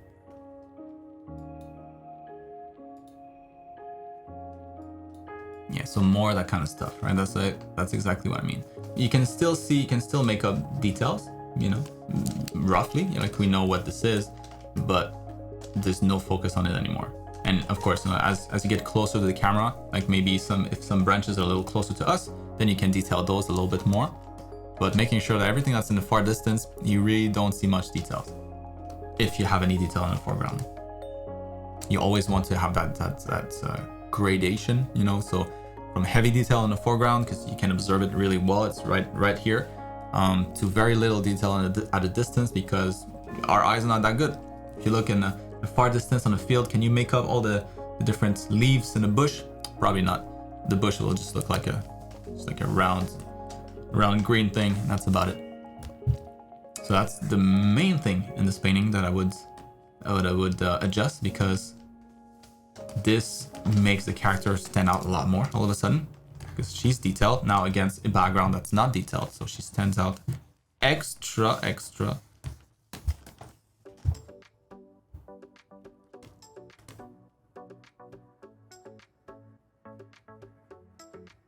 And maybe, and just maybe, I would adjust these branches. Like, I think that one's fine. This one here, it's just like this one right there. This branch right here, it just looks a little awkward. Like maybe you should go this way first and then kind of branch over it, or maybe go underneath. Like it looks like a crab claw almost, you know. Tick tick tick. That's what it reminds me of. So it feels, it's a weird thing to say because it is an organic shape, but it feels too organic, almost like somebody built them that way. I don't know, but yeah, maybe also add a little bit more saturation on her to make her stand out even more. Maybe on her face here, she's pretty saturated, right? It's really on this side.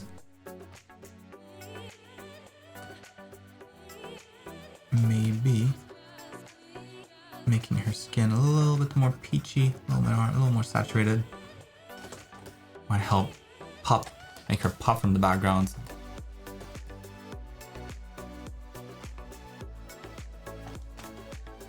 And lastly, you know, when you have like light coming through the branches, but it's out of focus, you always get kind of this nice glow. Not always, but I've seen it a few times. It looks quite nice. Maybe you can do that too. Just trying this one, I'm not sure.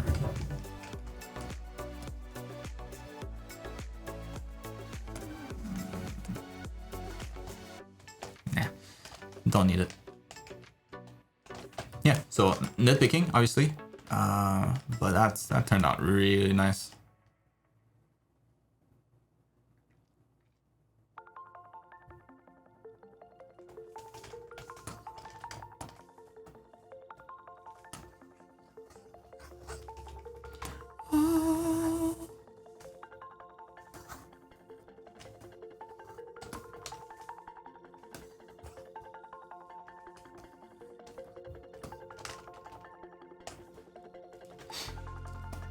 That helps.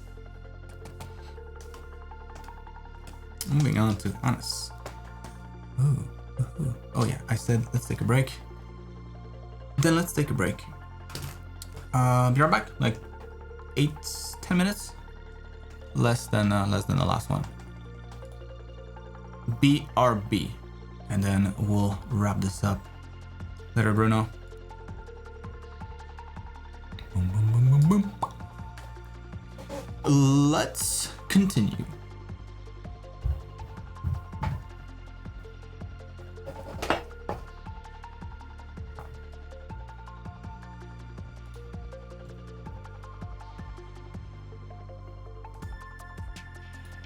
Got that, Scott?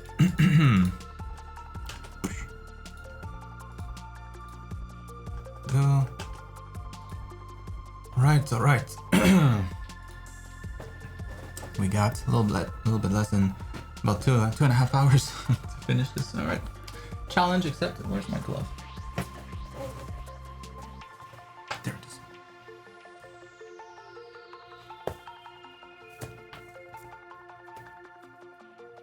All right, so studies for the torso. Resuming here with Anas. Do you think this is a good practice to do? I'm thinking to start with the limbs. What do you think?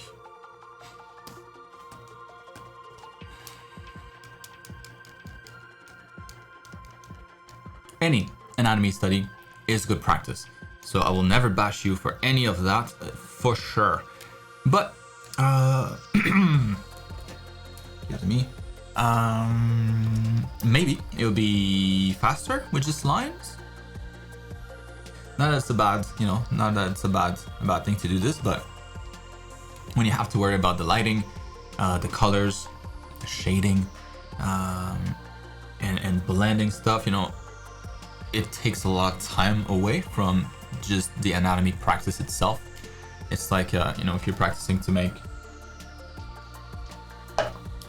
to cook bread in like a culinary school, and it's just simple bread with a few ingredients, and every time you make the bread, but then you end up making like a crazy fancy sandwich as a result. Every time you make bread, it just adds a lot of stuff that is, sure, it creates something cool, it's a sandwich, but you're not necessarily improving your bread making capabilities as much, as efficiently as if you just bread. And then once you're really, really good at bread, then you can, add the extra ingredients on top. It's a weird comparison, but that's still kind of what it is. So yeah, this is awesome to see. They actually look quite good. I would still recommend that you do with just lines. Also, drawing with lines forces you to observe different things, because suddenly you need to manually draw the thickness of things. It's not like a brush stroke can create an entire arm.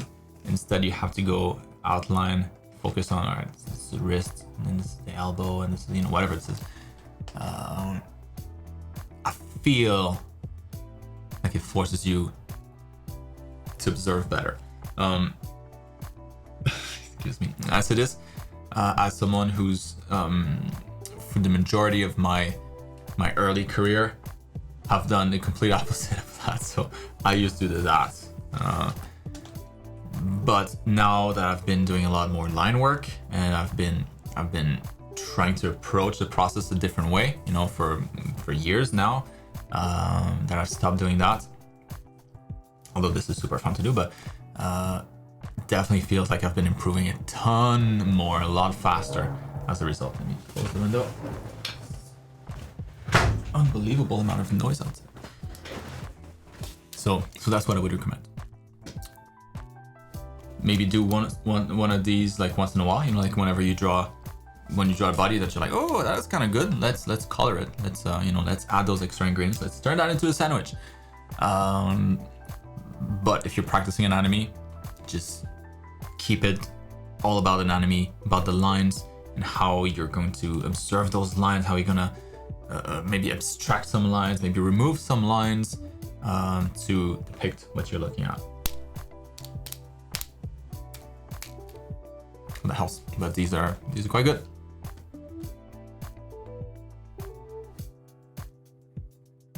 It's just like sometimes the shape's a little bit blurry, like what happens here into the bicep, not as clear as it could be, and you would be forced to figure that out if there were just lines. You can't leave anything. You can't leave like a fuzzy line, otherwise it looks like nothing.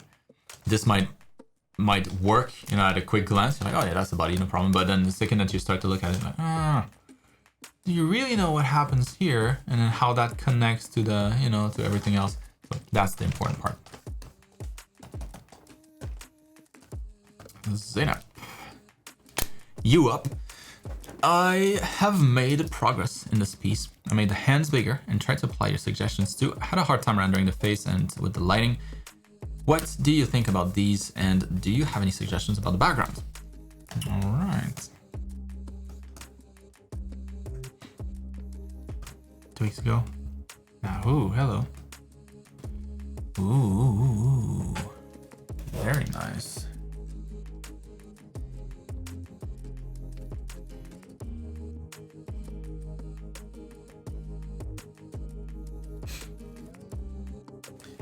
Oh man, this looks good. The first thing I'm noticing though is the this hand slash arm, like forearm. I'm looking at the length of this one here. It was pretty long, right? It's a big forearm. She got some big hands. I feel like her left hand is not quite as big.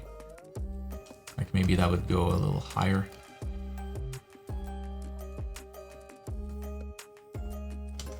Or maybe it's just a matter of foreshortening. Yeah, I think that's what I mentioned last time, huh? Then yeah, maybe having like this get much bigger and see the elbow even more head on.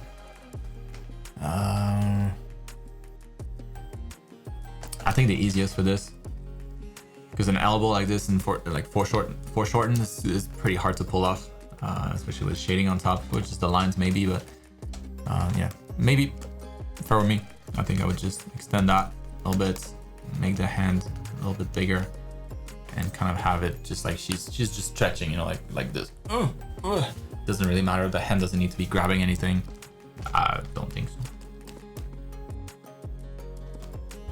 Yeah, just making sure that both hands are at least as big, and that's the forearm, especially since it's right next to the other one, you know, making sure that there's not too much of a difference in the length there. That'll be easy to pick up.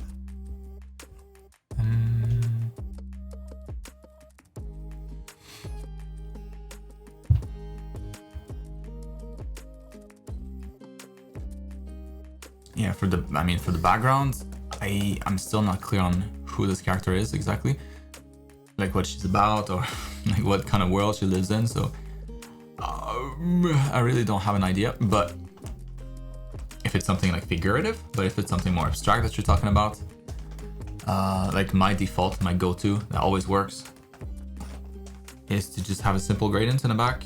So let's go with, usually like I try to find where the horizon is going to be. The horizon always a little brighter.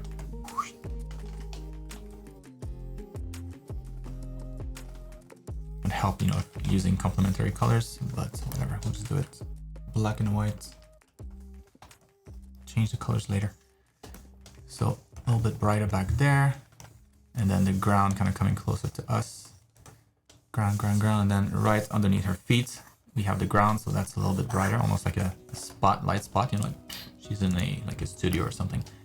And then back here, that's just whatever. Maybe it's a wall, maybe it's infinity, maybe it's space. Doesn't matter. And then some easy shadows. You can just take her silhouette and kind of shrink it down like I usually do, like this stuff here. Oink. What? Nope, not like that. Where is it? There it is. Come on. Come on.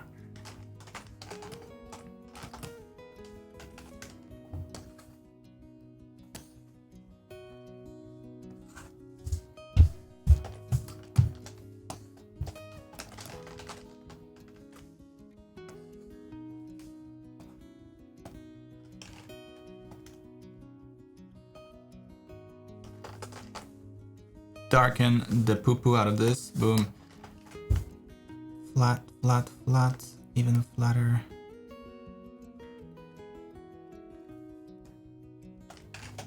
Then you can just blur it.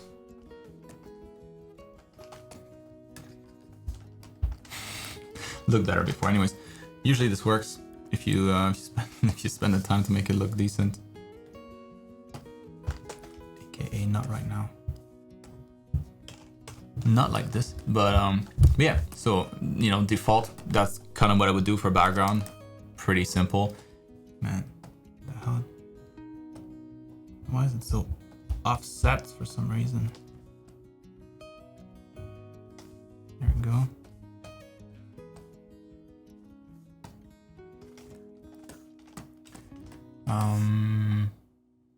And for the lighting, you know, that's gonna depend on the shadow, but what you have so far looks pretty good. I would personally just crank it up some more because I love lights. And lights is awesome. Makes everything awesome too. So what the hell? There we go. So, you know, easy top-down lights, always a sure win.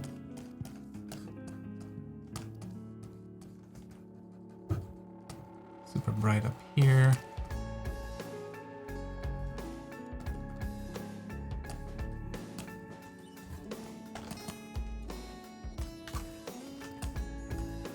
You know, that's no detail whatsoever, but it's quite striking when you have like this type of top light. That's what I would recommend. I think the character is looking really, really nice.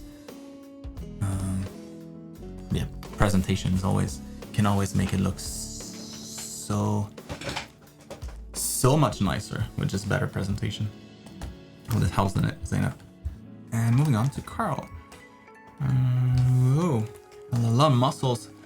This submission is packing a lot of muscle. Here are some practice drawings I did after the class on forearms, hands plus torso. As always, please put me through the ringer.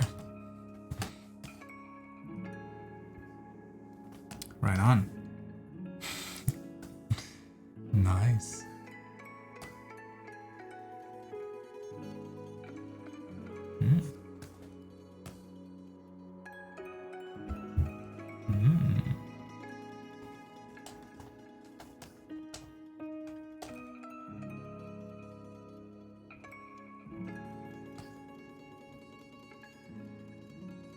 I love that you spent some extra some extra hands on the time, some extra time on the hands to really give them like good gesture, because it complements so well anatomy. And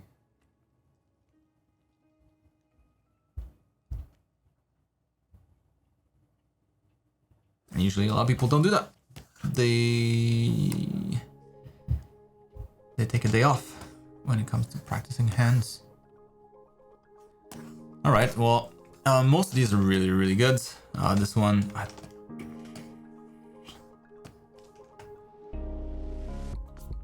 this one's probably the best one. The other ones are really good too. Like that one is super solid as well. Yeah, these two are pretty equivalent. The other one's just gonna be like small stuff. Like this guy's torso is nice, but maybe it could be, his torso could be a little bit longer. Yeah, no, actually, never mind that. It's not too bad at all. But the connection to the shoulders and to the arms and to the arms themselves, I think could use some work. So like from this angle here,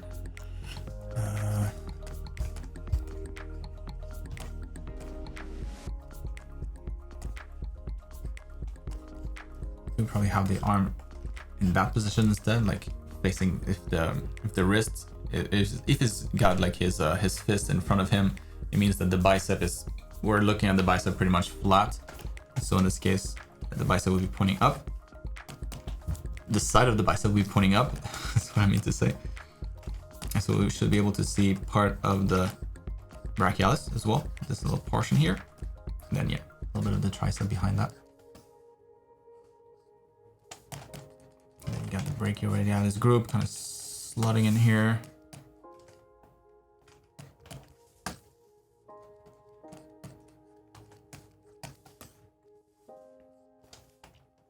Probably adding, considering the tendons here, we can make the arm a little bit, like wrap up the bicep a little sooner so that he can actually bend his hands, his arm. But yeah, pretty close. So, I mean, torso looks awesome. I love the necks. This guy, yeah, these two, really, really good.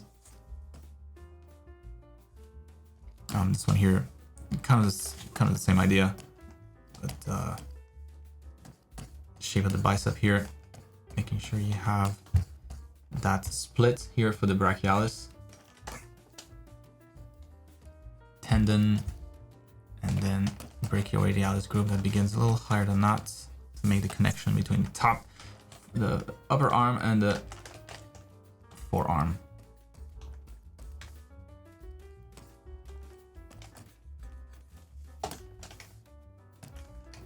Then in here on the inside, you're gonna get a little bit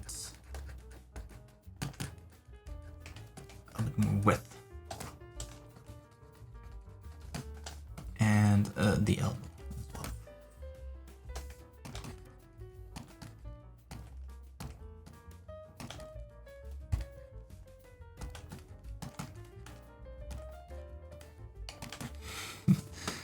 Stem brush. Come on, there we go.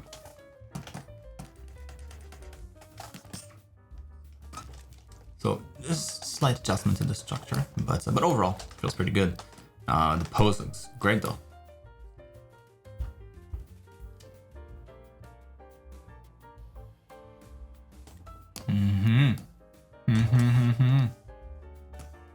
Yeah, same with this. Essentially, like what you need to remember is that the bicep, in most angles, the line inside is rarely like this. It's usually going to be like that. Maybe a little counterintuitive initially, but that's what it is. You know, the bicep is kind of like this outside tube that slaps on, forming it's like the bun for the arm sandwich. So you have the meat here. It's going to be the brachialis, the bicep, and the brachialis itself will be rounded, and it has to make room. More like the bicep has to make room for that shape. So it contours it, kind of like part of a tire almost.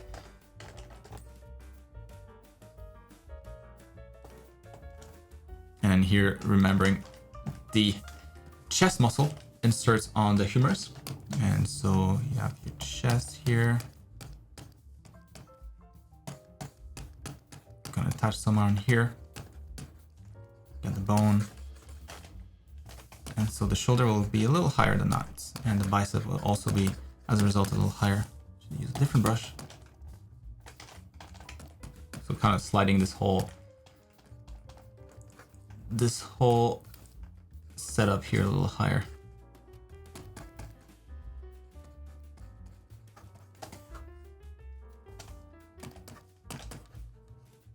Because usually you'll be able to see the bicep sliding underneath the chest muscle.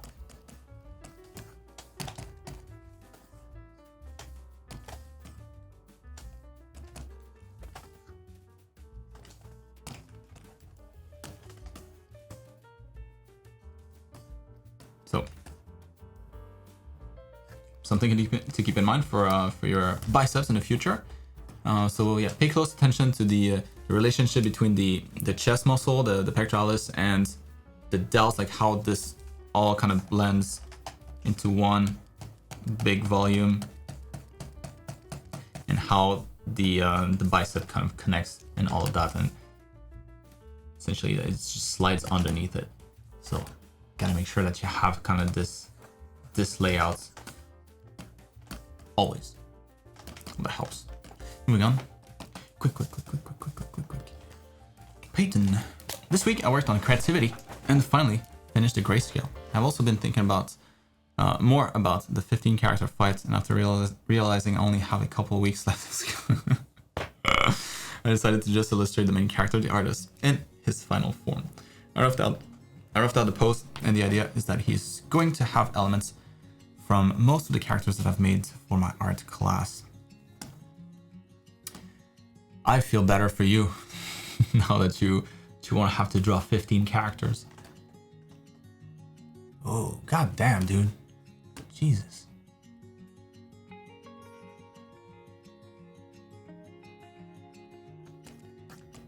That looks really good. Love the render style too, like going to pure black a lot. It reminds me of a lot of magic cards. Oh, who's that guy? What's his name? Damn it! I have an artist in mind that I wanted you to look at. If I remember it. If I remember the name, I'll send it to you. but because he's got a very similar style, so you might want to study him. But it reminds me a lot of that. Like whenever you go to shadows, it's always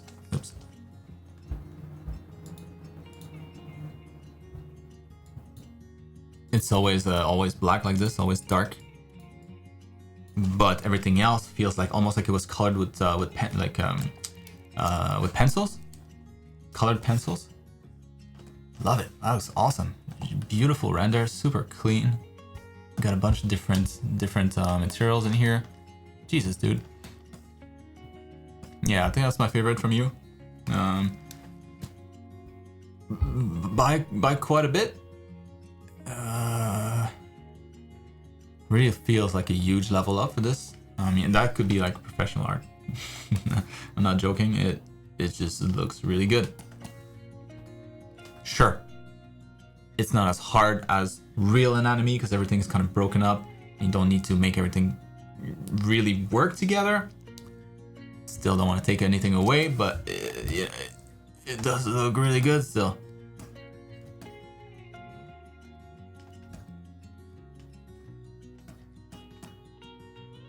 Yeah, so the only thing I'm not a fan of with this one here, would just be kind of what happens down here. I feel like this maybe makes the design a little too long. Just hard to display nicely. So that's something that you have to always think about, like how it's going to be seen. What screen people are going to see this on. Is it their phone? So is it more like portrait style? Is it more widescreen if they look at it on their computers? And if it's a phone, if it's portrait, which seems like this is, it's probably too tall. Like if you swipe really quick, the majority of your canvas, if you were to take this whole thing here, would be white. We see some of the details, but it's very small in comparison to the amount of white that you have in here, kind of space that you're losing. So I would try to find a way to frame this like really, really up close so that you can retain all those details. Maybe to the point of just crop out the legs. Or find some way to sort it out like sooner maybe. Or in a way that uses more of the space. I'm not exactly sure. Maybe just like chopping that in half. That effect in half would already help. Because we'd be able to zoom in a little bit more. And still see the whole thing. Yeah, it's more about composition, to be honest. This looks sick, man. There. All right. Olivia. Ooh, busy week again. Jesus. All right, so I've been doing a lot of different practice this week, trying to find a line art style that's still comfortable for me, but close to Hannah's. Also tried drawing from life and found it much harder than the 2D types. 2D type of nude figure drawing practice. Yeah, drawing from life is because you introduce a third dimension, like the depth. It's really hard to get used to at the beginning if you've only been doing 2D. Eventually it becomes the same thing. Eventually you learn to flatten everything out, and it's not that much harder in the end. But initially, yeah, that might be a little bit like, woo, that's different. You'll get used to it. Don't you worry.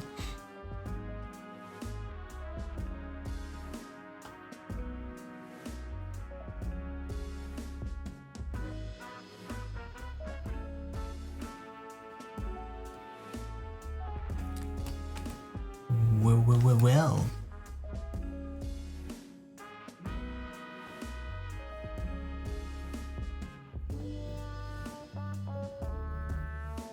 10-minute sketches, 5-minute sketches.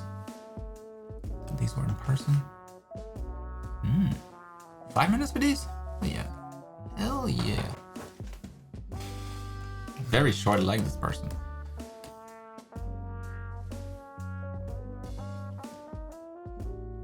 But that's why, it always helps to have a little bit more of that anatomy background, proportion background, because that what you see, like you can always complement what you see with your knowledge, right? So if it's just what you see, maybe you have some filter for the information that comes in, but probably not.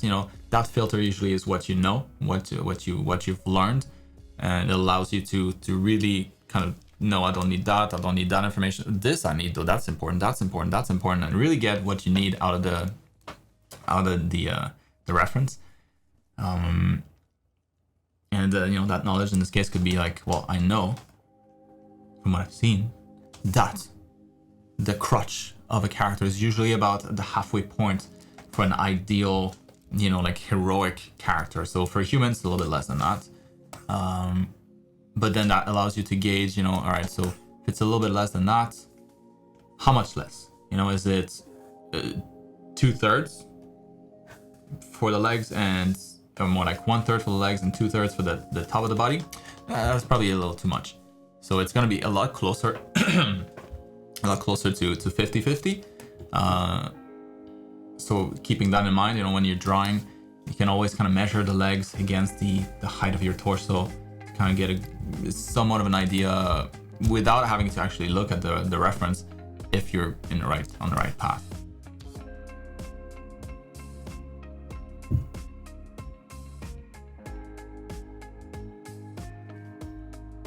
So the more you know about anatomy, the more you'll be able to do here with the time, to be able to be more selective in your observations. But I like your 5-minute drawings better than 10 minutes. Because I feel like you're just losing a lot of time, with this kind of stuff. And it might be just because the line is so unforgiving, because it's just a bold, solid line without any softness or anything. That's hard to rough. That's hard to rough with. That's rough to work with. That makes no sense. Oh, my English, my words, they're leaving.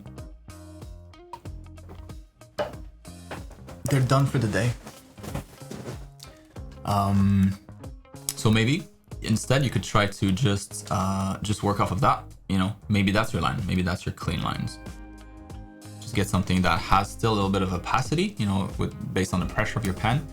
Because that's something that I've always done. I've never really inked because I don't know. I think it's a waste of time. That's just my personal opinion. You don't need to share that at all. But let's say I have something like this. I've always found that it's just easier to erase that bit and redraw it more cleanly. And then do the same process for everything.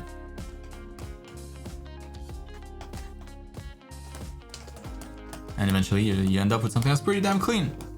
But it's not actual ink. Digital ink, whatever ink.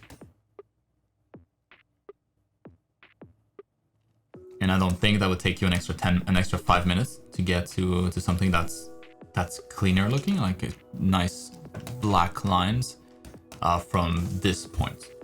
I would say probably an extra minute of just cleaning things up here, cleaning your lines, erasing maybe if needs be. Make sure that your lines are not too fat, not too hairy. But it's a fairly quick process and you can get something that's pretty damn clean, I think, in much less time. Anyways, that's it for that.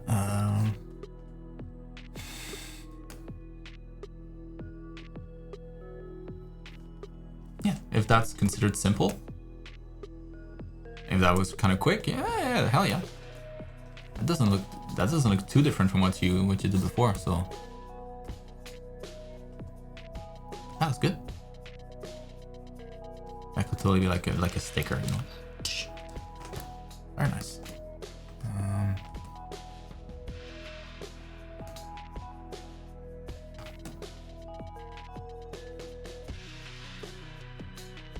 Yeah, man, your quick sketches are really, really nice. Half sketchy line art? What do you call half sketchy? So you don't need anything more than that. Nobody would look at this and be like, it could be twice as clean. Maybe comic artists, that do this for a living, they'd be like, bro, you gotta clean up your lines. But it depends also, think of your audience, are they gonna notice the difference? I can't, and I'm an art teacher, I don't know. I feel like that is probably even more than what you need for a comic, you know, for like that's a lot of stuff in here. It's a lot of details. But yeah, so I don't know, like you say half sketchy, I don't know how much less time it took you, but dude, like that's clean AF in my book. Oh, that was good. That was so good. The power of storytelling, the power of the emotion in art's quite strong. Don't underestimate. That's why, you know, like every time I see these characters, it makes me happy. And it's just because I know the character a little bit more now. So that goes for everybody else. You know, if you can find that, like a way to do that, to achieve that in your art as well. Like having a character that comes back and a character that's in different scenarios, that kind of stuff. It really helps build your online presence, because people are way more likely to follow you if you have something like that. That's something that I've been completely neglecting over the years. You know, I've never really had an original character.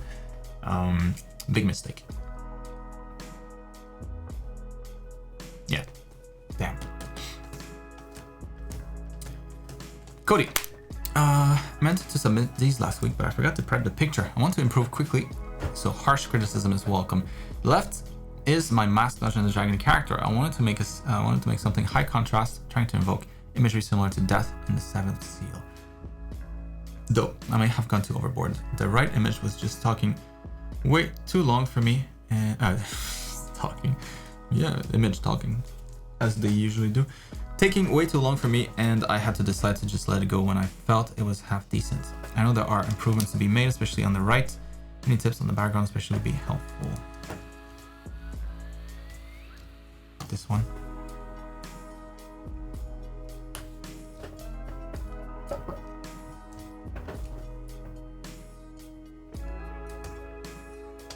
Well, oh, this looks pretty good. Yeah, that shading on the... That looks nice. Maybe... maybe a little bit more shading, like on the side that's going away from us, on the silhouette here, like kind of what you did with the cheek. That's nice. It goes darker, and you can really feel the shape kind of going away, disappearing in the darkness. You had some here on the forehead as well. That's nice. I would just do that for the whole thing. You know, like your chin here, you could have some of that too. Make it feel rounder. The lip as well. The lip is going away. This part of the face.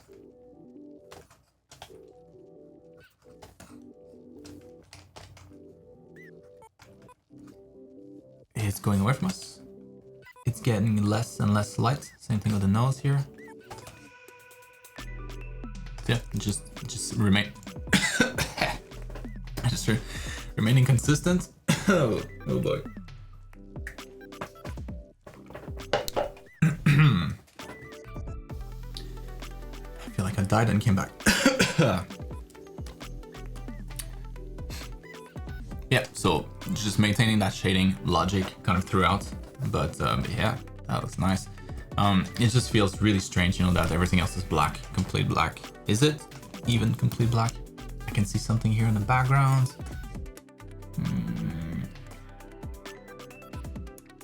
Like, I think this works because you can see the background, you know, you can see, oh, it's kind of sunny outside, so all right, so that's kind of what I'm getting here. But in your case, like, you can't really see it, so it just looks like a mask that's maybe like floating in space. Yeah, if you had something else.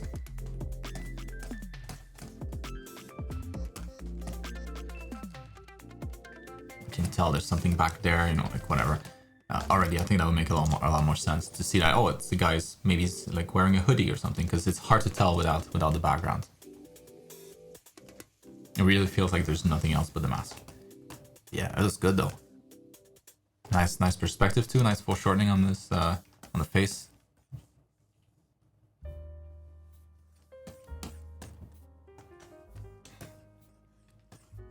All right, let's take a look at this one here.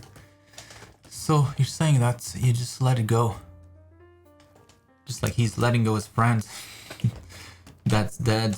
Is he dead? Yeah, he looks pretty dead.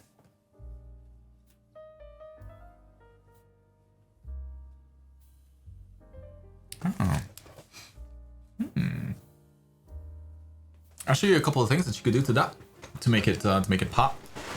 Maybe to bring back the interest. Yeah, but first, just talking about composition, you know, I would definitely adjust the framing here. It's really narrow this way, really short, and they feel quite crammed in here. So always best to leave some room, some breathing room in here, at least at the top, so that his head is not kind of, you know, almost like leaning against the top of the canvas.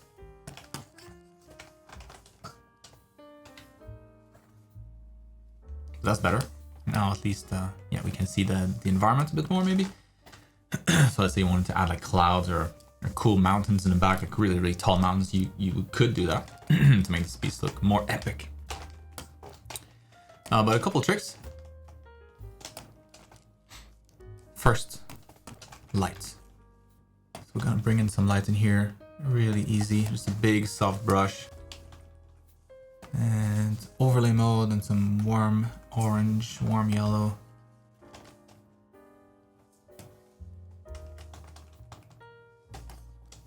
Why is it so slow, man? What the hell?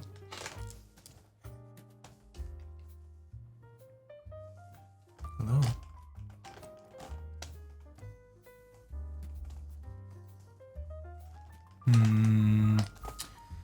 First, I think it's a little too dark.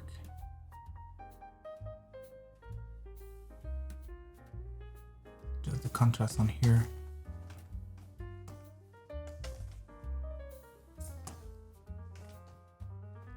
Nope, overlay not working. Let's try hard lights. Not yet. All right, so the colors that we have here, not loving our gradients. So this guy, let's try to make that more, a little bit more blue rather than complete gray. Although, like, I'm not sure exactly, you know, what you're going for here. Like, if it's meant to be like a moody piece where it's supposed to be like all overcast outside because it's like something terrible has happened, or it can be a sunny day.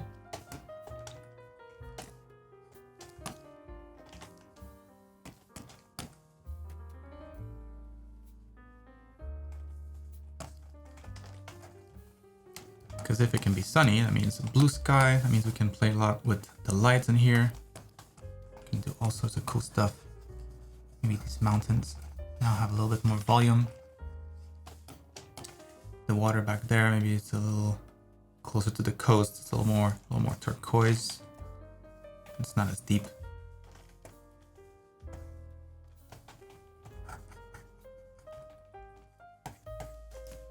Maybe the same is true for them. Maybe then the more shallow area. Then let's try the sunlight.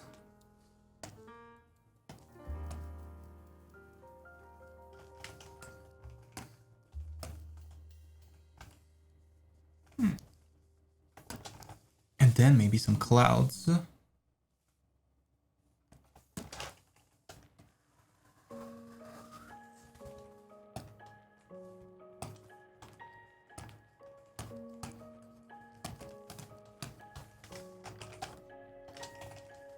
Maybe some clouds are casting some shadows in the water.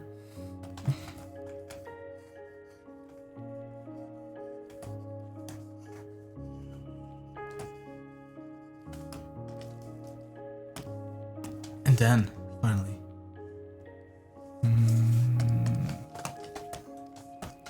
the light's effect on these dudes.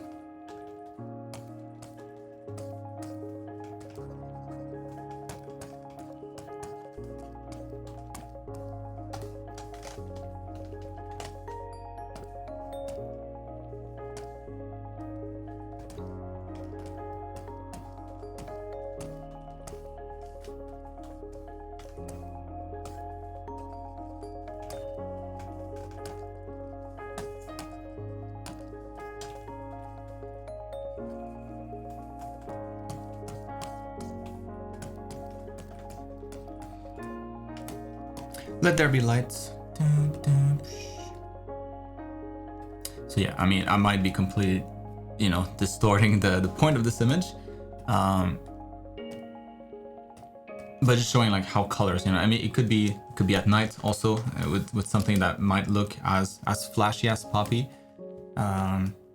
Just like saturation and light has such a strong effect on art. It just makes it pop so much. And it's super quick, super dirty, but yeah, I don't know, just something to show that could definitely make something awesome with this. What helps? Just some ideas. Moving on to Jackson.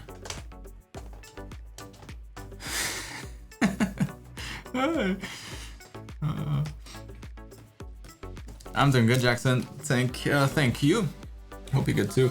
This week I did a few value studies and a portrait study. I was really struggling with the likeness of the portrait and still think it could be improved quite a bit, but I can't figure out how. I'm sure it would just take some messing around with Transform Liquify, but I haven't had any luck.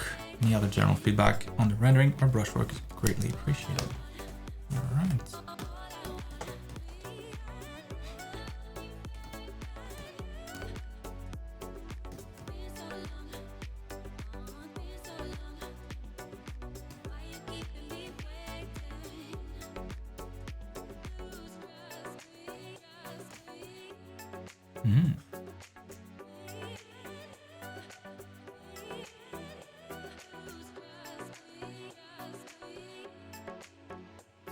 That's pretty good. That's pretty damn good. So likeness is yeah, just like speed, you know, it represents your understanding, your observation skills, and so it will get there, guaranteed. And the more of these that you do, the more people that you observe.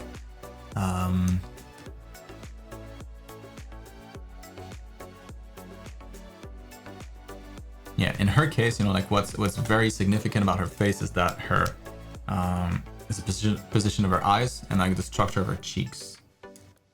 So if we just look at kind of like where the highlight is here, like this goes quite wide still, you know, after the eye. Like that's a pretty big area. This is what you should really focus on in here. I think it's gonna make a huge difference. It's gonna widen her face quite a bit. For some reason, like yours still feel like the eyes are a little too close together. Why is that? Maybe because they're too small. Yeah, I think that's just it. And like in her case, we can see more of the white. Like the white goes up a little higher.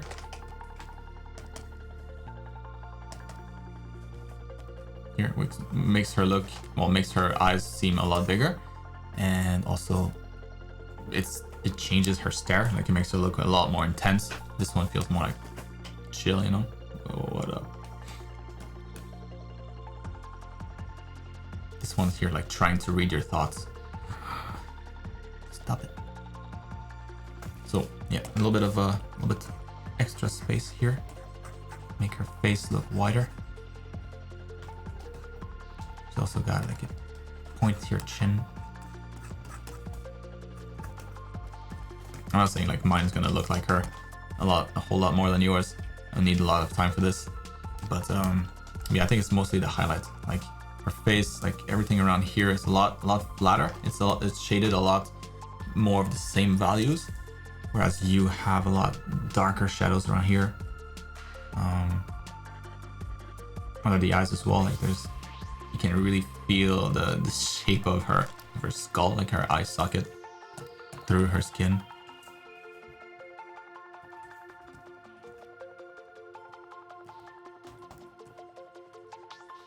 The extra width makes a big difference.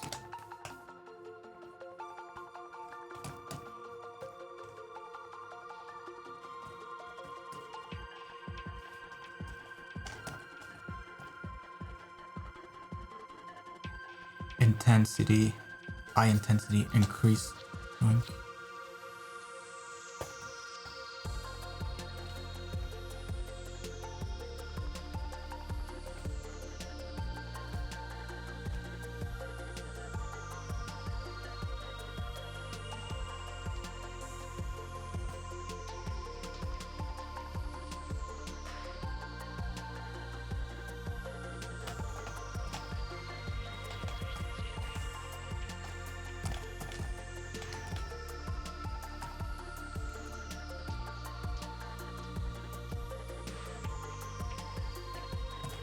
it's small stuff. It's really small stuff all around. Like your face is really good. You know, structure, everything here works really well.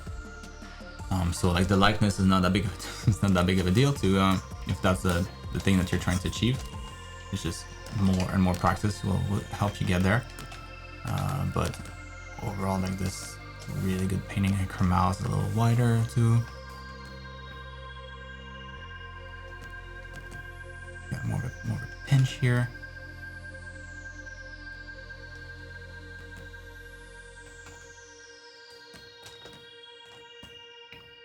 She got a slightly bigger nose too. Yours is a little smaller. Her.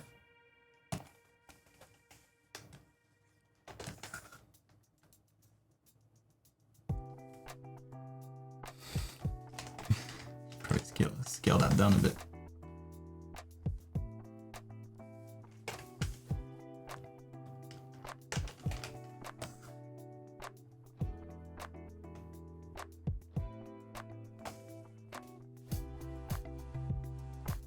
Like that's a good way also to like to check yourself, you know, like I used to do that a lot. When you're done with a portrait and you're not really sure like which area is off, like just isolating different body parts this way, facial features, and overlaying them on top of your image. Sometimes it'll reveal like, oh, that was the nose. It's the damn nose. With that nose, it looks a lot more like her. Or maybe it's just the eyes, or maybe it's a combination of different ones, but like treating them individually this way, I think it's a really good way to find where the mistake is. Going for likeness, like this is high level stuff, but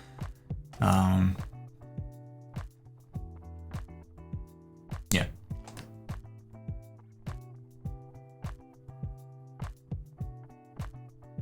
And her head, you know, her forehead goes a little more this way too. Oops.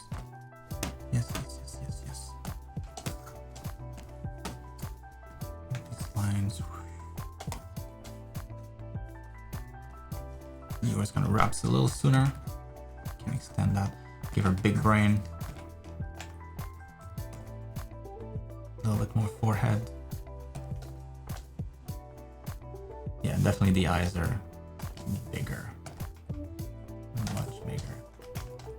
Anyways, I'm not gonna spend all night doing exactly what you're gonna do, but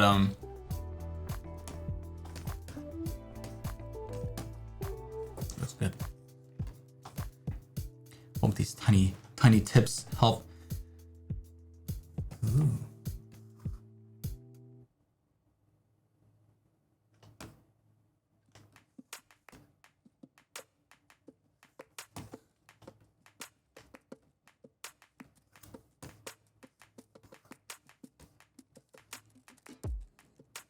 Yeah, in here, they look great. Like I love the clouds in here. I love these clouds too. That's awesome. I think what makes this one work in particular and that one work a little bit better than this one and that one, for example, would be just the texture that you have in the foreground. You know, it's stuff that you can see. It's really crisp up close, and then back there, you know, the clouds are kind of fuzzy and we don't see much of the details. It's really that contrast between a high level of details, like all the stuff that you can observe right, you know, around you, right in your surroundings, and the fact that you can't observe any of that when it's too far. It's really well represented here. Makes this feels a lot deeper. There's a lot more depth in here. Like you can always imagine somebody walking here, or you like staring out the window. When you can't see details up close, it's always a little weird. It's like either it's unfinished or everything tends to kind of flatten up because the level of detail is pretty similar across the board. Like brush strokes, you can see brush strokes back there, you can see brush strokes here, you can see brush strokes here, but it's all about the same size. So same with this here, like the stuff in the foreground here, like you'll want to really go maybe just like tiny rocks here if you have like some nice textured brush that you can add, just so that we have details in the foreground that we can really like latch on and be able to tell the difference between, okay, how detailed is this area, the foreground, and how detailed is the midground, and how detailed is the background, and making sure that you have that gradient of details. That helps. Moving on to nose. No, moving on to Hannah.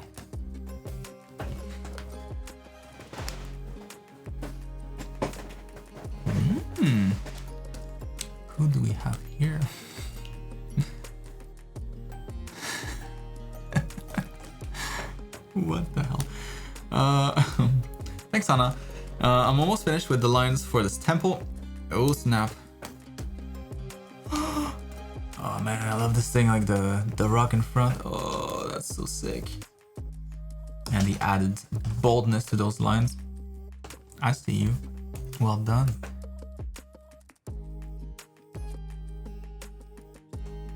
Yeah.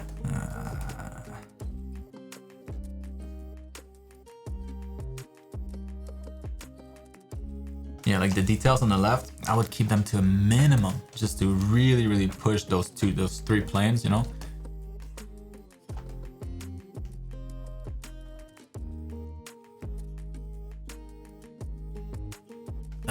Yeah, no, I got nothing.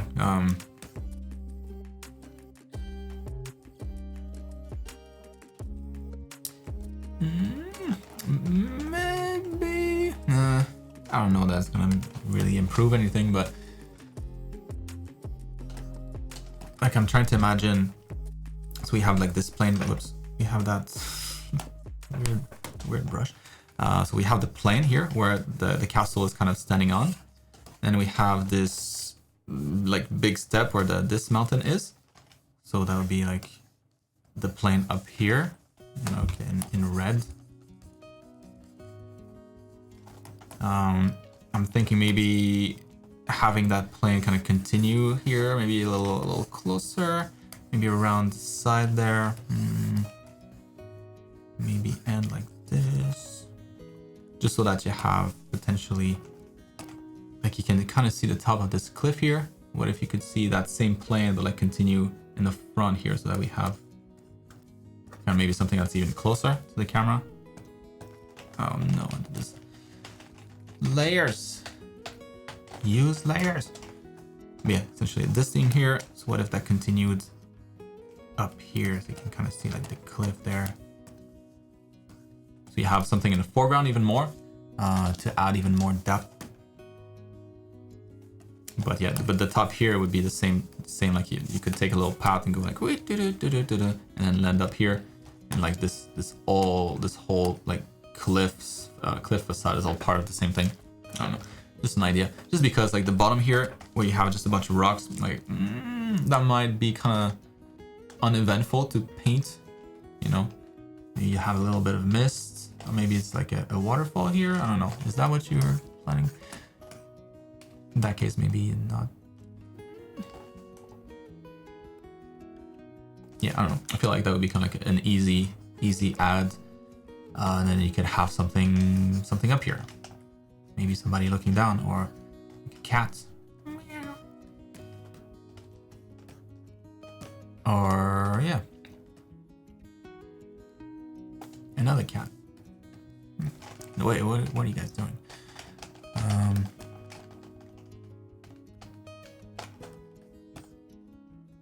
Yeah, nothing here.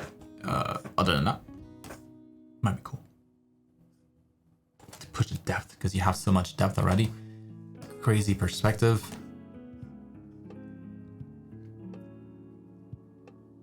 Maybe have a separate layer so that you can remove it if it sucks. But yeah, so this week I also made a bunch of other silly things, like some fun art of the girl from the other side, which I tried to make look traditional, and a sketchy drawing of Danica in the comic. Ooh. Oh, that's creepy.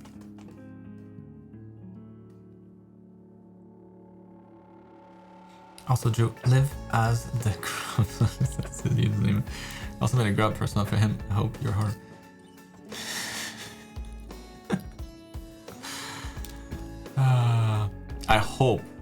I hope that you don't waste this and make it, you know, put it into the comics somehow, some way.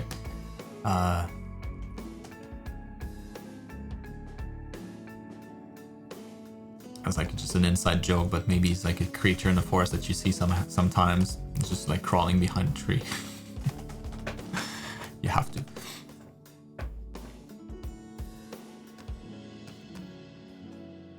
Nice drawings, by the way.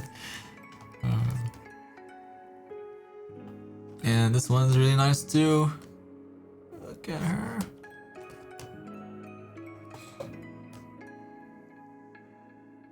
Only thing I'll say about this particular one, it's just the gesture of it. Like she feels pretty stiff. And with those legs, I think we could maybe like curve them some more, add a little extra.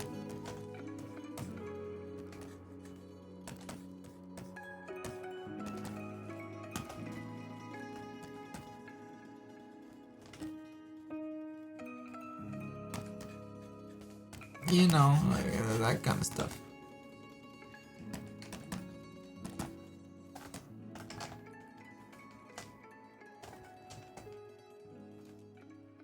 Just so that it doesn't look so stiff. Because the top here, like the top half of her body is so expressive. She's doing something, you know. But the legs are like she just saw the most scary thing in her life and she can't move. She's stuck. Stiff as hell. So yeah, I think there'd be something you could do with the legs. I don't think it'd be too long. But yeah, really cool stuff, Hannah. Yeah. Damn. Alexandra.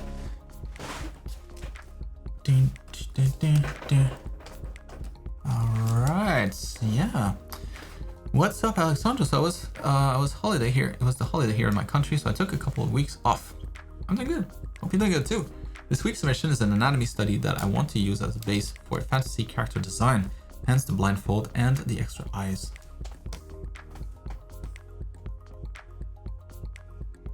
Man, that's nightmare fuel. The pose is quite flowy because he's supposed to be levitating.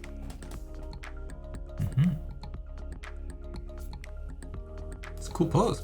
So at first my submission was going to be some poses and expressions to finish the robot's character sheet, but I noticed there were some problems with its arms.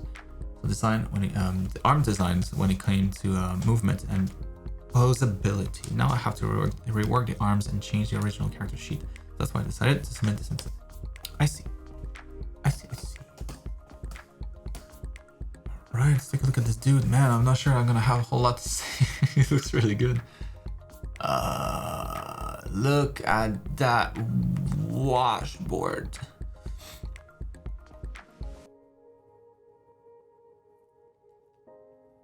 You know, like in school, you know, when you back in elementary school, when you have like this little like, I don't know, like tube like thing that had a bunch of like wood texture on top, and you have like this wooden stick, and you go like.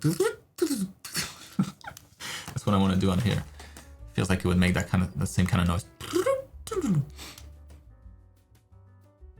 Those are some good looking abs. I mean, the whole body is really, really well done.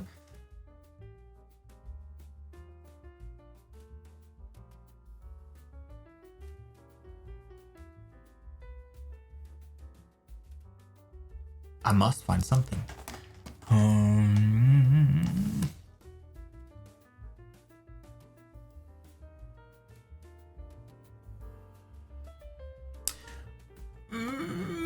Maybe in like the leg position. It's just like these kinds of poses, very uncomfortable for men at least, because it squeezes the nuts. So maybe like having that knee take just a short detour instead, you know, like ending up in the same direction and the same position. The foot can still be there, but almost like he's taking a step, you know, instead of having the legs like so close together, almost like just like this, having the legs more like that. Yeah. I don't know if you can see anything, but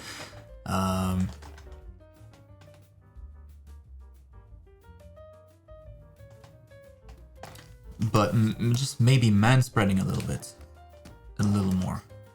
It's also quite a feminine pose, just for that reason too, because it's not something that super comfortable for men.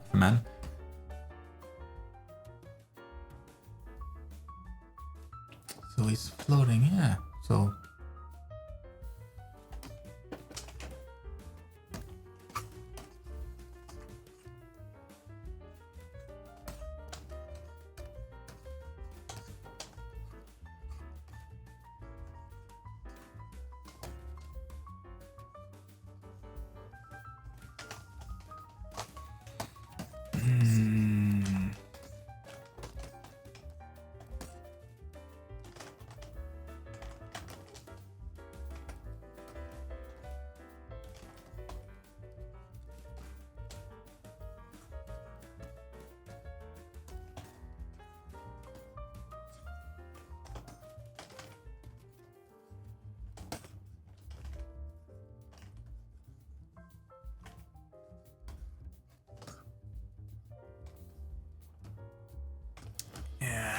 I'm not sure which pose is the best.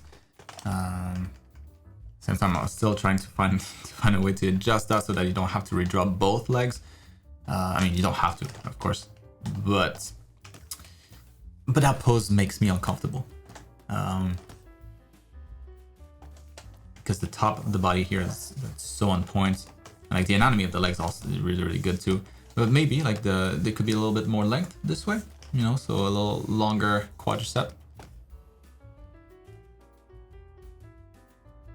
Because usually, if anything, the quads are going to be longer than the lower legs. So, yeah,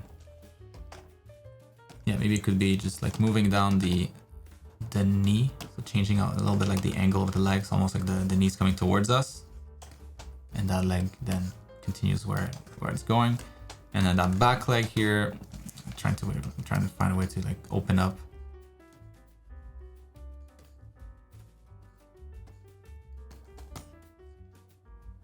Maybe more like a superhero and like flying. I don't know. But that's about the only thing that I can think of. This guy, like, he did a fantastic job with the top of the body. Just the position, like the foreshadowing and everything, the position of all the muscles, the angle of the head.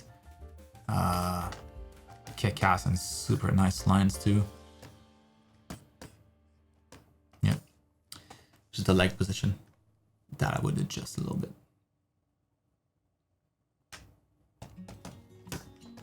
Oh, that helps.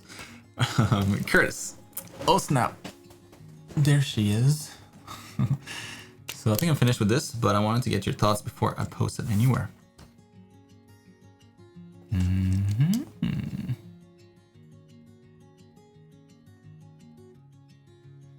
Ooh. Oh, hell yeah. Oh, snap. Man, that was good.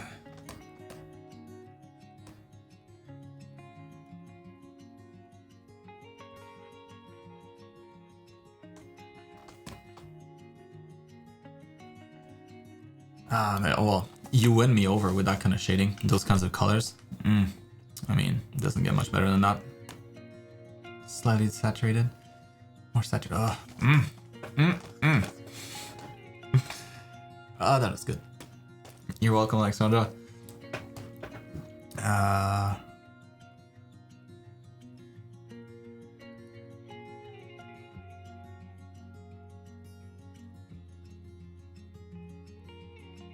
So the only thing with this one is the light direction. You know, it's kind of tricky because you have such a big hat, and the big hat would be casting a ton of shadow on her. So it looks like the light's coming from above, right? Looking at this highlight here, kind of like at this angle. Doink, doink, doink, doink, doink. If that's the case, like this thing here would cast shadow probably on most of the body. Maybe, depending on the angle. And like underneath the breast, you know, like you probably have a lot of shadow here too.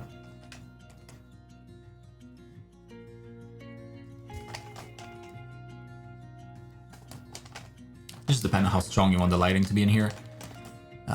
It's so strong on this that feels weird that it's not consistent up there, you know. So underneath the hat, maybe the flap could receive a little bit of the light, but most of the underside of that hat should technically be in the shadows. That should also make her face, her head in the shadows.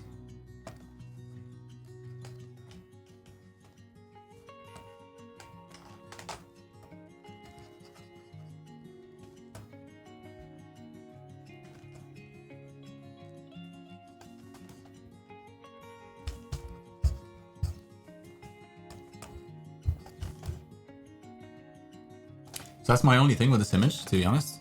It's the drawing itself, like already said, but it looks sick.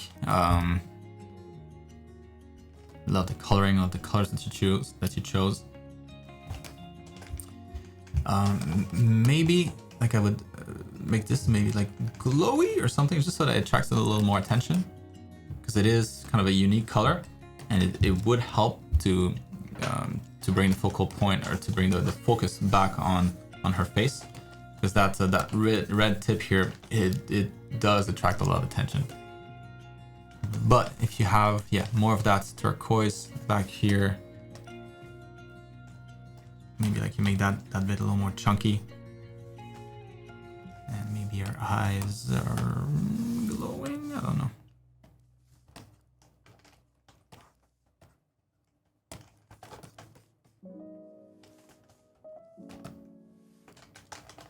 Yeah, just something to adjust the colors to help the focal points, which is kind of a recurring theme here in your art. It's beautiful color palettes. It's just the arrangement always kind of takes away from your focal point. It's like that red is fighting hard right now. Look at me, I tell you.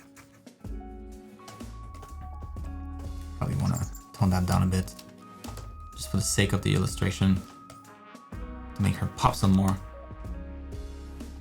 Alright, so if it's a lower angle for this light,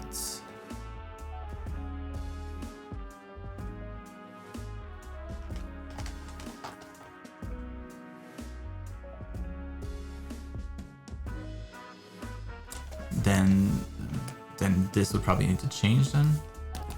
Like the back here probably wouldn't get much light.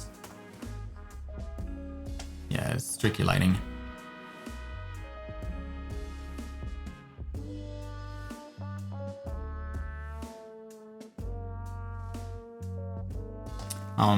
Yeah, for something like this complex, I would just use something like the magic poser web thing. You know, just create like a big cylinder, have a character sitting on the top of it, and like, you know, approximately in the position that she's in. Maybe have like another big flat cylinder for her hat. You don't need to do the pointy bit, doesn't matter. But just what's going to cast shadow. Like placing her in approximately this pose, and then like play around with the light to see if you can get an angle that you know, where you get something decent. It's like anything that you change here, it's more like right now you have a light that it goes up, it goes down a little bit. Not usually a property of light, but there might be an angle that you can find there if you play around with it a little bit, where you'll be able to get something very similar here. Like the hat, I would think that would probably be mostly in the shadows here, and part of her face would also be in the shadows, almost guaranteed. But like kind of a compromise in between the two. Yeah, and then adjusting the not the brightness, but the intensity of those colors here, maybe to kill that a little bit. Slap it down in rank of saturation, and do something a little bit extra with that rare color that you have here, that turquoise. Maybe her armband here has more of that. Maybe it's something else, you know, like whatever else you can add in here to bring back the attention. Because now there's a lot of red, but most reds, the most exciting part of this painting right now is the tip of this. Something to adjust that, to rebalance that properly. Final piece of the puzzle. That helps, Curtis. Moving on. Some hair. Excuse me. Here we go. So this post includes last week's work and now the finished product on the far right.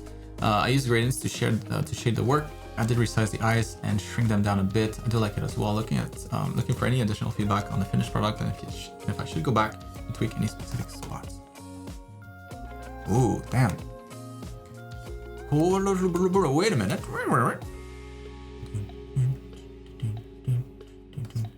Isn't that the most fun part though? Like when you follow this process and you do it like a couple of times so that you kind of expect what's coming. But like when you assemble all those layers, next, shading, occlusion, flat colors, lines, and then the lights, then you end up with something like this. Hell yeah, best.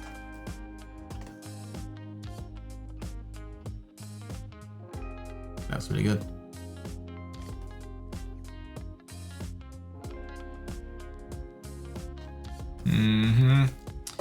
Very nice. Like if anything, since the pants, you know, you're suggesting here that the light's quite intense. The pants are almost pure white. Now they are pure white. You would probably get a lot more highlights, a lot more lighting on the rest of the character as well. So, you know, white pants, like super clean white pants, they're always gonna take up a little bit of a tint in most environments, unless it's super bright. And then if it is bright to that point, then it would almost surely tint the rest as well.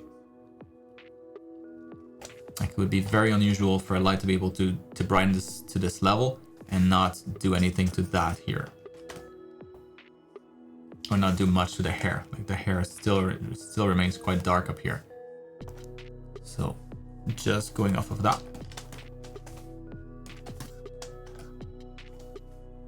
you could also just make this a little darker and solve the problem. But since you have some lights in here,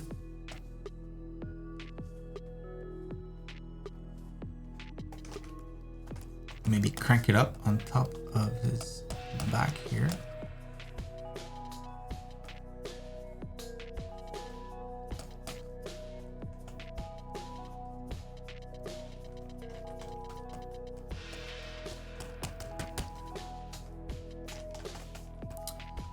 The hair definitely needs some more love than what I just did.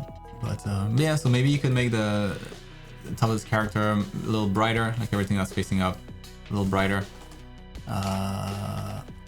Or the main reason why I'm mentioning this is because right now you have a ton of contrast. I mean, it's always been the case, and I thought that maybe, you know, when you add the shading on top of everything and the lighting, that the contrast between the red of the pants, like the berry pink of the pants and the white of the pants might go down a bit. I mean, it did, you know, it's not as intense anymore, but it's still pretty damn intense. Like if you look at it quickly, what attracts your attention, it's this stuff here, hot spot of saturation.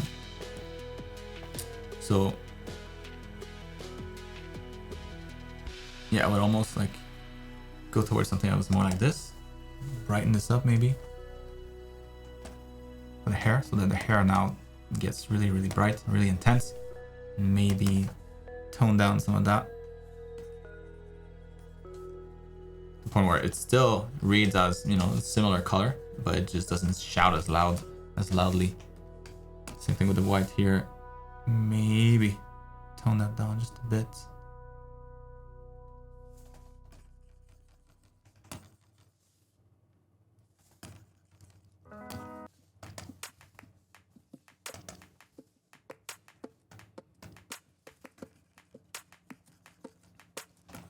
That you really save it for like maybe like the top of the fold, or just some areas of the pants where you really get that strong highlights. But other than that, yeah, tone down the contrast there.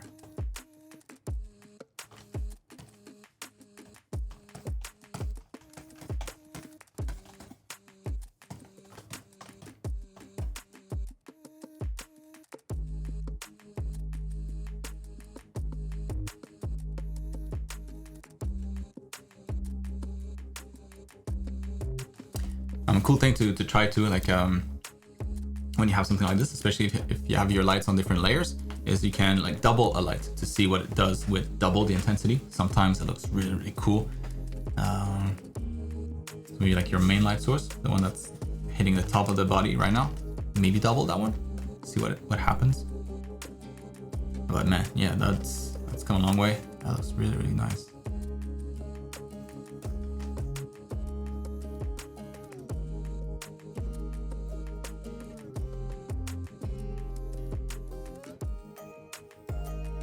So like in here, you didn't have that much as big of an issue as you do in the final image, just because here, like it's understood there's no light in the scene. It's overall lit.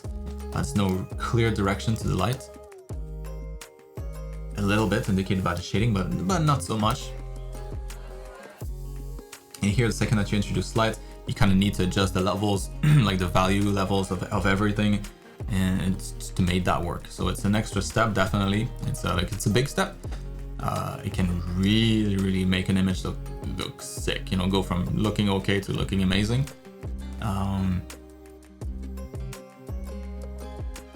But you do need to adjust some of those levels here.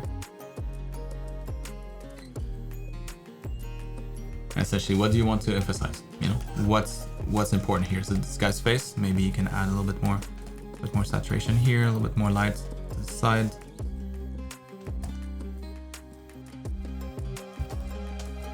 Maybe the hair's got a little extra highlight on that side.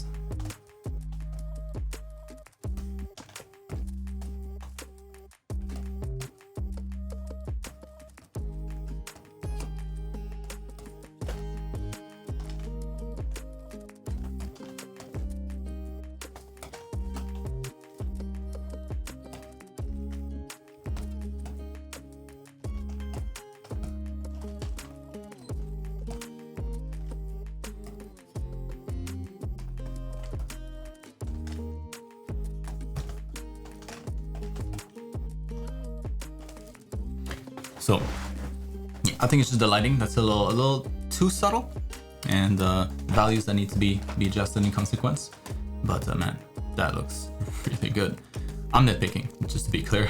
You know, it's not like a big change that you should make here. This looks really nice. I would definitely do something with the background though, like not leaving it like a blank, empty gray space like this. Even if it's just like a simple gradient, or kind of what I was doing earlier with, who was it?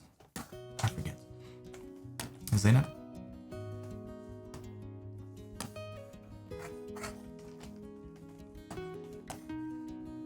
Maybe here's a little darker so that the body looks like it's brighter. And maybe towards the bottom here, you have like the ground that's illuminated a little bit more.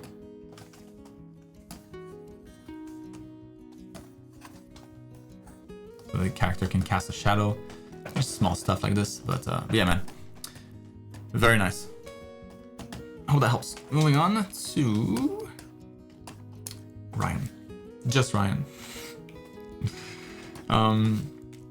So drawing has been really difficult lately, but I'm trying to keep that chin up. This is simply a sketch, trying to understand how to fill empty space as well as keep the golden ratio into account. Can you help me? What are you thinking when you are filling in space? What are your steps? All right, so this piece will be something like the two sides of me. I hope you're doing well. Recently turned 10 years younger than me. Damn. See, you got plenty of time.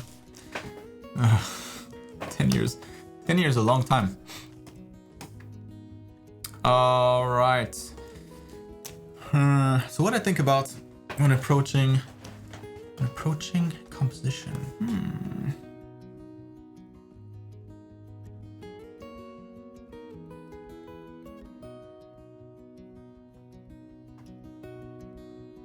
So the easiest ratios to use always, and the reason why I always kind of bring that one up is going to be the rule of thirds, just because it's the simplest one to apply. It's the simplest one to remember also. And but that's not what you're asking here. You're asking about the golden ratio, right? Yeah, so aside from that, I would use the rule of thirds instead, until you're so bored with the rule of thirds and you're like, I understand this one so well. I know it perfectly. I get amazing results every time. Now let's switch it up with something more spicy. And then the golden ratio might be that. But yeah, what I would think of, it's really like imagining a pool full of stuff, you know, like full of little beads. like floating beads or whatever. And then you have like a big drain at the bottom of the pool and you pull it. So everything that's caught up in the swirl, like right before entering the drain, you know, everything will be kind of close together, right? Because you had all the surface of water and now it's narrowed down to just a little area. And so you're gonna get a lot of traffic in that spot. And everything that's kind of on the sides of the pool still not really like, you know, swirling around yet. Those are going to be pretty spread apart until they get closer to the center and eventually go down the drain. It's kind of the same idea with the golden ratio, except instead of the floating beads or the floating balls, it'll be your details, your elements in your piece. And so that's the main way to look at it, going into it. So you know that you're going to have most of your stuff. You know, let's say you have a frame here. Golden ratio, whatever. So you know that you're gonna get most of your subject's gonna be here. That's gonna be your focal point. So of course, you know, if you have a character, that's probably where the character should be. If the character occupies a lot of the space, that's where his head should be. So the head should be right here.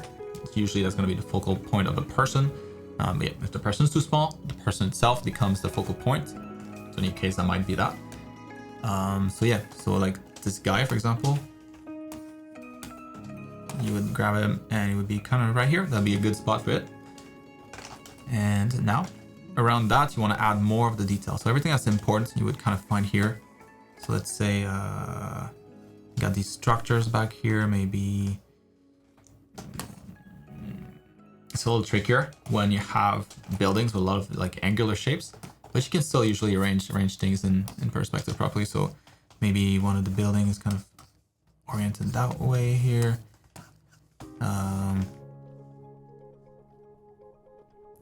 What else could we use in here?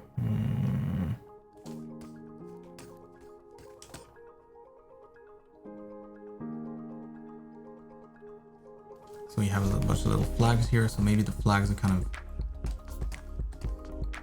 organized this way to all around here. Maybe you have like a street kind of going around this way, like a little path that goes towards in front of that big building here. Maybe, I don't know, maybe you have like a big rock there and like not much in this area because that's kind of boring. You want people to be bored of this area because there's nothing here to look at. So if there's nothing to look at, they're gonna find something. All right. So there's a path here. So it leads to something. Oh, it's a building. That's a building. That's interesting. Oh, well, little flags here. Maybe you can have something else on the side there. Maybe he's doing like some magic around here. Maybe he's juggling. And then, yeah. As you get closer and closer to the focal point, like just more and more stuff to appreciate, and it's more and more interest, more and more things, more and more contrast, different types of contrast. And eventually you land right here.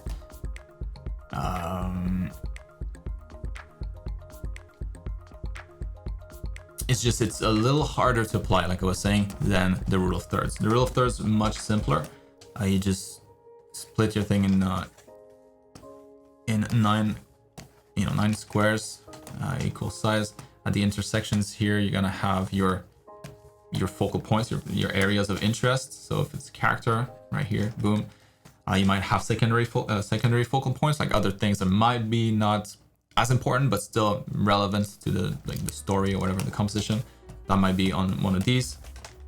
So let's say you had another character, for example, but the character is facing back. With the character, the character, it's back to us. Yeah. And then by default, it's not going to be as interesting because we see the back of the character's head. You know, not as strong of an element as somebody's facing us. So maybe that might be a good spot for like a secondary character here. And then you can fill up the rest. Doesn't really matter as long as the main elements here. So let's say you have a bunch of colors next to that. You know, you're not gonna have the brightest colors in the corners. You'll want to have the brightest colors, the most amount of contrast, detail, value, contrast between warm and cool colors, contrast between, you know, black and white. The most of it should be around this area here. So if you have a bunch of red here, can have red somewhere else as well, as long as you have the most amount here, if the red is important. So that's kind of the logic. So a lot easier to approach in my opinion. I would focus on that if I were you.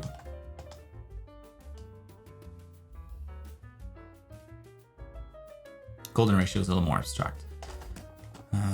Yeah, hope that explains it. Moving on to Callan. Ooh.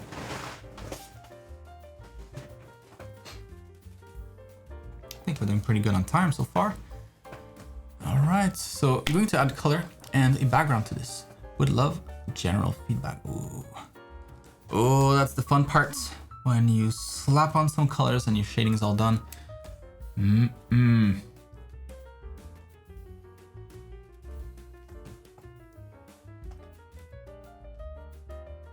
What I would recommend is that you don't tint anything knowing that you're gonna add color later. So right now, you know, like this part here of the outfit has a tint. You're suggesting a color already. Not necessarily a color, but you're suggesting a value for it. That's limiting you, you know? If you didn't have anything here, if it was just shaded just like the breasts are, just like the stomach is, just like the arms are, that could be anything. It could be, you know, you could give her darker skin and have this be white. That could totally work. It just opens up more possibilities.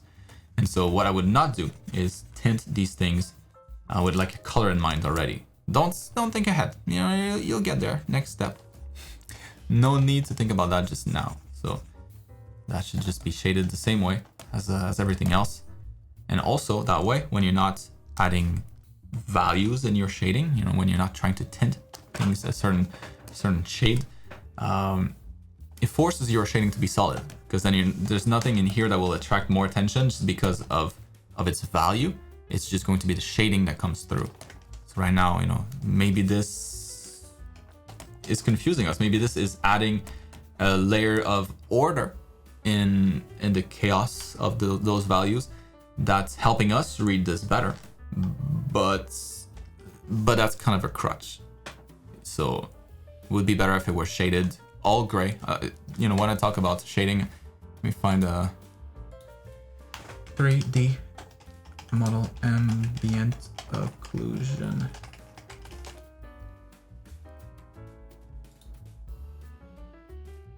There we go. That's the kind of stuff that you want.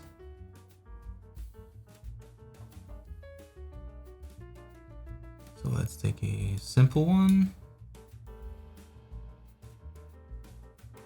Yeah, that's pretty good. Oops. Didn't think it was gonna be a video. Yeah, no, let's grab an image instead. Whatever this guy will do. Maybe not Hitler.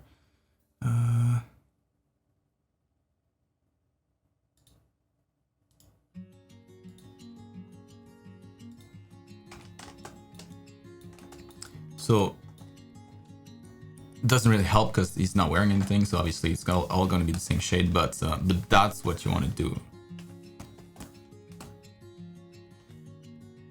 No, never mind. It's too much shading information here. No, too much light information. Try again.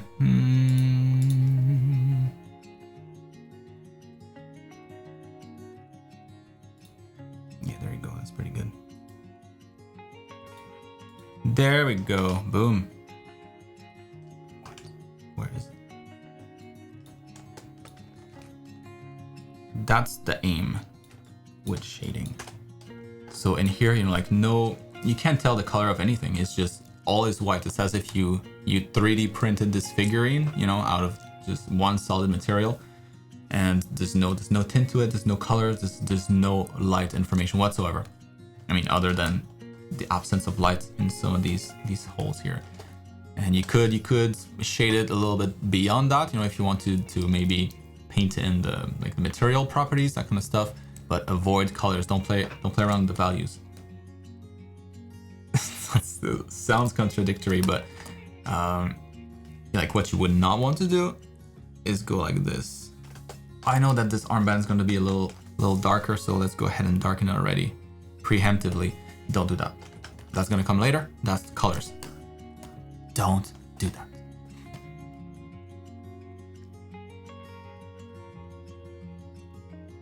And a great test to see if your shading is on point. Maybe I mentioned that last time. I'm forgetting. But hide your lines. See what it looks like without the lines at all. Does it still hold up? Can you still read all the volumes? If so, well done. I can hear like overall it's really good, but some areas here like the leg there,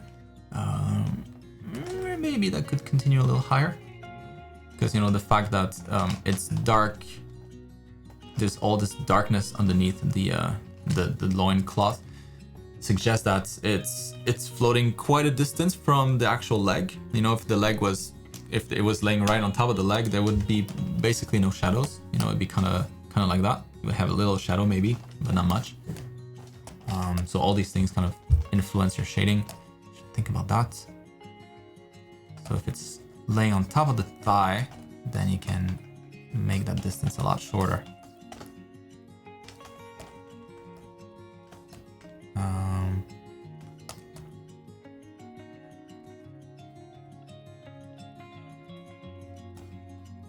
Yeah, like back here probably gonna lose a lot of light, so that would be a good spot to kind of reinforce with a little bit of shading, make that feel a little bit more rounded, you know.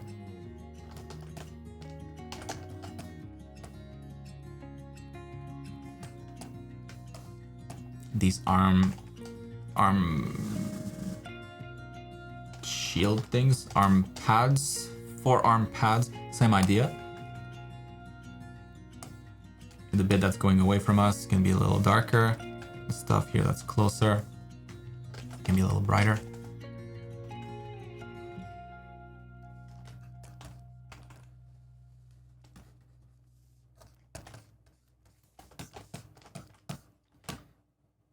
So it's a little bit like that everywhere. I mean, still, I would try it, you know, just to color this to see what it looks like. But I feel like you could dial in your shading just a little bit more to really get that 3D shape in some areas where you don't have it as much. Kind of like, you know, this was one here.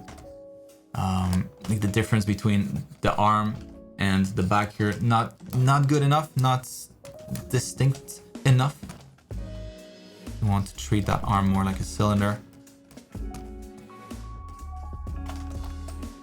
There you go. Same with the shoulder pads here. Really define their volumes on the inside of the leg. Maybe it's even less light that reaches there. On the outside here, really make it feel like a cylinder, like it's wrapping around. So it's pretty damn close, but I think yeah, could push that a little bit more. What the hell's going? Jordan. Thank you, mister. So for this week, I was going through anatomy lessons, and I find that I really struggle with upper anatomy, and especially the male anatomy. The two sketches on the top right of the male chest is an example of what not to do. I just can't seem to find a good method on where to start and what to change in perspective for the upper anatomy, so just hurl feedback at me. Left, right, and center, please, and be as harsh as you need to.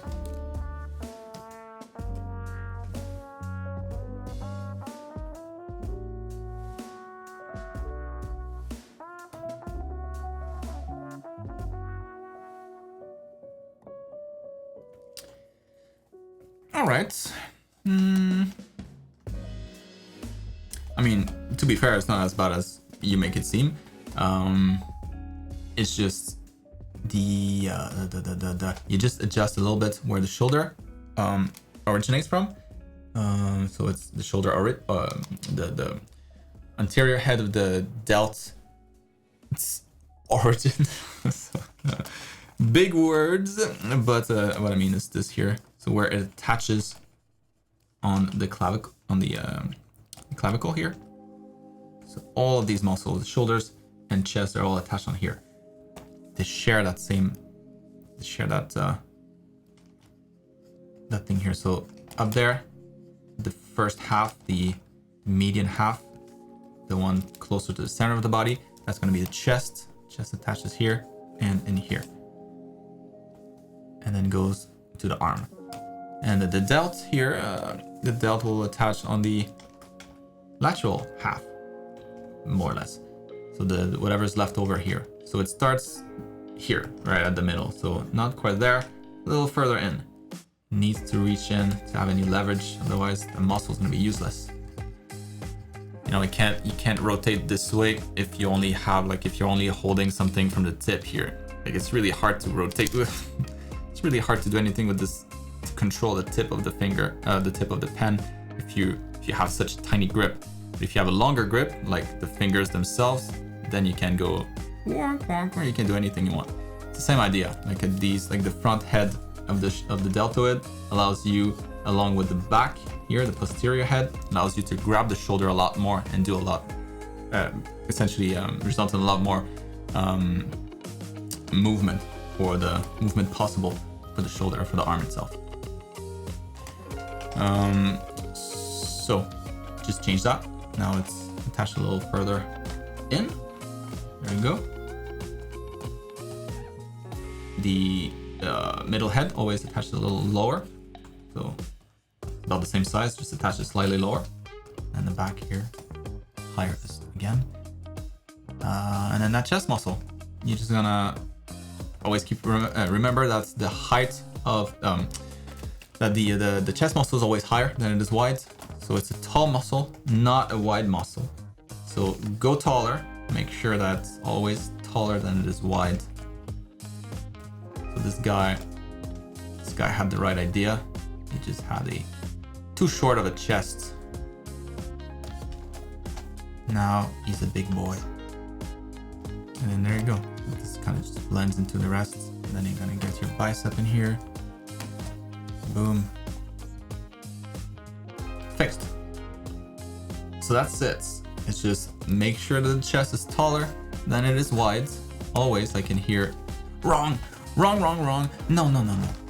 It needs to be taller. Taller. And here it's taller.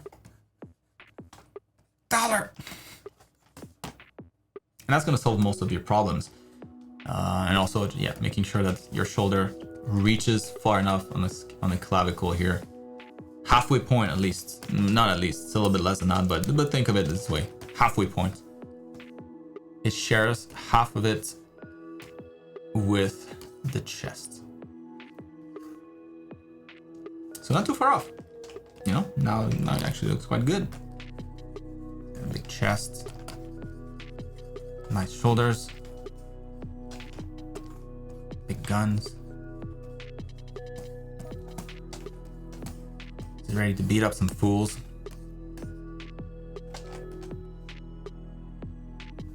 Yeah, this looks great. I've been working on these deeper muscles.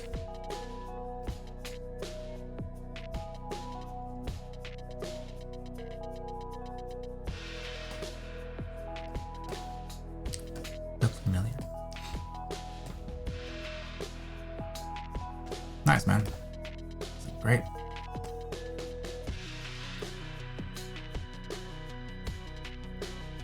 Yeah, and this one's much better than the other ones because, you know, it's foreshortened. So like our brain understands that if they were facing us directly at eye level, we would probably see more of that.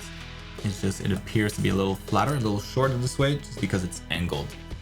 So that's actually a pretty good length or pretty good height for the chest muscle. That's why it looks quite good.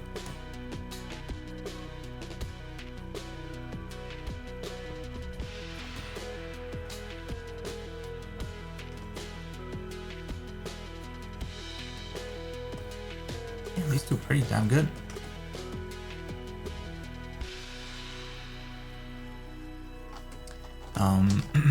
It feels a little flat, maybe like he's a cardboard cutout. I think it helps like when you draw the rib cage and have it like come forward here, meet in the front, then back in, The other side, kind of have these muscles wrap around all of that.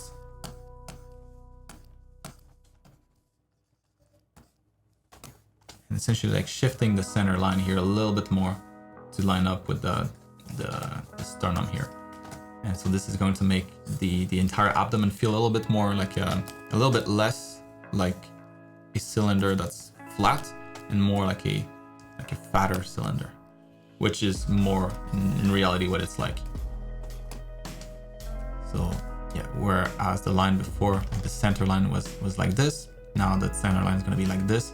And so back here you have less space, more space on that side, makes it feel rounder.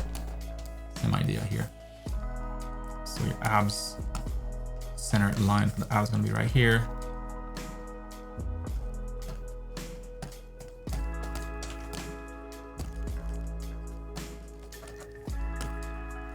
We'll be able to see more of the obliques from this angle. Oblique, oblique, oblique. Serratus, serratus, lats.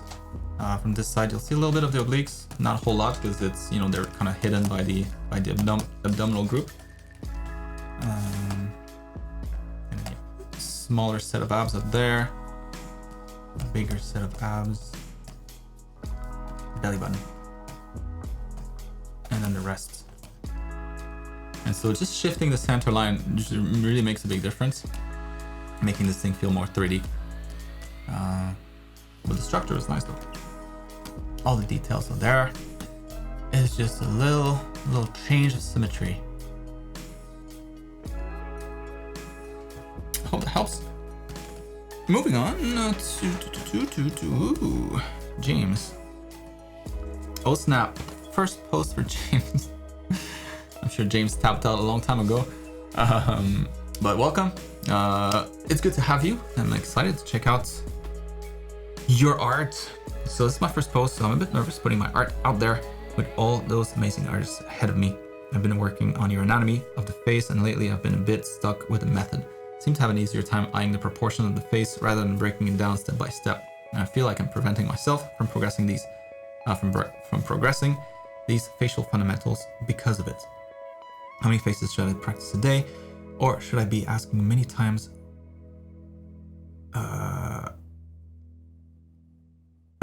Drawing. So thank you for the fun learning experience so far. Awesome, James. Well, hopefully, you know, there's nothing nervous about this. Always try to be as nice as possible and as helpful as I can, of course. I'm only here to help, so let's get it. So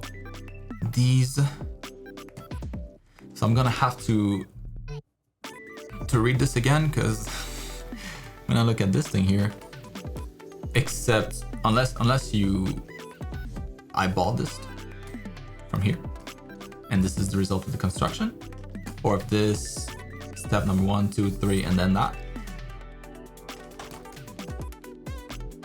Either way, this looks great. Really good.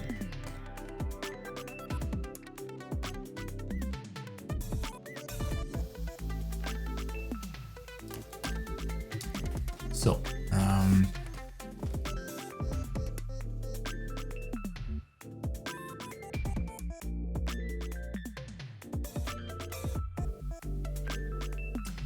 what I would, and it's possible, right?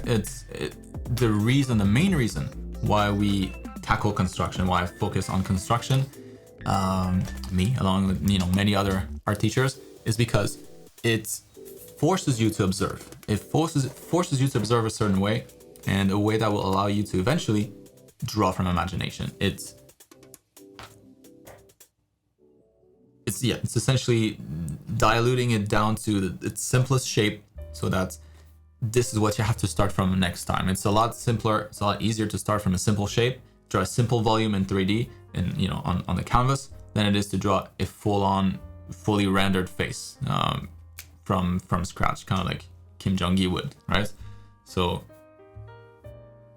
the idea is that you start with the construction, because that's just simple. It's just simple shapes. You know, most people can draw a circle. Most people can draw a box, except me, apparently.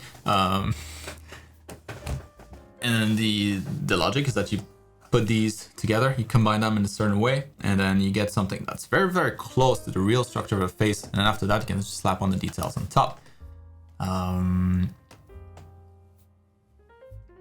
It's a process that's a lot simpler to approach for most people. But if you're already really, really good at observing, you know, this trains you to observe better. It also, it helps to just start from simpler shapes, you know, like I doubt that you would start your drawings with the eyes and then go into the eyebrow and then the hairline and focus on these little bits of hair and then the outside here and then maybe go into the ear. That's not a good way to approach anything. You always focus on the big details first, medium, and then small. Best way to learn, best way to waste the least amount of time. Don't ever do that. But if you're already good at observing the heads, then yeah, you might not need to build a head as detailed as that one, but as much structure to it. So if you prefer, and if that's easier for you, you can totally just start, and that's kind of what I do now, you know. So I'll start with just a sphere. I can already kind of imagine the direction of the eyes, you know, without drawing that little thing here. So let's say the eyes going up like this, looking up, and you can draw the rest of the jaw, the ear, and then you have a head already. And then it's just a matter of, you know, drawing the rest of the features, making that into something that looks a little more decent. Maybe that's enough for you. What I would want to see from you though is, you know, it's one thing to draw from an observation without having to construct anything. A head that's in no perspective whatsoever, that has no foreshortening, no angle to it, kind of just head on. A lot easier to do that by, you know, not having to construct anything. Now, would you be as good or as confident, at least, doing the same thing if the character was in a pose like this, maybe, or like, you know, maybe like this, or maybe like that, or maybe like this? And the answer is no, and then that means that you should probably focus on that and spend the extra little time at the beginning, like to even if it's gonna be a little uncomfortable initially, spend the time to do it right, so that eventually you'll be able to draw heads in any angle from imagination. So I don't know that, so you let me know. What's up, Timo? Yep. Still here, almost done though. We're reaching the end.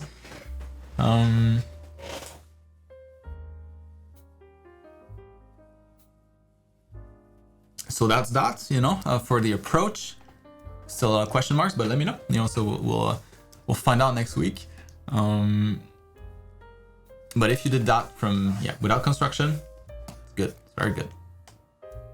It means that your observation skills are quite solid.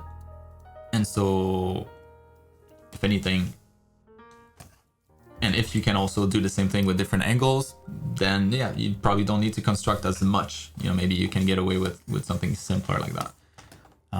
But if there's a struggle when the head is at a certain angle, then yeah, maybe it makes a little bit more sense to work on the construction and to really, you know, be able to draw this in any angle first, and after that, just detail. Anyways, well, let me know. And then, so how many faces should I practice a day? That's an impossible question to answer, but usually what I tell people is enough that you feel it's not easy, like it's still a challenge. It's not just like one head and you're done, you know, for the day. Like I wouldn't end up with this and be like, I'm done for the day. That's not a challenge. But to make it enough of a challenge that there's a little bit of resistance for you to do it. Like your brain's like, oh, I don't want to do that. That's hard.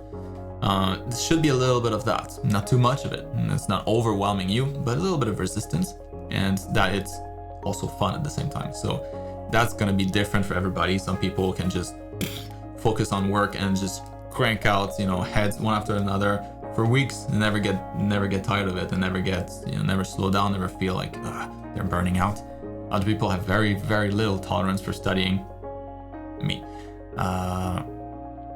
So I'm always jumping from one thing to the next. Like I can't do like a couple hours of just doing that. I'll go crazy. So I'll need to do a little bit of that, maybe hands, maybe something else, maybe eyes. I need to jump to maintain the fun for me. And that's always the key thing here. Just make sure that you're still having fun, because the second that it becomes a chore, the second that that little bit of brain resistance becomes like a huge amount of resistance, like, oh man, I really don't want to do that. Like I will pay somebody so I don't have to do it. Don't ever let it get to that point, because then it's game over. So yeah, you have to find that sweet spot where you can crank out the most that you can without burning out and still having fun.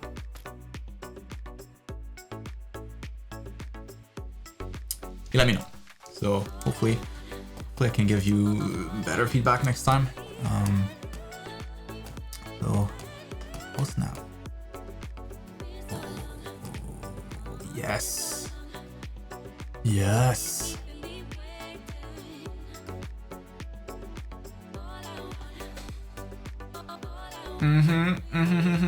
Oh man, that's way better. Hell yeah. Now I can see those lines, you can see all the details that you spend the time to. Man, that was sick.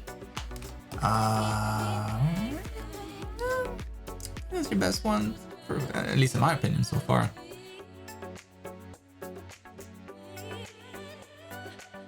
Man, that's shading work here, like all the different effects with different materials.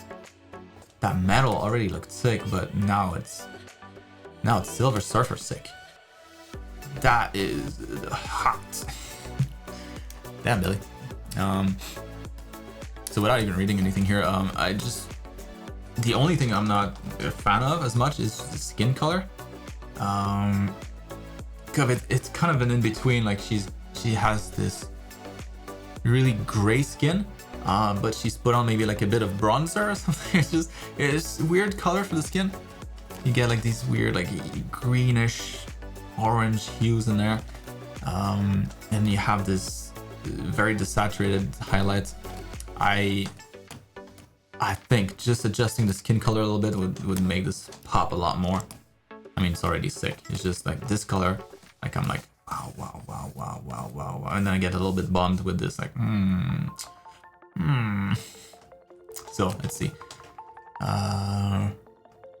Highlights, maybe don't go to white, maybe go to like limit as bright, how bright it can get. Maybe limit to peach. I don't know if she's supposed to have dark skin or light skin, I'm not sure. Doesn't really matter. Even if like I'll do light skin down here and dark skin up there, then you get both versions. But yeah, so for the highlights, always a little bit more saturation always helps when you have too much.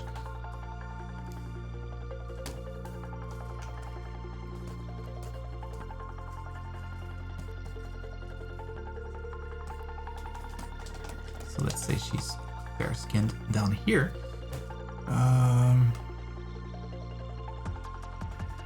Going a little bit redder for the shadows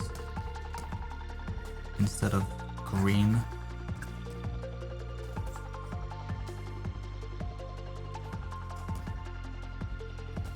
Maybe she's supposed to be more tan than this, but and then a little bit of highlight for.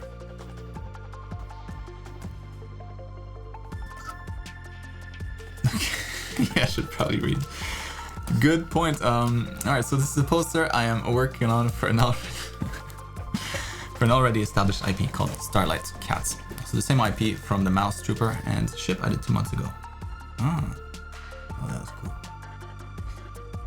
So the fan art led to a paid commission. I was given references based on their appearances and their comic books, and a very basic stick figure thumbnail on how the composition should be.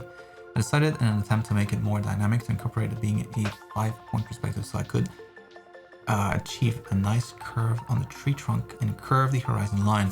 Currently it's in 3 layers to work out my value structure in the composition, so I'm not having to deal with tangents.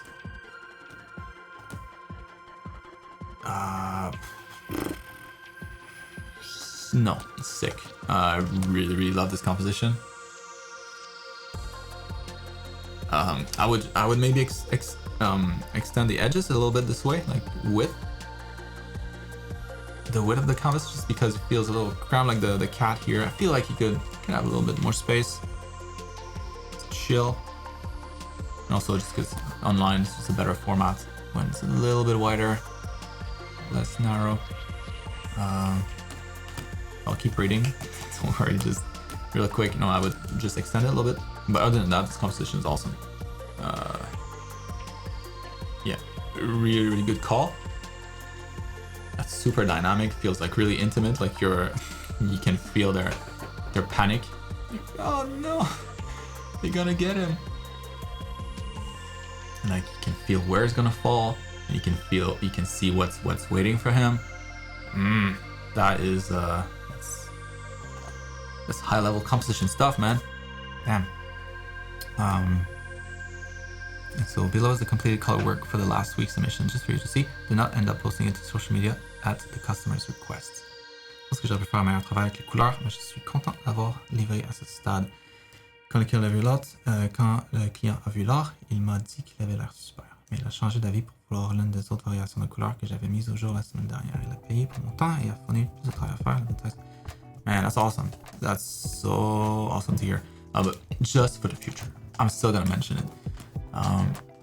Yeah, so skin, always avoid going to like something that's too desaturated unless it's super bright, and unless you have the opportunity to have kind of this more saturated transition into shadows.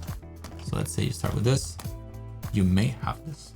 I will allow it only if you also have this right next to it, and if it goes to a warmer color in the shadows.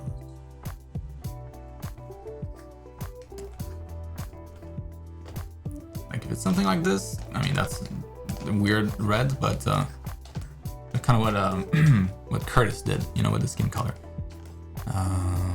And only if it's really bright. So that would need to be white for this to be allowed. Otherwise, the skin is always going to take a tint. So something more like this, a little bit more saturation. And then yeah, if it were dark, I mean, it'd be the same thing. It's just darker.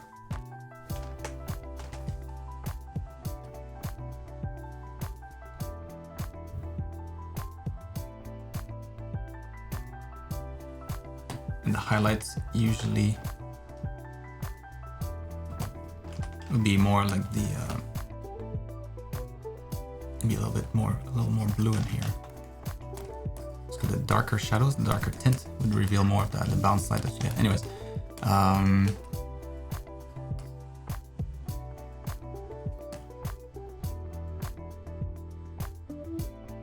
damn, that's awesome, man. Getting paid, hell yeah. So stoked about this, and man, I can't wait to see this. That is awesome.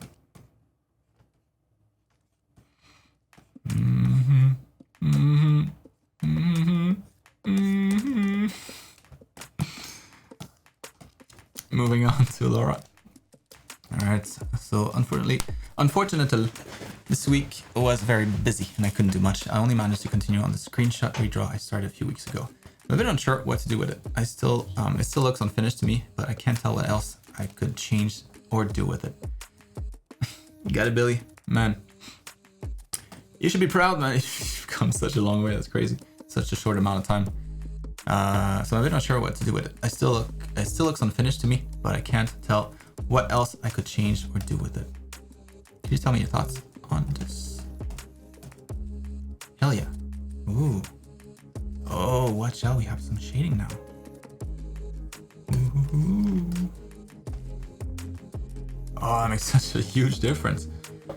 Wow.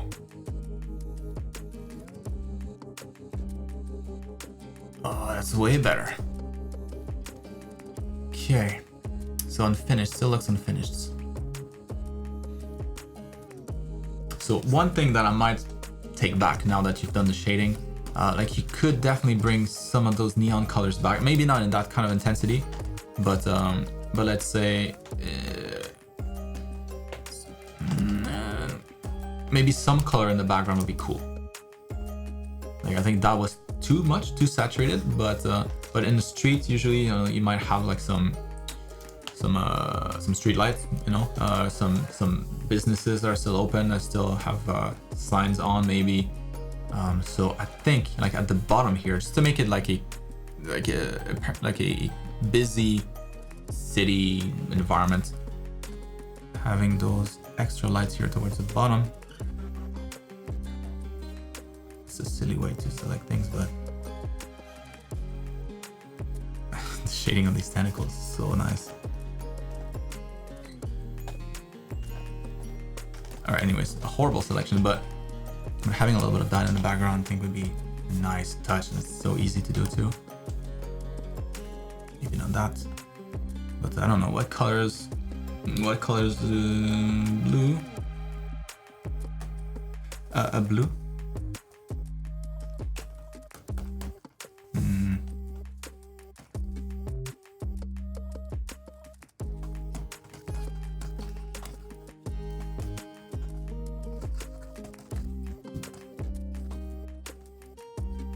You know, almost like it's like an intersection or something. So it's a little bit brighter back there.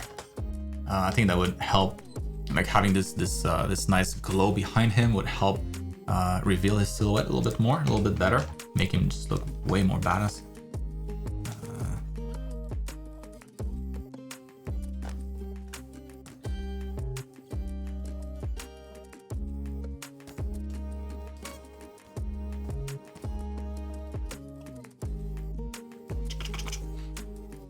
Perfect selection.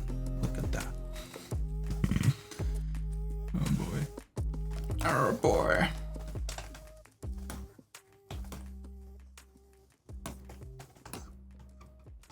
So I'm just using like one color, but yeah, like all these windows here, maybe some of them a little bit brighter. Like what made me not change my mind so much, like this was still too saturated, but the intensity of the light, like on the tentacles here, and like the lighting that you have really puts the spot on him. So you really kind of flipped over the composition here with your shading and with your lighting, which is good. It's a much more successful image, I think. But now in comparison, like the background feels kind of dead, and so that's kind of what I'm trying to spice up a bit. Moko's angry. You know, like maybe there's a little bit of light from these buildings back here. I feel like if you have maybe not that intense, but I think you could get away with some extra lights back there, some extra details, just because the lighting is so striking on him. Yeah, and one thing that changed also is the composition changed because of the lighting, and now it feels like it's a little heavier on the left because of all the additional highlights on the tentacles here. Like this now occupies a lot of visual space. It has a lot of visual weight, so it feels a little bit off center because of that. Like this feels like the overall heat map of the painting, and so like on the right here you have kind of like this empty space that feels redundant now. So maybe I would recommend to crop some of that out and extend it just a little bit in the front so that he's more centered, like his head's gonna be right in the middle now. Let's see if we can fill this. Fill.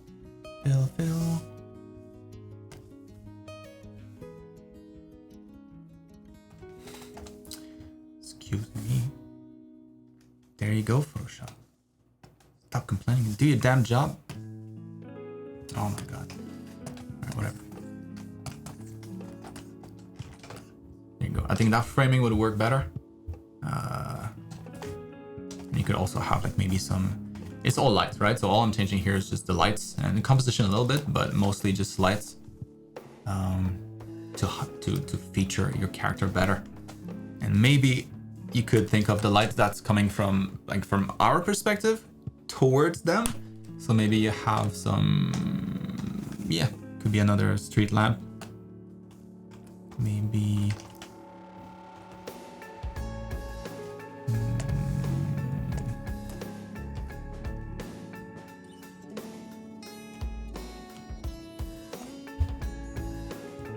hard lights.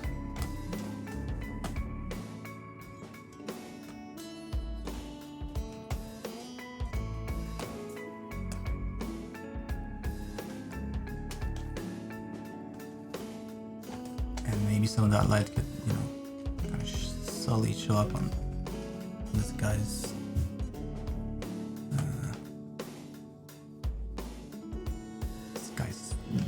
outfit, maybe. I don't think you really need that, but couple of things I think could help make this pop. But you say you did a little bit. I mean, that's it changed the image a lot and for the better. So awesome stuff, Laura. Really looking forward to see this done. Valeria, oh snap. All right, so thank you very much.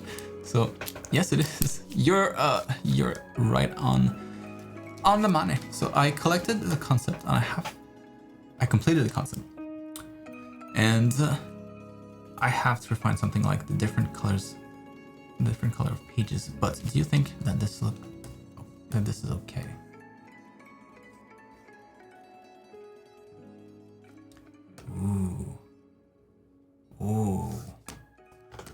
Ooh, look at this sick design.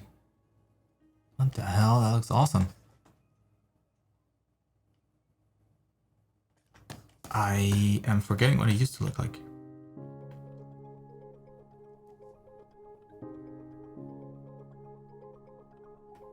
Hell yeah, now you have your materials in here.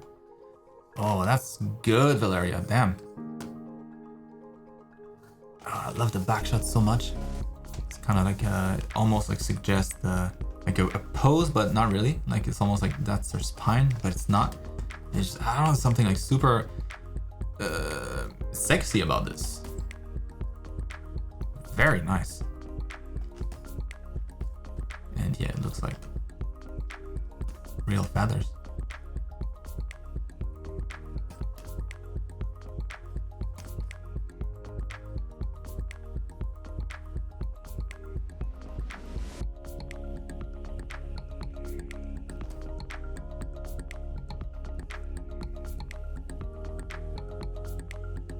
If anything, like the bow, I would have maybe a little bit more pointiness to it. Like your shape language for this outfit, you know, it's definitely definitely a lot of not the right brush at all for this. It's my 1 point. There's a lot of this to your design. God damn, what is this? There we go. A lot of that, you know, kind of like claws. And so I'm kind of missing that with the bow here. Like we have a little bit, you know, but these feathers look like they're, instead of having this nice long and like pointiness to them, they're maybe cut short, like they're rounded a little too soon. So yeah, you do have those kinds of feathers here as well. But it's kind of a mix, right? Your designs, we have some of these that are more orderly, some of them that are a little more chaotic, more pointy. So I think I would just have the same mix on your bow. So maybe, yeah, maybe like towards the edges here, it gets a little pointier. Just like what you have here at the hand. Just to get that pointiness, that edginess a little bit more back in there.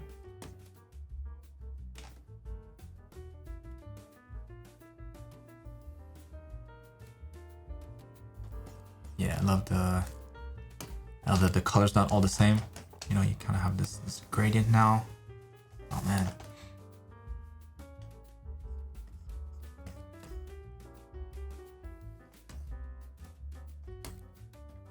Although my god, I would never want to model this.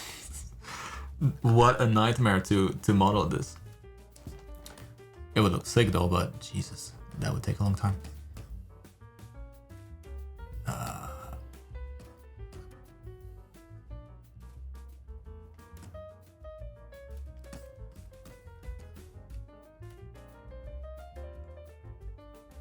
Yeah, like one thing, you know, just if this is meant to be like a concept, you know, concept sheet that you put in your portfolio, just some questions that I still have would be like what she looks like without the outfit on. She seems to have like some design, like, you know, like the arm thing here, that seems to be like a different layer.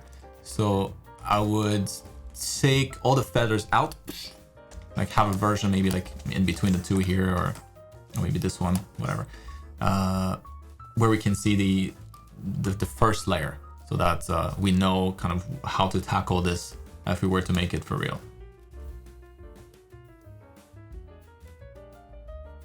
And then that's, I mean, this looks killer. Awesome stuff, Valeria. Damn. Ooh la la. And finally, Scott. I hear seagulls. I hear the clinging and clacking of the grog cups. Yarr.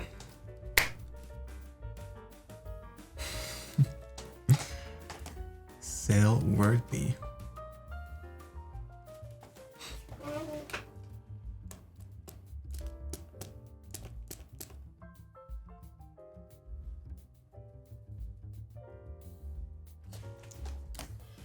She's got sails. She's going places.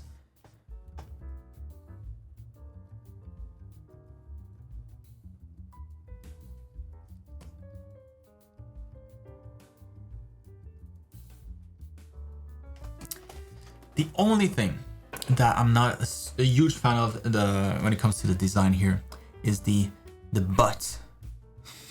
I'm sure there's a technical word for this, but the back of the boat. Back of a boat. What's the word? The rear, I guess the rear sounds better.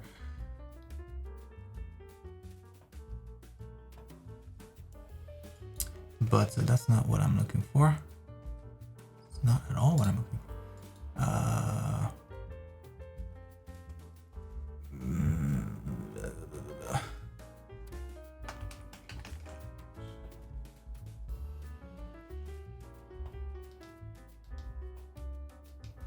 Let's Google for galleons.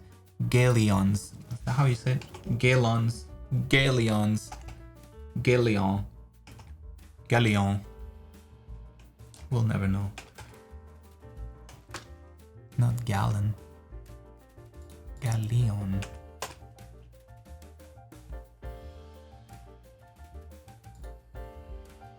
Let me see if I can find a shot what I mean.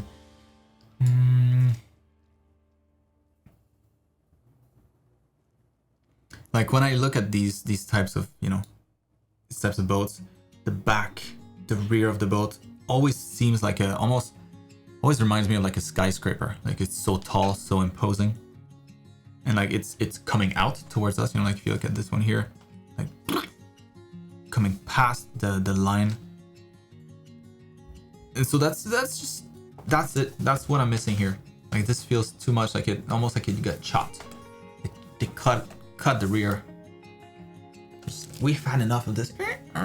Enough of this captain, and just sawed off his cabin, and he fell in the water. So let's get going maybe a little further back.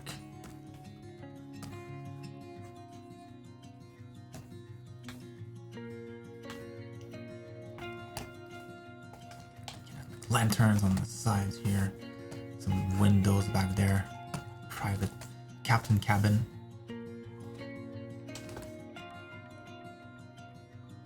And then, what about the masts?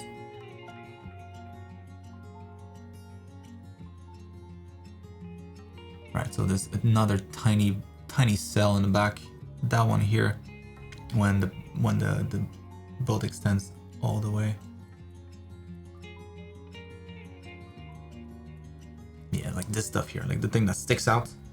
I think yours is missing that. Such like an iconic look for ships, and it feels like it's coming towards us, even though it's going away. Even though we're looking at the behind. So yes, Scott, that's it. Maybe I have like maybe this other tiny sail here, or like a flag. Woo. Looks clean, looks accurate so far, otherwise. Very well constructed. That's all I got for you. That's it.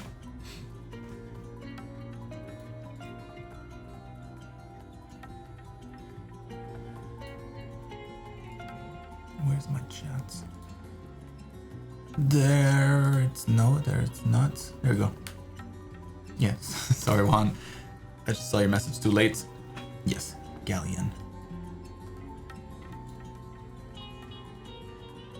So, hope that helps. I hope that helped. Even if you didn't get your art reviewed, maybe. Hope you were able to take away some things left and right. Had a good time. I don't regret, you know, spending most of my birthday doing this. I love these because it forces me to get better at observation, which is the most important skill of art. So I'm still leveling up while I do these. And there's a lot of really cool stuff today. So I'm really proud of you guys.